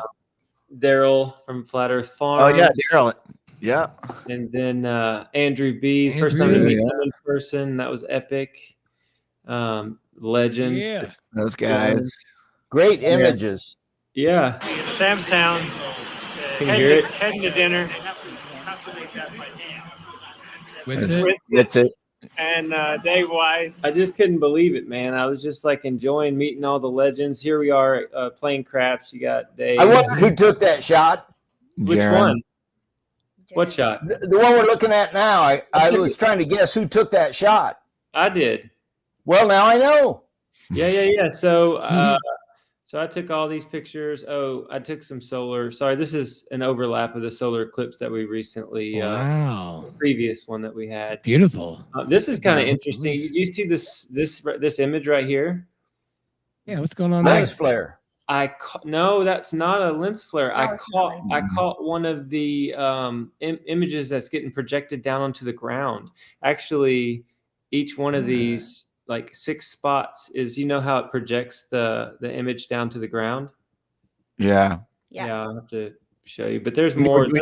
That's everybody in the room, the big, huge stadium. And then, of course, this dude. Oliveira. Oh, that guy. Oliveira. That's the scammer guy. Yeah, I right. remember that guy. Oliveira. This was Dave Weiss's table. I bought some She Legit off of him, and that stuff's the bomb. I put it in my coffee. Mm-hmm. He made up these signs when 3,000 in chips provide one proof of the Earth as a globe. It's hilarious. Just met some cool people that I hadn't seen in person, and yeah, man. Brian was there. I just posted his TikTok because he's crushing Let's Get Triggered on TikTok. He's doing a lot of great videos. Samuel's his name. Here's a funny story. So this guy raced Kona Ironman, and he has a faster marathon time than me, like a lot faster back in his heydays. So just great people. Oh, here's a fun video that Paige shot. This is what happens when flat earthers go to the dark side. I love Paige. Ooh, the Matrix has you, fellas. The Matrix has you. We're just having a fun time, dude. It's just, I mean, that's a good point. Like really, the breakthrough is actually going out and meeting the actual people that you've been talking to on the internet for ages. You know, and you finally have a breakthrough, and you're like, "Oh, these people really exist. This isn't just some sort of internet sham thing that I got myself involved in." The most real people ever. That's the thing. My God, it's like for the first time in my life, I'm like meeting. I feel like it's like something's real. You know, and yeah, my first one was 2019 in Dallas, and I'm just like, this is real. This is as real as it gets. These are real freaking people, and it's at least it is to me. You know, hey, who yeah. Trivia question: who carved that? Who carved that out? I know. Do you know? I don't know. Did Dr. Law do that? No. Yeah, Dr. Law. Dr. Law I carried that up. I remember grabbing that when I got there. You guys made me carry that up. Who brought the chicken? Dr. Law. No, Dr. Law did not bring the chicken. Somebody gave us a whole bunch of chicken. Oh, a whole bunch of fried chicken bought us with coleslaw from like. It was a random donor. Is that anybody in this chat that up and gave us a whole bunch of chicken? Because we were at the sound booth and we were doing the photography, and then suddenly a giant thing of like, I don't think it was. I don't know, it was just fried chicken from a local place. It was like. There's Dr. Law. We have a curvature in the chat as well. Are you on? I don't see you. Really quick, I brought somebody on. Yeah. Are you there? Curvature. Did I make it up? Curvature. Oh, what up? Curvature. What's happening? There it is. I made it. You made it in, Matt. Welcome. You made it in. I thought I saw you there. All right. Welcome. What's your name? What's your real name? Robert. What up, Robert? No, not much. Yeah, I came on. You guys were talking about the TikTok, and that's where I started making. Well, I did before I got shadow banned, but I was making my rounds around TikTok, and I just sit in the lives and chit chat with people. Yeah. What was your experience? Oh, sorry. Go ahead. No, that was. Tell me your experience with TikTok. Like, was it effective? Did you? I don't know. Tell me about. He's doing the Run Boston program on TikTok. He's talking to folks. Yeah, it's definitely a wild playground. Follow you, bro. He's got. I like it because it's everybody, but man, people get triggered on there. It's weird how it works. Is once you post something, you get like 2 hours where they just shoot it out, and then after 2 hours, it's like it doesn't really get much day in the sun. At least in my experience, I've only been on there for like a month. Dude, he's got almost 6,000 followers on TikTok. What? Yeah. Dude. Wow. What's the TikTok handle? The same name as he's got right there. Curvature Nope. Yeah. I'm gonna find that right now. So like, I feel so old on TikTok, but I'm trying to get over that. I'm just trying to power through it. So but I end up doom scrolling. It is hypnotic, man. It's just hypnotic. Let me ask Curvature Nope. Do you have to have 250 followers or 1,000 followers to jump onto lives on TikTok? Because I haven't been able to jump on anybody's lives yet. I believe it has changed to 250 that you can get in as a guest. You can't start your own, but you can get in as a guest. Oh, that's great news. Crumb, what up? What you were saying about the crowd in Vegas, that's why I'm doing the weekly meetups in Cary, is because Yeah, it's real casual. I don't have to do anything. I just post about it and show up and sit there. And if somebody shows up, you know, and they need to see a real flat earther, then I'm there. If they don't, it don't matter. Yeah. Sometimes that's all people need is just to know that it's like they need to just taste it, smell it, you know, like know that it's like it's a real thing. It's not an online grift, because it's such an absurd thing when you first hits you. You just kind of want to like make sure that like you're not getting had and these people are fucking like because it's just we're trying to protect ourselves. So yeah, absolutely, putting your face on it, just being there. And then you show up to these meetups and you're just like, these are the most real people I've ever met. And people need that, you know, to just kind of sit with it, you know. And so it always goes too fast. It goes too fast. You're just like, wow, did that already finish? We're like, damn. Have you ever had a conversation with a flat earther that was like awkward or boring? No. No. So, how's the weather? No small talk involved. We can't shut the fuck up. We couldn't even get like any. I remember like at Flattoberfest, Dr. Law was like, "Oh my god, flat earthers are just like they won't shut the fuck up. We got to do all this work, and they're just talking to them." It's so true. Well, because we know we're on a limited schedule, and so you. Oh shit! I know Robert. What up, dude? I do follow you. What up, man? Yeah. That's awesome. My bad. What up, Robert? My bad. No, it's all good. It's all good. Oh, yeah, man, you've made it into my For You as I've done through. I've seen a couple of your videos. I noticed that. Oh yeah, no, I'm like, who is this Robert guy? He's dope. Okay, cool. Is that how you found me? Yeah, I've been following you for a while. Okay. Yeah, you were at the summit for Jared and Whitsett. Yeah. Okay, cool. Oh yeah. Yeah, man. Yeah, No, you're I've been crushing it on the around. TikToks, man. I'm humbled. I have like 62 followers. I don't know what I'm doing on there, man. So yeah, I saw you and I'm like, man, this guy's crushing it. And so I love your stuff, man. Robert, you're gonna have to make a clip about this TikTok conversation and stick it on there. That'd be a good Why one. do you need 1,000 followers to go live? I don't know. I know it's so annoying. That to start your own, you But- need 1,000. What I've been doing is I went to Whitsett's channel and then I'm following anyone that's following him because hopefully they're kind of cool. And then people are following me back. A lot of people are following me back, but it'll only let you go like 40 people or 50 people at a time. And it says you've exceeded your limit of followers right now. Yeah. Like, wait an hour, keep going. And I just think once you get there and start making content, I think it'll push out. We need to make like a checklist of all the fucking community doing good shit and just like start, okay, everybody just follow everybody so we can bypass all these like early fucking like, you know, blockades, you know, like, you know, because they don't let you do as much as you can when you first start a channel. You have to prove shit. But like, you know, I mean, there's enough of us in the community that I just think we just don't realize we're not following each other and not supporting as much as we could because we don't have all the links in front of us. And there's only so much you can really do. Yeah, I'm hoping Jaren's doing better because I about a month ago, I think it was, I had more followers than Jaren on TikTok. And I'm sorry, to me, like Jaren's been in the thick and thin of things. Dude, Jaren deserves to be in the fucking like history books, in my opinion. Like, I think he's Hall of Fame. What he's done is so. He's like him, especially meeting him in 2018. I'm like, dude, this guy is like making history. Like, this is incredible. And I met him at a park where there are like 20 other people. Like Yeah, really, he's not focused on TikTok. He's doing it as a also. Yeah, he's trying to, but he's not doing the TikTok like format. And I think people recognize that. Like, you kind of have to do the TikTok thing, record it in TikTok, and understand how it works. If you're just like cutting it up like a YouTube video, I think like the people who watch TikTok are like, nah. Hey, But have we met Robot Polisher? Have we met him in person? Is he going by a different name? I feel like he's been at Flat. You guys know the Robot Polisher? I don't think anybody has his name yet. You were talking about editing.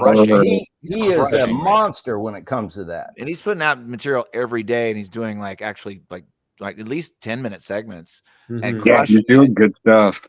But all his inner, you know, every now and then he posts his inner circle of friends, and I know about 20 of them. So I just thought we might have met him at one of the events. I don't. Where does that show up? That circle? No, he just posts it every now and then. When I go into Twitter, and every now and Twitter, then, okay. he will Twitter. post a picture that says, "If you're not, Yeah, in I these got it. Yeah, the circles, map. like, Yeah. I'm not going to answer your DMs." I guess is what he I does. saw that John Thor and Robot Polisher have similar styles, and I asked John, I was like, "Are you Robot Polisher?" He's like, "No, bro, I'm not." You know, because I kind of thought that they were the same person. Does he know him? He doesn't. I didn't ask him if he knew him, but he just said he's not him. I mean, Weiss knows him. Weiss knows him for sure because he's. Well, that proves it. Yeah, I know. I don't know. I don't know who he is. I was just wondering if we'd met him at like Flatober or something. Because like It sounds like he's trying to stay under the radar. Yeah, maybe so. Yeah, sure is. So, hey, Crumb, if we get a list of jokes, do you think Weiss would put a feature on the app? I have no idea. Every time I'm like, "Can I put this on your app?" He's like, "Nah." I'm like, "What about this video?" He's like, "Nah." So I don't know. But we'll see. I mean, that would be nice to have like a joke feature, but like that it would have to be.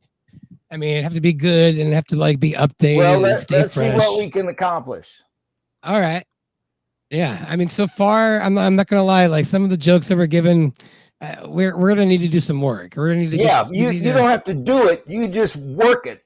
Make it happen. You don't have to do it at all. Just keep it going. I don't know if that app needs any more options. I'll be honest. I feel like it could have stopped a long time ago. I'm lost in it already. I'm like, what the hell is this? I don't know. I know. What's going on. Every time I go on, it's like, well, now you can do this, and if you want to make it like, if you want, it'll make you a milkshake if you hit this button. And I'm like, fuck.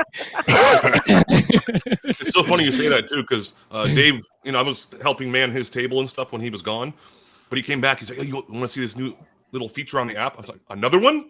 And he's like, "What are you talking about?" It's like, "There's like 12 buttons to choose from." I know. I think he's trying to simplify it, but ultimately, I think he's just trying to like kind of monopolize every flat Earth app option possible, and keeping it all in there so nobody has saturation. Dude, I'm telling you though, his search function is working well because I've had people in like Witsit's Telegram ask a question. What about this video? Let's say Russian cosmonaut. And rather than going to YouTube or even my own personal list, I've been going to his app, hitting search, Russian, enter, and then boom, boom, boom. There's the videos. And then I can send it to people who are like, a lot of times I think people are debating or fighting somebody and they need a video quick. And the app works well for that. Yeah. No, yeah, it's a huge tool for that. I will warn you, just people that don't have the app yet. There's also, it's just as much as it's great to meet a bunch of flat earthers. It's also a breeding ground. It's a breeding ground of narcissist attack trolls. So like, just be careful surfing through that world, because it's like, I mean, I was just looking through the groups. There's groups in every single state, and so like just practice discernment. Because like flat earthers get attacked from all sides, from all types of very nasty people. Well, when you're kind of desperate, like to like reconnect with people after like this kind of awakening, it does make people a little bit more vulnerable and a little bit less. Well, just you might ignore some more red flags during the journey of being a flat earther, because we kind of become a little, vulnerable, and we get a little like our whole world's shaken. We start to question things, and our guts, we don't know. Like there's a little process that goes on, and people do take advantage of that. So absolutely, what you just said, like be careful going through this journey, because if you start looking like kind of desperate for connection and like at a level where you're not used to, and you haven't had discernment before, like there are people that can fuck with you for sure. This app it's great. I'm not going to lie. I mean, my guess on Wednesday, but man. Try holding the buttons and see if it doesn't show you what the button's for. I'm looking at it right now. Okay. Press and hold a button. He's got a game show. He's got a game show on here. He's got games. He's got like shopping. But the multiplayer game. Yeah. The real nice thing though is the featured video. So like, he's got a new one up, I think every day or whatever. But like this is the way to get past the censorship if you're just trying to test the waters. Because I've looked at the stuff he puts on here. There's some things that I've seen a couple videos are like, yeah, we don't really know if that's true or not. But in general, it's pretty much it's right down where you want to be, as opposed to if you dive into YouTube and try to do flat Earth, you're going to get 40 pages of censorship and hit. All right, I got Lowry pegged. He's a Tartaria denier. No, I don't. Oh, how dare you? No, How don't you do dare that. you? You know, I'm not. I'm actually not. I really enjoy that subject. Do you deny? The meltology is a little iffy here and there. Yeah. I'm a little bit like, I don't know exactly where I'm going with that. It looks melted sometimes. Is it? I don't fucking know. I mean, water at scale could possibly do that. I don't know. I mean, we're talking scales that we don't even understand. But like, you know, I was just in the American Southwest for the first time this last summer, and I saw some formations that I cannot explain. Mhm. And I don't know that kind of scale that would force that piece of land to look that way. And I was like, billions and billions of erosion. No. You can fuck your billions off. This was fucking something catastrophic that happened. I don't know what it is. Not saying what it is. Water at scale could do it. There are things that just don't fucking make any sense in that landscape out there. I mean, you don't see it as much on the flat plains over here, but like you out there, something nasty happened. And it was I'm in awe of it. Like I thought, well, I've seen pictures of Grand Canyon. I've seen pictures of like all these state parks. I roll in there and I was floored, thinking I'd seen everything, you know, and it just put me on. It's the scale. It's the scale of it. You can't imagine the scale of these rock formations and these canyons. I saw it on a picture. I don't need to go down. No, you need to go there. You need to go to the Grand Canyon. You need to go to Yosemite. You need to go to Zion. And there's a few other places, Valley of the Monuments. You need to go down there and get it actually in your real eyes. Have you seen the big redwoods? Yes, Northern California. That's pretty impressive too. And those aren't even big trees, you know. Right. To, you know, some other people who think the trees got a lot bigger, which I'm kind of on. Yeah, but they're big for us. You know, I got a maple tree in my yard, but I ain't got no redwoods. No, these things are large. You know, what's the big sequoia? General Sherman. You know that thing. I've seen that. Yeah, It actually has two names. It's General Sherman and Hyperion. Yeah, that's a small tree compared to, you know, allegedly what we've had in the past. You know, I don't have enough eyes on proof to, if I go out to Devil's Tower and actually look at it with my own eyes to decide. It sure does look like a stump. Doesn't mean it's a stump, but it sure does look like it. So until I go there and visit it, like myself, I can't say. And there's so many people out there screaming, "This is what it is. This is what." Those people have been in front of their internet for you know, years. Keyboard warriors. Yeah. Did you get in a car and actually go out and take a look at it and like maybe brush the side of it a little bit and see what it's made up of and put it under a microscope and see what it looks like? There's a lot of things you can do. And for the eye test, looks like a tree stump. And I'm not opposed to that. I just don't have enough information on it. I mean, a lot of these old plateaus, like in all these countries I'm seeing now, they all look like chopped tree stumps to me. Yeah. That's the eye test. Is that what it is? I don't know. I haven't been there. I mean, I'm not even in the business of trying to figure out what is. I'm in the business of trying to figure out what isn't. Yes, you know, exactly. That's just where I've always kind of been. I mean, I'm interested. That doesn't curb my curiosity. That fucking looks like a goddamn tree stump. And if gun to my head, if I had to pick one, yeah, that was a big ass tree. Yeah. But you know, it does need more. I don't. I mean, the amount of testing that I feel like I would want to know. You know, Stellium 7. I think it's Stellium 7. I think he's doing a lot of that good work on. Yeah, Stellium. Yeah, he was on my stream a couple weeks ago. Yeah. He was on with Alex and yeah, Falconer, right? Yeah. Mm-hmm. He's doing that really amazing work on the giant, basically the giant animals that have basically they're still there. They're still there. This mountain was an elephant. Is an elephant? Yeah. I'm convinced a mountain used to be an elephant. I mean, holy shit! Yeah. Unveiling a Titan. Yes, that's right. It's unbelievable. The evidence, like it's out of control. A fucking mountain was a living elephant. That sounds ridiculous, but like it.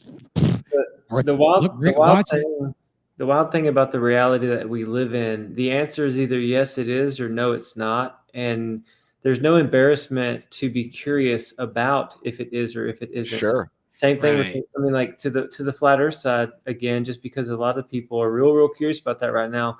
The power that I found and what's changed the most from the first time we talked to now, I told you already that I don't care what people think about me, but I understand fully that I'm allowed to ask questions.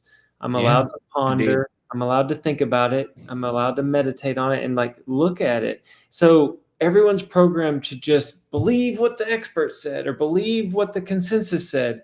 But that kind of is what got us into trouble in the first place, because then we became mind controlled.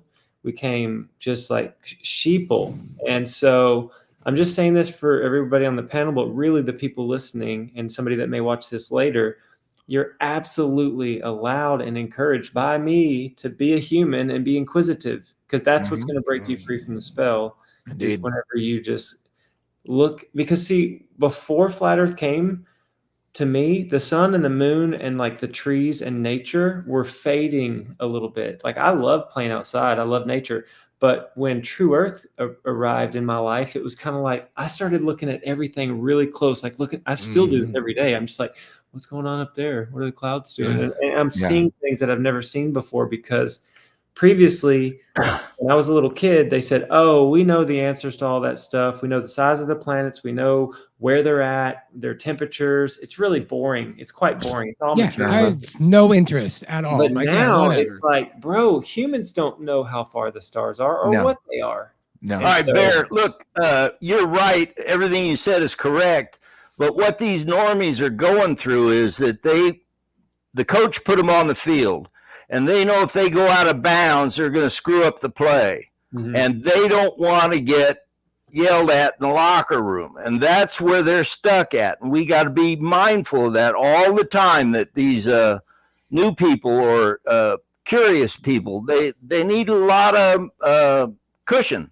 That's a pretty good metaphor, actually, that you just put there.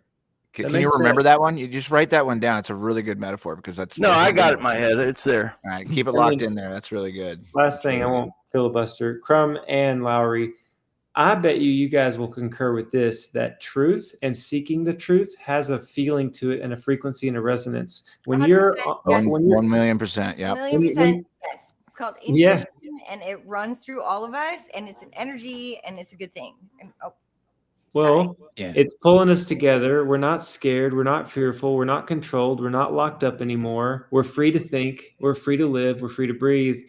And this is amazing. And I think that this is what's wild. The masses are starving for freedom, but they don't know it. So you have to basically coerce them into pursuing truth and making this whole thing about pursuing truth. Yeah, well, truth has to be like, this is like, for lack of a better words, we have to do a little bit more PR and think about it from a perspective of like, if we're pushing truth because it feels beautiful and real within our hearts, and we're just being guided by that vibration that we love, like it's a product basically. And what are we selling? You know? oh my God, it's a brand. It's a brand. Oh, and yeah. So when we're they like, fucking branded it. They branded a globe. Yep. They branded a globe, and now they're monopolizing off of it, and they're Exactly. taking That's exactly monetization it. off of anybody who's actually trying to tell the truth. Yeah, you don't want the generic. You want the brand. Well, did you hear, exactly. Did you hear Iru's talk? It was at one of the summits, probably a couple summits ago, where he pulled up the globe Earth, and honestly, it's an image, it's an emblem or an image or an ideal. Because I thought about this just the other day. It's an icon. It's an icon. They've sold to us illustration.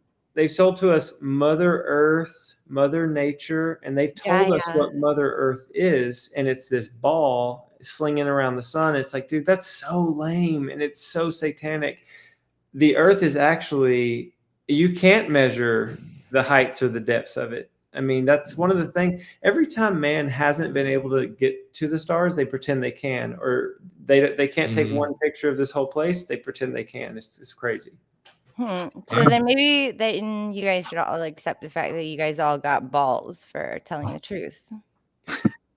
I'll always argue the foundation of an individual's life is very important.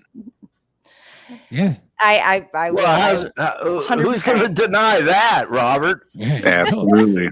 Well, okay. Well, it's nice to have a purpose. I mean, we all want a purpose, right? And so for whatever reason, like we're here in our lives, and all of our lives were completely different before this awakening, and like whatever it was probably something a little. We were probably like didn't really think about it as much. It didn't give as much. I don't know, character, or I just feel like I'm more self-aware now, and so it's given me a little. It's upped up my standard of what I'm going to give a fuck about, and it just became, well, shit. I give a fuck about that so much more, and I didn't even know it was possible to give a fuck about something this much, and you just have You to were really you in can't it deny too. that. I mean, I give more fucks about fucking up people's like reality about what they think, because everybody has this thought that they're right. Yeah. Everybody else's thoughts, they matter we more are, than though. your. Oh, You know yeah. what I'm saying? So like here, I have a whole bunch of cousins and family members who are all teachers, and they're just regurgitating the same information over and over again. And so if I was to put myself into their shoes, my cousin's shoes, you know, they teach. One of them's a principal, one of them's doing, you know, they're just doing the same thing and like repeating the same information, just like that spin. And so how do you, if I was them and I learned that I learned all of this stuff for nothing, yeah, I'd be pissed. Yeah. Right? Well, can I just say something real quick? This is why I think it matters for me. And what I realized the most is I don't mind not knowing everything of this world, or even being deceived. Like when we die and we get that information, like imagine that we die and like a lot of people think all the mysteries of life come back and or like are revealed, and now you know what wasn't revealed during your life, and you look and you're like, oh, it was the CIA that killed JFK, whatever. It's okay. I didn't need to know that when I was living. But if I look down after thinking it's a spinning ball in infinite space, and really it's like, oh no, you were just actually in this like snow globe thing, and that's all there was the whole time on a flat thing. Like, I mean, imagine my grandparents like going up there and learning that and being like, that's oh, neurotic. the fuck. It would feel me off. That's a neurotic. It's neurotic? No, that's actually really. No, I mean, think about it. I would be pissed if I'm up in heaven. Like, are you serious? No, it's that. That's just hold on. I would be mad if I wasn't taught. I get if I was lied to about what the whole life was. All the other deceptions, I'd be like, okay, they got me. But that one, if I was just getting to heaven and I found out that, it would really be like, what's the whole point? That my whole life was a joke. I thought it was, and I think everybody would, so I imagine like grandparents who have died going up there and being like, wait a minute, we were just in a flat little like dome plane the whole time, and I didn't even appreciate it. I didn't even know that. I was like, it completely like negates our existence in a little way, don't you think? That's like, exactly what they intend. That's their whole point. Nicole, you said about teachers. Have you seen Weiss's streams with high school classes? I haven't watched those, but I have. I mean, Weiss. I can't imagine what it would be like to watch them. It's amazing. I'm gonna have to go watch them because and really Sargent talks to. If you look at Mark Sargent's YouTube, he's got a couple on there of him doing it too. Yeah, I love Mark. I love talking. He cracks me up. But, yeah, Sargent's got a full playlist of the testimonies that he collected through 15, bring it on Eddie. 17. Bring on Eddie here. What up, brother? He's got a full playlist of all testimony.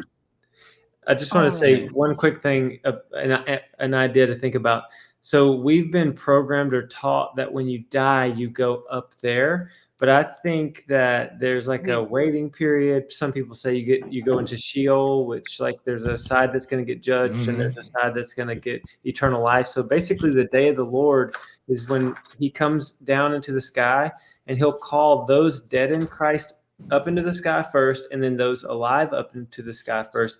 I heard that there's going to be like earthquakes to basically level the land will get refined by fire, and the New Jerusalem, which is a 1,500-mile cube city, is going to set down on earth, and heaven's actually going to be here for all eternity after it's been restored. Now, is that true? It's another thing that you have to be like, it could cool story, bro. No, that's actually really interesting, because that means that heaven is a cube purgatory, and we're literally there already. Well, I think that the New Jerusalem's above the firmament right now. It was extracted when the fall of man happened. Or we just take off our virtual reality like glasses, and we're like, Well, how long was I under? So right now we're made out That's of. what I think happens when we die. We just take Wait, off- hold on. Before we derail this conversation, I don't want to get into a debate of what the afterlife is. I know it's very tempting. We gotta say hi to Don't Ask. We gotta stay. What up to that? Don't ask questions. What up, Eddie, my man? Hey, good to see you guys. The show's been great, actually. You guys have been having a fantastic show tonight. This is a really great format too. No, you guys were just talking about how how when you bring up when you just bring up flat Earth in general to people for the first time, especially I heard Lowry. You said you got into it about 2015, 2016. Is that correct? Yeah, somewhere around there.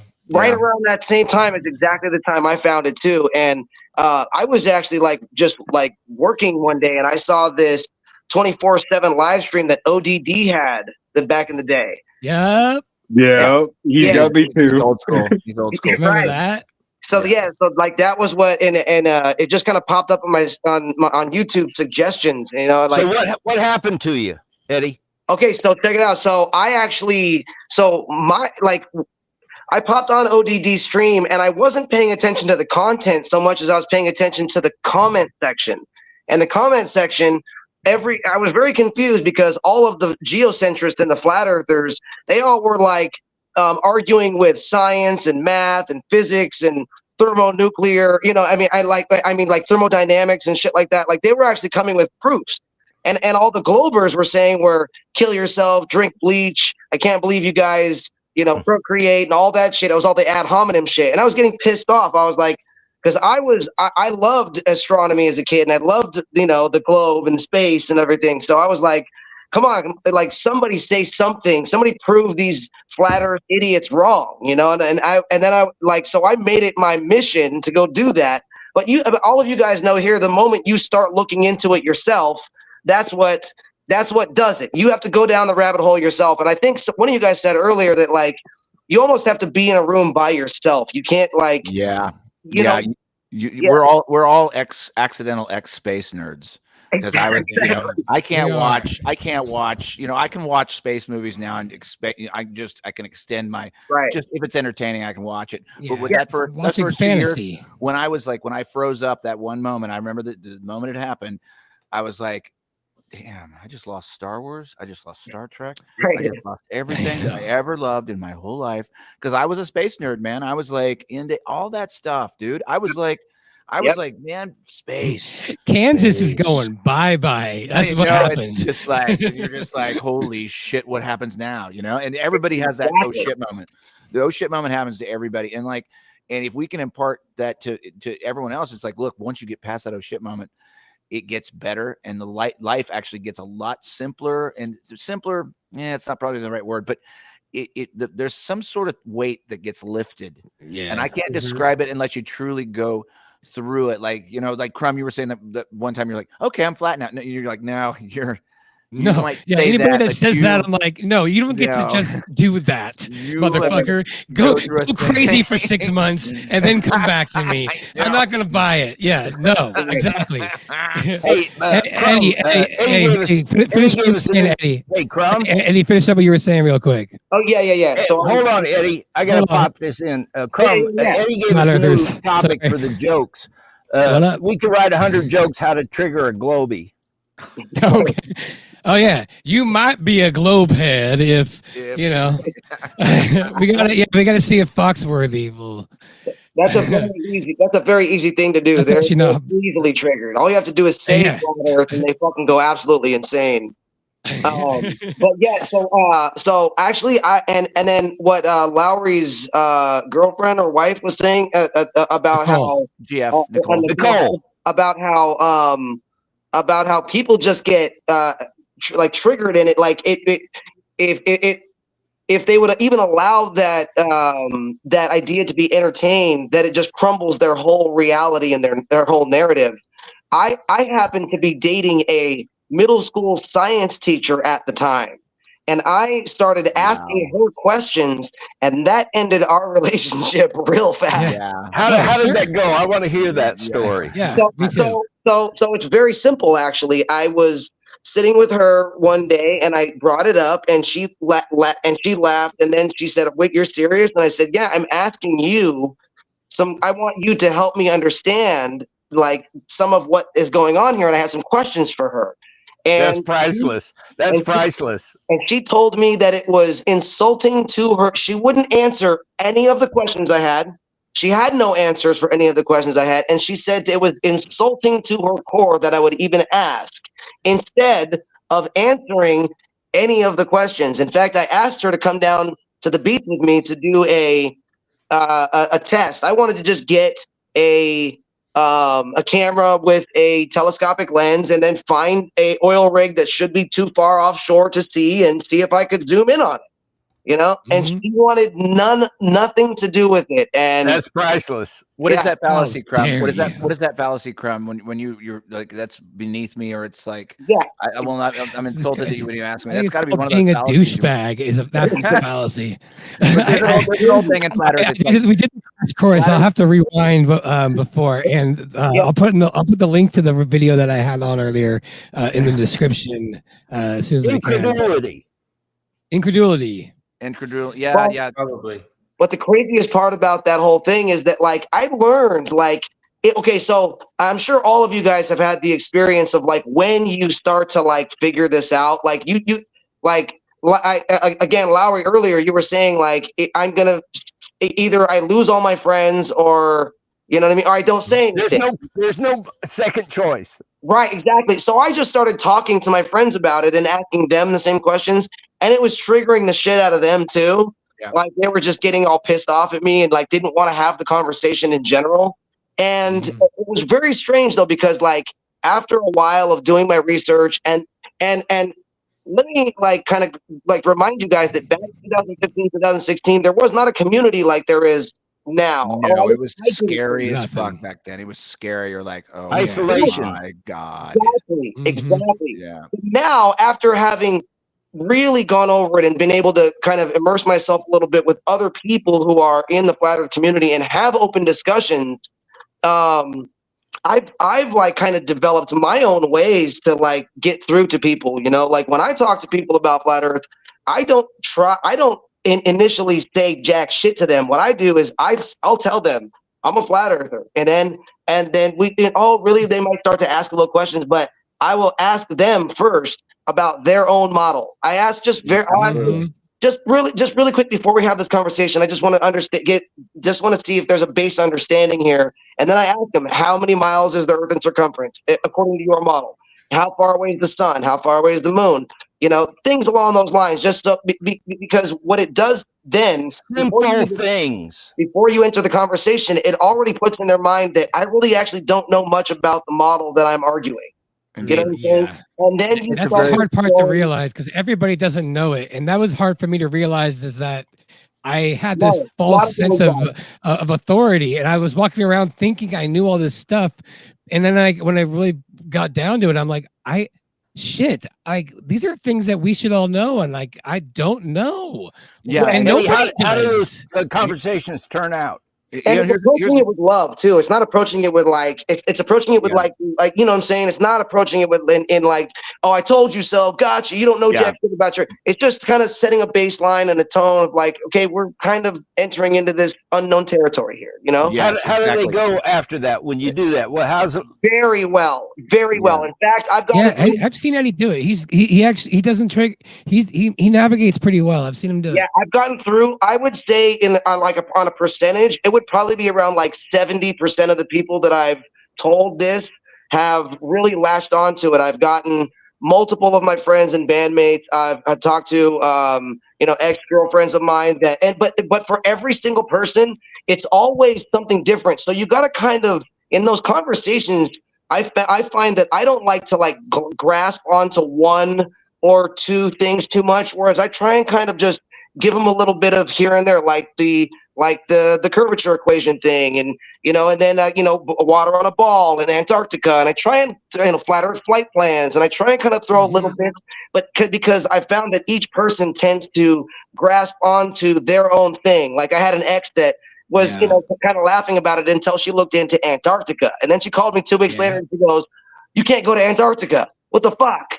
You know what I mean? Like it was flat Earth flight plans with my mom. It was water on a ball for me. Like, so it's like you kind of got to just kind of run the gamut of like options. Like for me, That's like when I talk. That's like Jaron's story. He got a new neighbor moved in, and he talked to the guy, and he gave him the whole pitch, and the guy said, "No, I don't. No such thing." And then the last thing Jaron tried was, "Well, by the way, Google and YouTube are censoring. How come?" And that got the guy right there. Right there. It's always something for somebody. Something different. The guy asks their own questions, and once they start, it's almost impossible for them to stop. I like telling people about the air flights being straight and level, because everybody's been on an airplane, and if you lay it out to them real slow, make it simple, you fly up and you straight and level, and then you fly down. You feel it go up, you feel it go down, but in the middle it's straight and level. You feel that. Yeah, you can't flying off a ball going into space, and you can't. And there's another thing too, and like you can't just come out and say, "Hey, gyroscope maintains its position in space. That's why it's useful for keeping a plane level." Their eyes are gonna glaze over. You can't do the 8 inches per mile squared, because when the math comes in, their eyes are gonna glaze over. You gotta have to back it all the way down to the simplest shit. And I remember. Do you remember the Dutch pilot, the girl? And she was very, very clear and clean. She was like, "Look, the gyroscope, it maintains its position in space. It has a blue part, which is the sky, and the terrain part, which is like brown or whatever." And she's been flying from the Netherlands to Australia. And she said, by the time we get down there, that blue part should be upside down, because a gyroscope maintains its position in space. You can't tell this to a new person. They don't even barely know what a gyroscope works. If you talk to someone who thinks they know what a gyroscope works, they'll tell you, "Well, there's software in there that just corrects the gyro." No, that's not how it works. It literally maintains its position in space, or else they would have never put it in a plane to begin with. That's stuff that we learned late in the game. Like when we started really pounding the physics and started really pounding the research, we learned that stuff. They don't know that stuff. They know what a gyroscope is in some sort of ephemeral or some sort of like way out there way. It's like, "Oh, it's conceptual or something." That's going to glaze their eyes over, But here's the fascinating one that I really, really enjoyed hearing, and I think it was one of the offshoots of Joe Rogan, one of his comedic buddies, or one of the MMA fighters. He was like, they were trying to describe it in this highly technical way of why we know it's flat, but then he changed it and he said, "I think they're hiding land." And the person that was opposite the interview just completely stopped in their tracks and said, "What do you mean by hiding land?" It's like, just because you see a map doesn't mean that's what it looks like. Inside the United States, we know that, we drive 1,000 miles, we get to a certain place. Yes. But we don't, has anyone ever been out to the deep Pacific to know if there's not more islands or past Antarctica or anything like that? That's very interesting to the average person who's never thought about maps. Yeah, that's and people's common sense, their senses. They know when the airplane goes up, they know it levels off, it goes straight, and they know when it goes down. They don't feel it curving the whole way. They know that in their own experience. Indeed. Stationary is a big one. We're not moving, not spinning. Yeah, I don't know why that's hard, but it is. It's just like, because it's. I'll tell you why. It's hard. It's hard because they've been programmed to disregard their senses. Yeah. That's one of them. And what a great way. Like, once you disregard your senses, we basically being gaslit into not trusting our senses. And that's basically what gaslighting is. And once you convince somebody that their senses are not what they think, you become way more malleable for mind control. Way more. Well, exactly. I mean, and that happens on a huge scale right now today. I mean, look at the mainstream corporate media. They will literally tell you, "Don't believe your own eyes and ears. Listen to us. We will tell you what to think." The BLM were mostly peaceful protests. Right. And it's a toxic relationship people have. Like the riots were peaceful protests. Right. Yeah. Yeah, people have become dependent on other people for information now. Like it's scary, and they're in this like relationship where it's just they're too scared for their ego to even admit it. So they're just like, well, I must not think outside because if I do that, like this relationship I'll have to break up with this toxic whatever it is that's controlling like the Look, narrative. You guys have seen the montage of Owen Benjamin. Mm-hmm. He's a smart guy, and I it watched broke him him. go through it. Absolutely broke him, and it's on documented video. Yeah, I watched the entire all of his he podcasts. did it live. He did it live, Right. And then you're It was like, beautiful. most of us did it by ourselves, in front of a laptop. Did it in like- real time. It was so that was so therapeutic was for me. so mad. I needed that. I needed every minute of that. He's like, I can't be a flat earther. I can't be a flat earther. Like, I couldn't wait for him to debate Dubé, but like I actually thought, oh, wow, he's going to debate Dubé, but he was smart enough to be like, wait, there's no evidence though. This is bullshit. Like, why can't I do this? Yeah. Why can't I find one fucking proof? And he's like, I have 10,000 people here. I have a giant stadium and inertia. You're just going to say the fucking word inertia. It was so brilliant. Yeah. And then Robot Polisher did a brilliant job on that. Mm-hmm. Yeah, the montage, or what? What are you talking about? Yeah, the Robot Polisher did a Owen Benjamin cover recently, like in the last week or so. But I was going to tell you what kind of clicked in my brain, or what happened was, obviously this place is created, it's amazing, it's designed, and I was seeing all the other inversions at the same time. So like all the house of cards was falling about how everything is twisted up and inverted. And so I just asked myself the simple question: if whatever created this place perfectly, did it with infinite power and wisdom or whatever, and there was an evil or opposite or dark, like deceiver opposite of him, why would he leave where we live alone? If everything else is twisted all up in knots, why would where we live be left alone? And that was like the first question. And then what nailed it home for me was when I was outside in East Texas here, you got big white fluffy clouds, and I just was looking around, and they were above me pretty far, but they were uniform and they went off into the distance. And I was like, wait a minute. Those fluffy clouds appear to be smashing into the horizon right there. But I looked up on like weather.com, visibility is only like 14 to 20 miles or whatever. And I said, I know if I get in my car right now and drive 20 miles right that way, that straight road, the clouds are going to be the same height as they are above me. And then I just really envisioned this parallel sky with a parallel ground. And I was like, they don't ever meet. And it just clicked that the railroad tracks that converge in the distance are the same thing that's happening with the sky. Like there is no clouds going around a curve. It's all optical. And when that clicked, I was never able to. That was your thing. You break the code. You break the code of perspective, and like you finally realize, hey, this is a limit of how far I can see. A lot of artists have known this for years that do paintings. They know perspective. They don't really teach perspective as a regular course in high school unless if you're an architect or if you make paintings, you know perspective. We can all agree that like if I go to the top of my building, the Empire State Building, I could see it from my roof. But we can all agree that it's not this big. That's how big it looks to me from my roof. But Lowry, most of the art today is just paint splatter. Right. Yeah, But I'm talking old school, like how they did perspective when they actually were just doing perspective. Like, they don't teach that. Apparently, they don't teach it anymore. But that's you're actually asking yourself to believe your own eyes and run. I'm telling you, like right now, that was a big one, breaking the perspective code of understanding how your eyes work. And then and that goes back to this other topic that's really, really important. And I'm actually doing a video on it right now, which is called usurpation.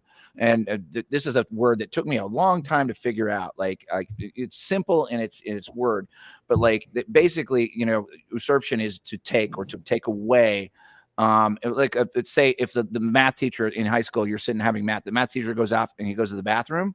One of the students gets up, locks the math teacher out of the room and starts teaching his own class in math. And he's out, and the original math teacher's out in the hallway. And that's usurpation. And what they had to do is these are numbers that could be right or not. 65%. Most of your senses, most people, the eyes are the most important one. I think your other senses are really important too, including this one up here that we don't use at all. But like they had to usurp your eyesight and invert it. And that's how you get inside someone's mind and brainwash them. You usurp, you invert it right at the beginning while they're very perceiving the world. Once you got them there, you can tell them whatever you want them to do. If you're a psychopath and you want to control a large group of people, you have to get into the way where the eye meets the world and invert it. That's usurpation, right? Immediately. And immediately. You have to like convince them that like your senses upside down, that it's inverted. It's upside down. Your senses are laughable, and we mock people that we laugh at ourselves for being ignorant for what our senses tell us. And that's what we're taught early with like yip yaps and shit, like Earth. Biggest Earth, gaslight Earth. of all time. They put those things like in our crib. That's like the first thing you see is the solar system. Like how It's weird grooming. is that? Yeah, they're grooming children. Grooming.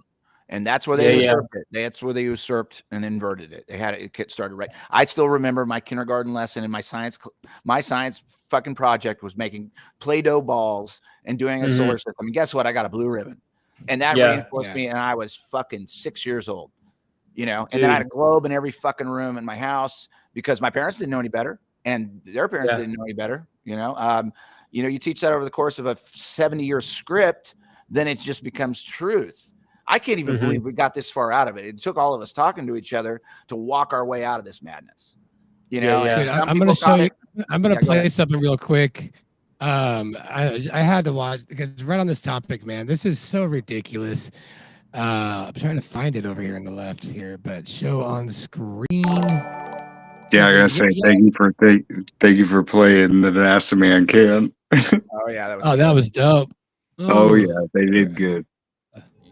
So this is what this is like the first things you see when you're a kid. Oh yeah. Oh. Earth. Yep. Wow. Sesame Street. Before we could even talk. Oh. Yeah, you're sucking your thumb right now. Nope. There's put a mobile over your crib. Stars. Yep. Stars. Yep. Oh. Earth.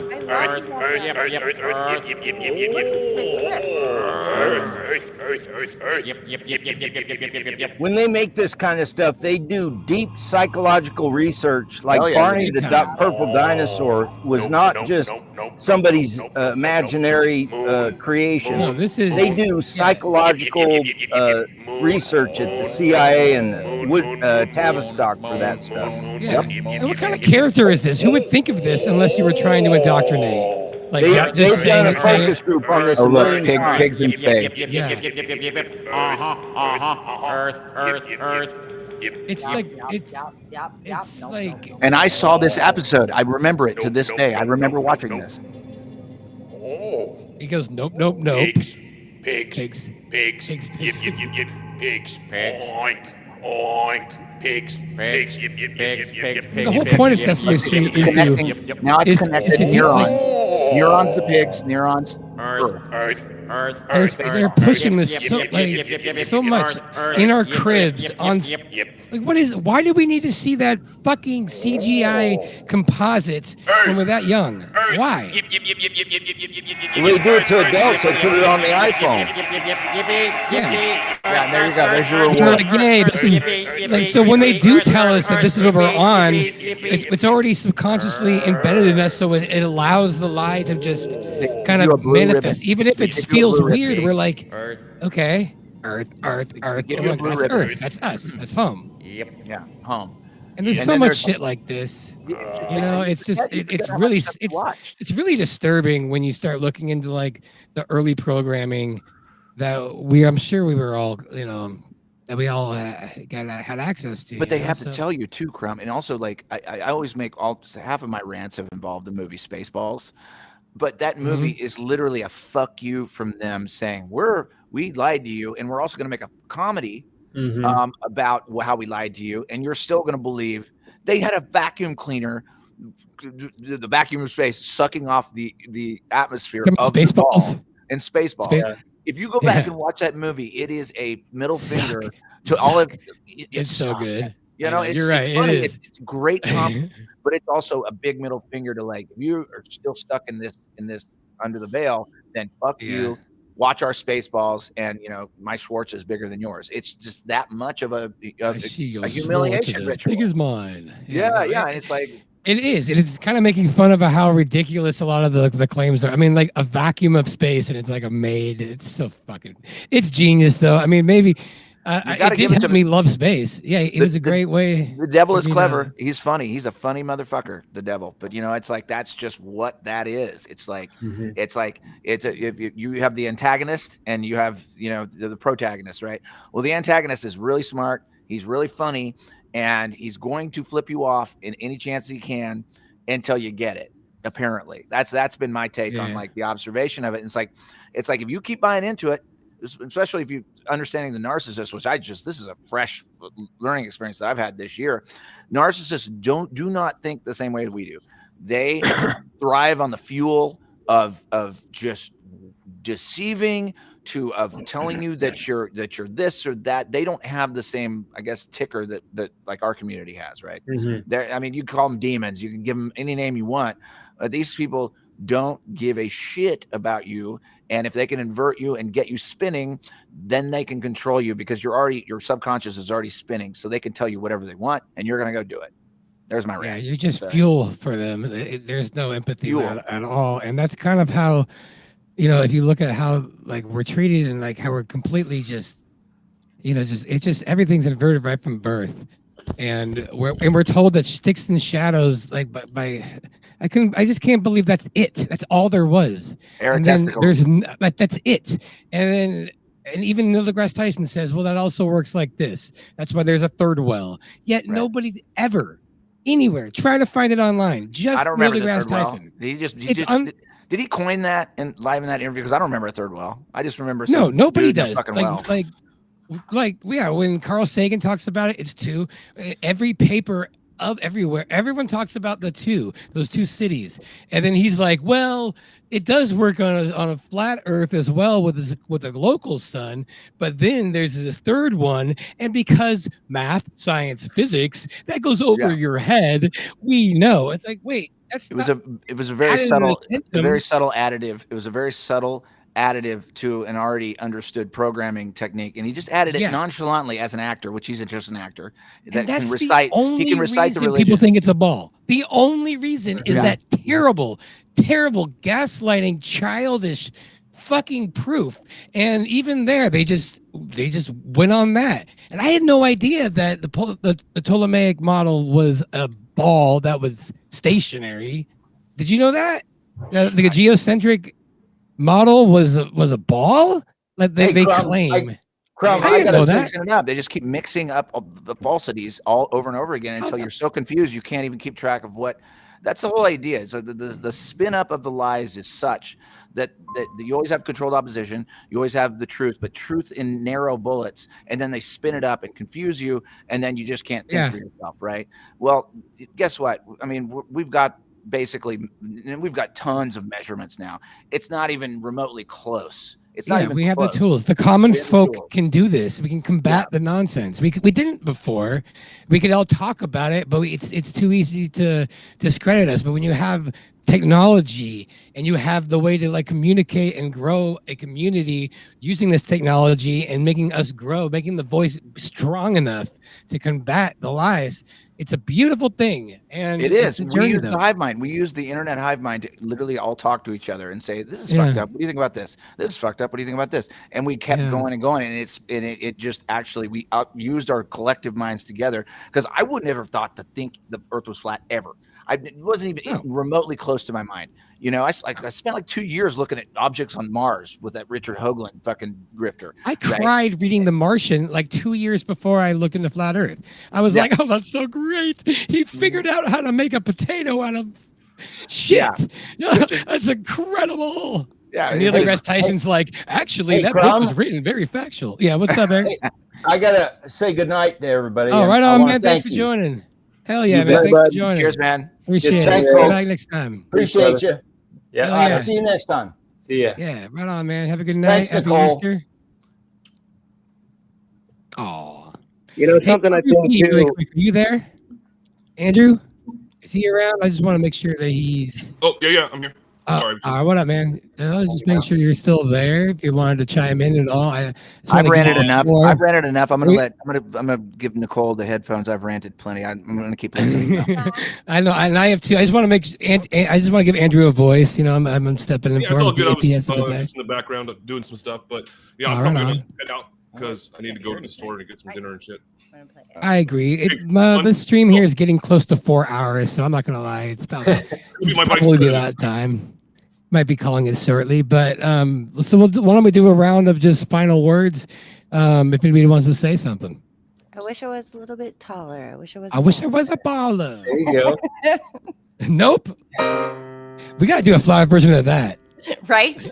Yeah. Something I was thinking too. I wish I was a baller. Yeah. What's up, Eddie?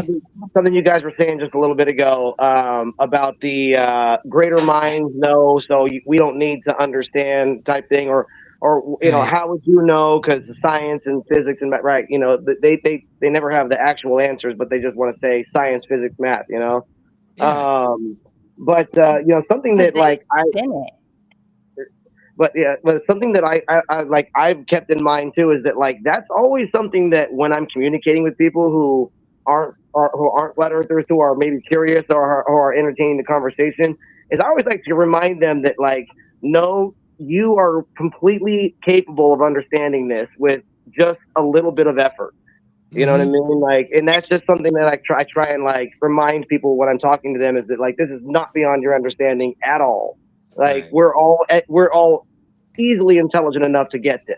You know what I'm saying? So, you know, I think that's something that like people have to get too, you know, as they're entering into these conversations, and not be so intimidated by even having it to like, oh my God, I'm going to have to learn all this crazy fucking math and all these equations. And you know what I mean? Like, no, it's just completely within your understanding and like within lay terms, you know, you got this, you know?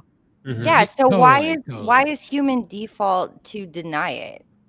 Just like Eric was saying earlier, I believe his name was, he was saying that like, it's just, we're taught to deny our observations. And that's something I always told Crum when like, ever since we started these conversations, that like, I fucking knew it. All my whole life, I knew there was something wrong with the model. Like, I could just feel it.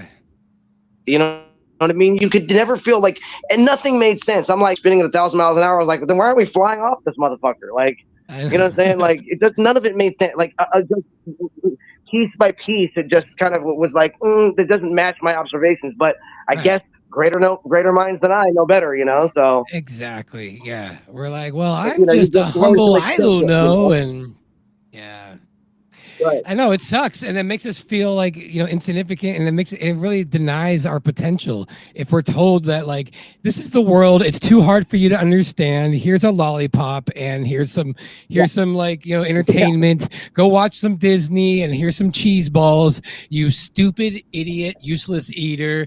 Like, and then we're like, I guess that's what I am, and like it completely invalidates our potential right from the start. And I know I have to like readjusting and recognizing that what our potential is, and I'm learning more and more every day about what, like, how, you know, what we can do. And you're right, man. Like, I think we all had that, like a little bit of that in us. So what you're saying is like something's off. Yeah. So how can we spin it? So how can we spin it just like they do? How can we use their don't research flat earth? Don't do it. You don't want it, Dewey. You don't want it. Exactly. It makes your reality all good and shit. Crumb, you cracked the code. You cracked it. Don't research it. Do Just it. Don't even. And honestly, don't even like, try. Well, look at it. Like who? Like if somebody's like trying to get you to think something, or like sell you something, like you don't really want it. Like, do you want to be a part of a club that's like, we're desperate to have you come, we need you? Like, how many Jehovah's Witnesses? How what's their success rate? Yeah, like how many Bibles did they sell? Right. I'm pretty sure the secret cults that are elite are having a much more success rate of people trying to knock down that door. So like there has to be.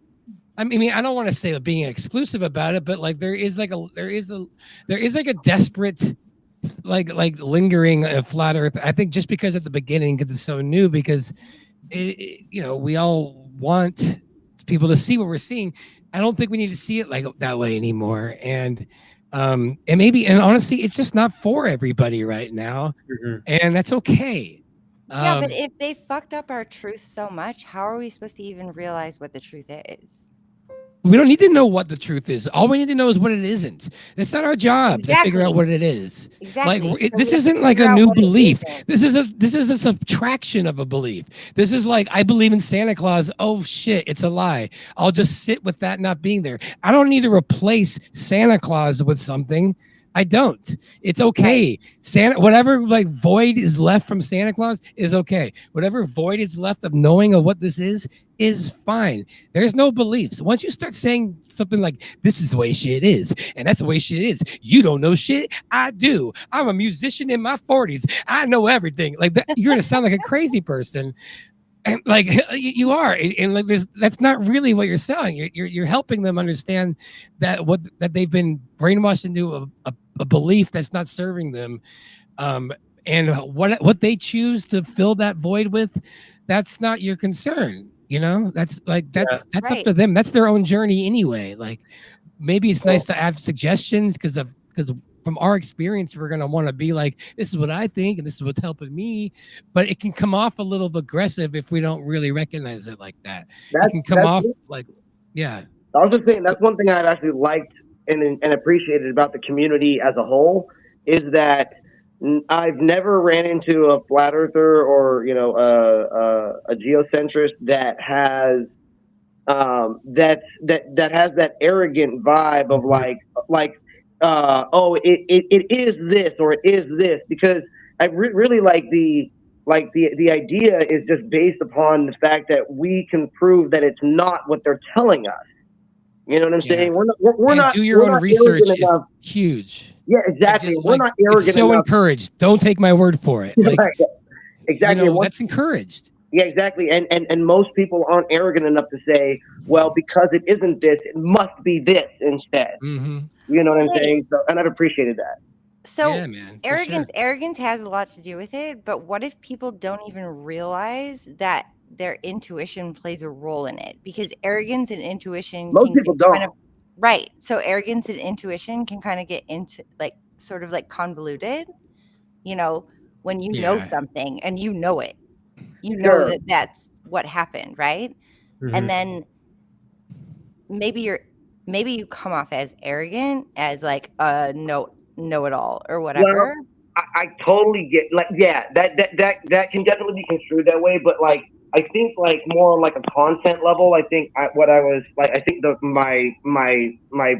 point was that most flat earthers don't try and say oh, the globe is, or what we live on is this, or it definitely is this, or it definitely is this. I think just that we are sure through the fact that we are able to prove through math, through measurement, through physics, that it's not what they're telling us.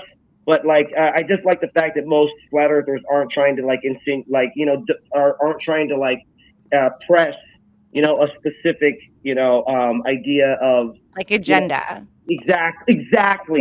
So if you're so real, so our line of thinking is not flat.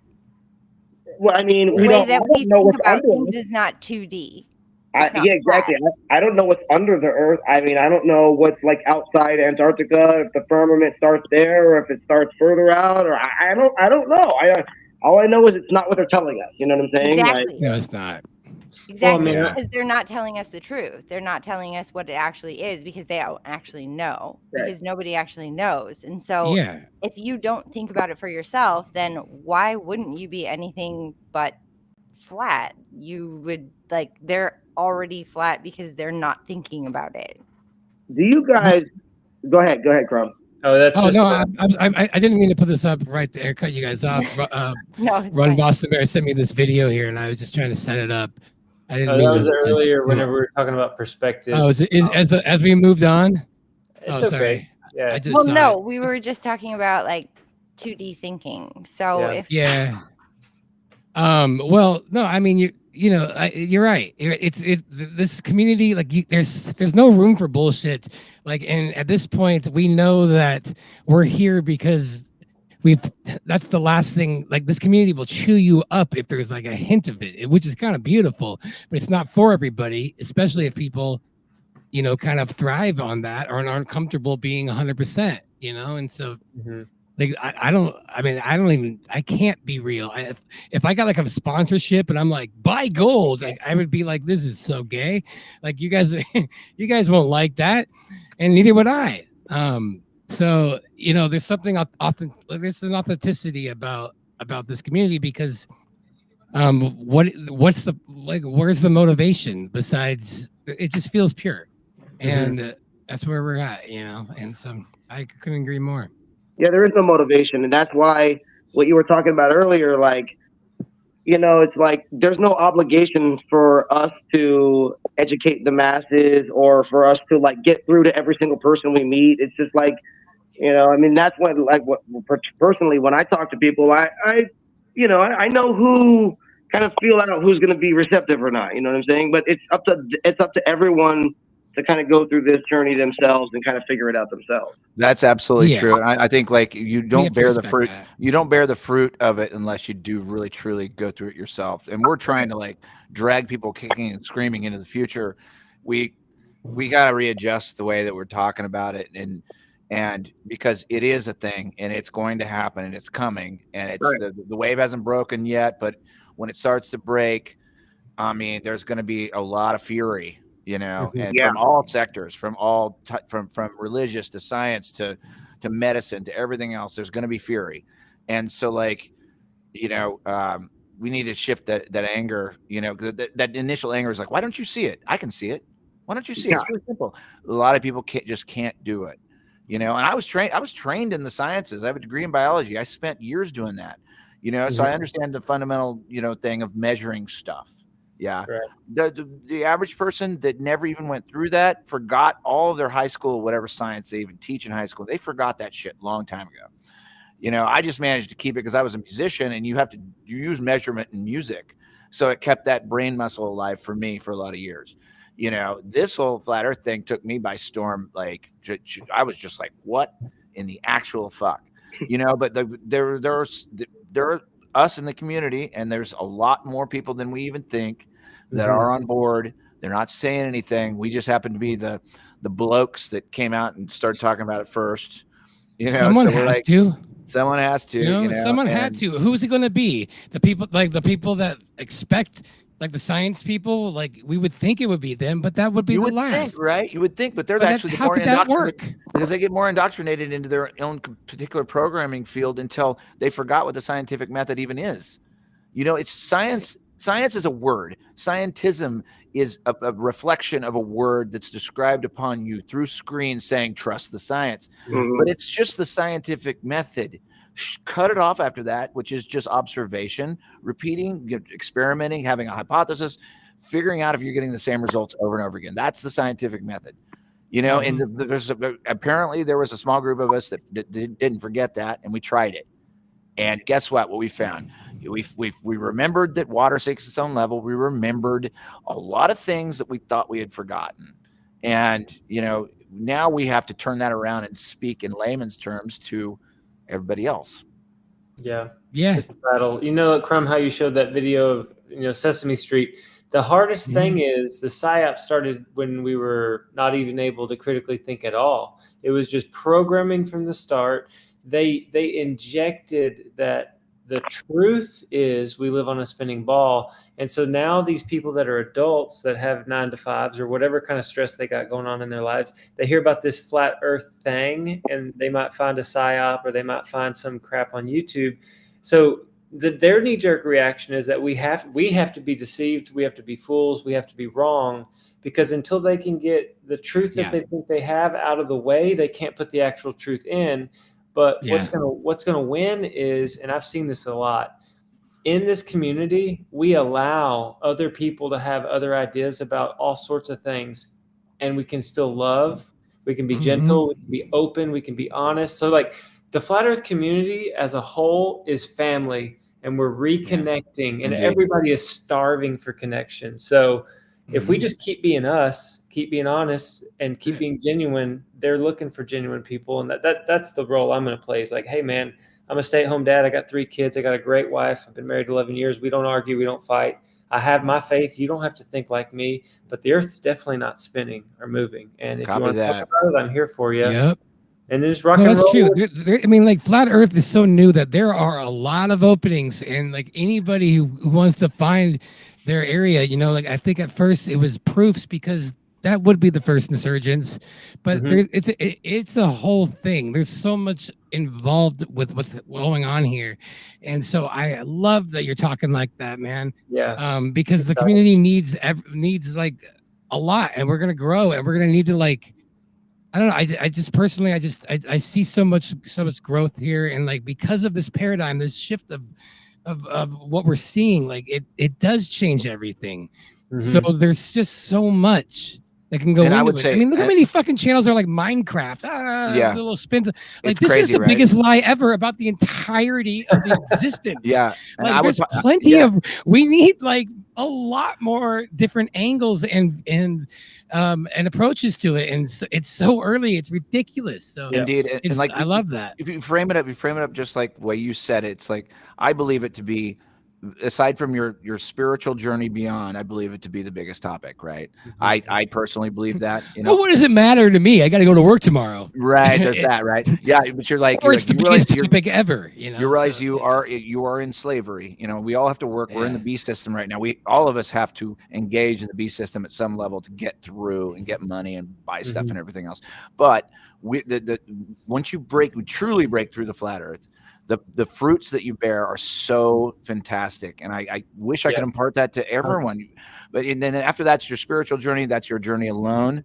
That's something you have to come up with. You know, gods and everything else. You know, I know there's a source. I know there's a creator. I don't know what it is. I've been studying the Bible for the last 5 years. I still don't understand some of it. I still don't know how much was rewritten. I don't know if it was written by men. I don't know what was taken out. Don't know. But I'm happy to find out. But like, getting people through this ceiling is so important, because if nothing else, if I can just impart it just simply, it's like you just feel better. Yeah, for sure. At a soul level, you're like, all those things I was worrying about all those years, they just dissipated. And if you do the proper work and you actually go through the steps, you can't just come out and say, oh, I'm a flat earther. No, there's some steps you got to go through, but it's not as hard a work. Exactly. We blazed the trail early on. I'm not just saying we, like a lot of people blazed the trail for all of us so that everyone else doesn't have to just leap off a cliff. We did, starting from like, at least for me, it was 9/11. We plowed through 9/11 for what, 10 years? 10 years trying to get to the bottom of that bullshit. And that led to various other things until this topic came up. And that's just one day in one location. We're talking about every day in the entire location, all the time. And that's you know. And so you're right. I didn't mean to cut you off, but it's no worries. I've been ranting a lot anyway, so it's. But no, I mean it's true. It sucks that there has to be that prerequisite, and we recognize that, and because but. I think in some weird way, like what we're all trying to find out is like the holy grail. It's how do we allow people who aren't interested in all that shit to like jump over that and be in this and discover this without having to like realize like the bitterness of the deception, because you know, that's not for everybody. Taking it on in an hour time would fry somebody's brain, and so like that's where I'm kind of in the space where I'm like, okay, so did I sign up for this? No, we expose the spin. We can expose the spin. You have to expose the spin, because when your truth is spun, you don't realize like it takes away from your intuition. It gaslights you. It takes away. Space is made of gas, and stars are made of gas, and blah blah blah. And they're gaslighting you. The news is gaslighting you. And we're unpacking it. We're unpacking it 70 to 100 years. Gaslighting yourself. That's when you're like, oh my god, fuck. Yeah. Yeah, we're in an abusive relationship with science right now. Oh my God! I mean, that's a good way to say it. An abusive relationship with science. Yeah. What is it called? What is it when That's you're a true. kidnapper? You start to fall in love with your kidnapper. What is that called? Syndrome. Stockholm We're syndrome. in Stockholm syndrome. So with we're like NASA. trying to break the Stockholm syndrome of NASA. Right. NASA. That's awesome. Exactly what it Well, you is. guys are legends. I'm gonna dip because I woke up at 4 a.m. and ran 11 miles, and I'm gonna. Well, you are a legend Yeah. already, brother. Especially We got to pop off too. We could probably call being it a good. flat earther and a marathon runner, man. Oh man, I'm gonna take a nap just thinking about that. Boston number 12 on April 15th, so just around the corner. I'll go in that's on so that one cool. too. I'll go on that one too. It's 12:51 our time, so we're gonna pop. All right, yeah, let's call it, guys. Love We you, gotta guys. call this one. Always fantastic talking to you, cats. You guys are legends. Much love. And We'll learn something new every day. we'll see. Oh, you what guys up, soon. Robert? What up, man? Robert, I would like to give you the last word here. How about that? Because you haven't been talking for a while. Is there any last word that you can say before we head out here? Learn something new every day. Fuck yeah, man. That sums it all up. That's so true. Hell yeah, guys. All right. Well, we're gonna call it a stream later, guys. If you guys do want to tip, that'd be awesome. This stuff does take a while. I got that in the description. But if not, no big deal. Thanks for joining. Also, just like support, sharing this stuff is more important than anything, man. I would love to get a little bit more of a following just so have more conversations like this. I'm still in the early, not qualified level of doing live on TikTok and even doing higher levels on YouTube. But I'm on my way. So just any kind of sharing is awesome. Thanks, Eddie. Thanks, Run Boston Bear. Thanks, Robert. Thanks, Laurie. Thank you, everybody in the chat for joining. Yeah. And here's a little Alex. Your leftist ass like corn on the cob. I'm ready. I will eat your ass. Your leftist ass like corn on the cob. I'm ready. I will eat you. I will eat your ass. My children aren't going hungry. I'll do it. I'll drink your blood. And I'm starting to think about having to eat my neighbors. You think I like size it up? I'm gonna haul him up by chain. Chop his ass up, size it up. I'm gonna haul him up by chain. Chop, chop, chop, chop. I will eat your leftist ass like corn on the cob. I'm ready. I will eat your ass. I will eat your leftist ass like corn on the cob. I'm ready. I will eat you. I will eat your ass. I'll barbecue your ass flat. I will cook your ass up so fast, and I'll tell them, "Oh, I killed a cow out back, baby." You think Christ would eat somebody? He would never do that. I will.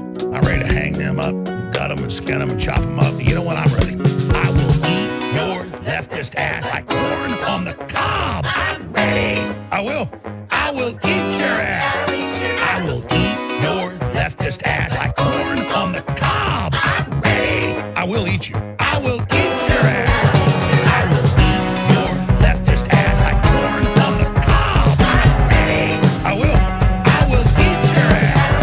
I will eat your leftist ass like corn on the cob. I'm ready. I will eat you. I will eat your ass. That's why I want the globalists to know. I will eat your ass first. I swear to God, if it's the last thing I do, I'm gonna get my hands around your throat.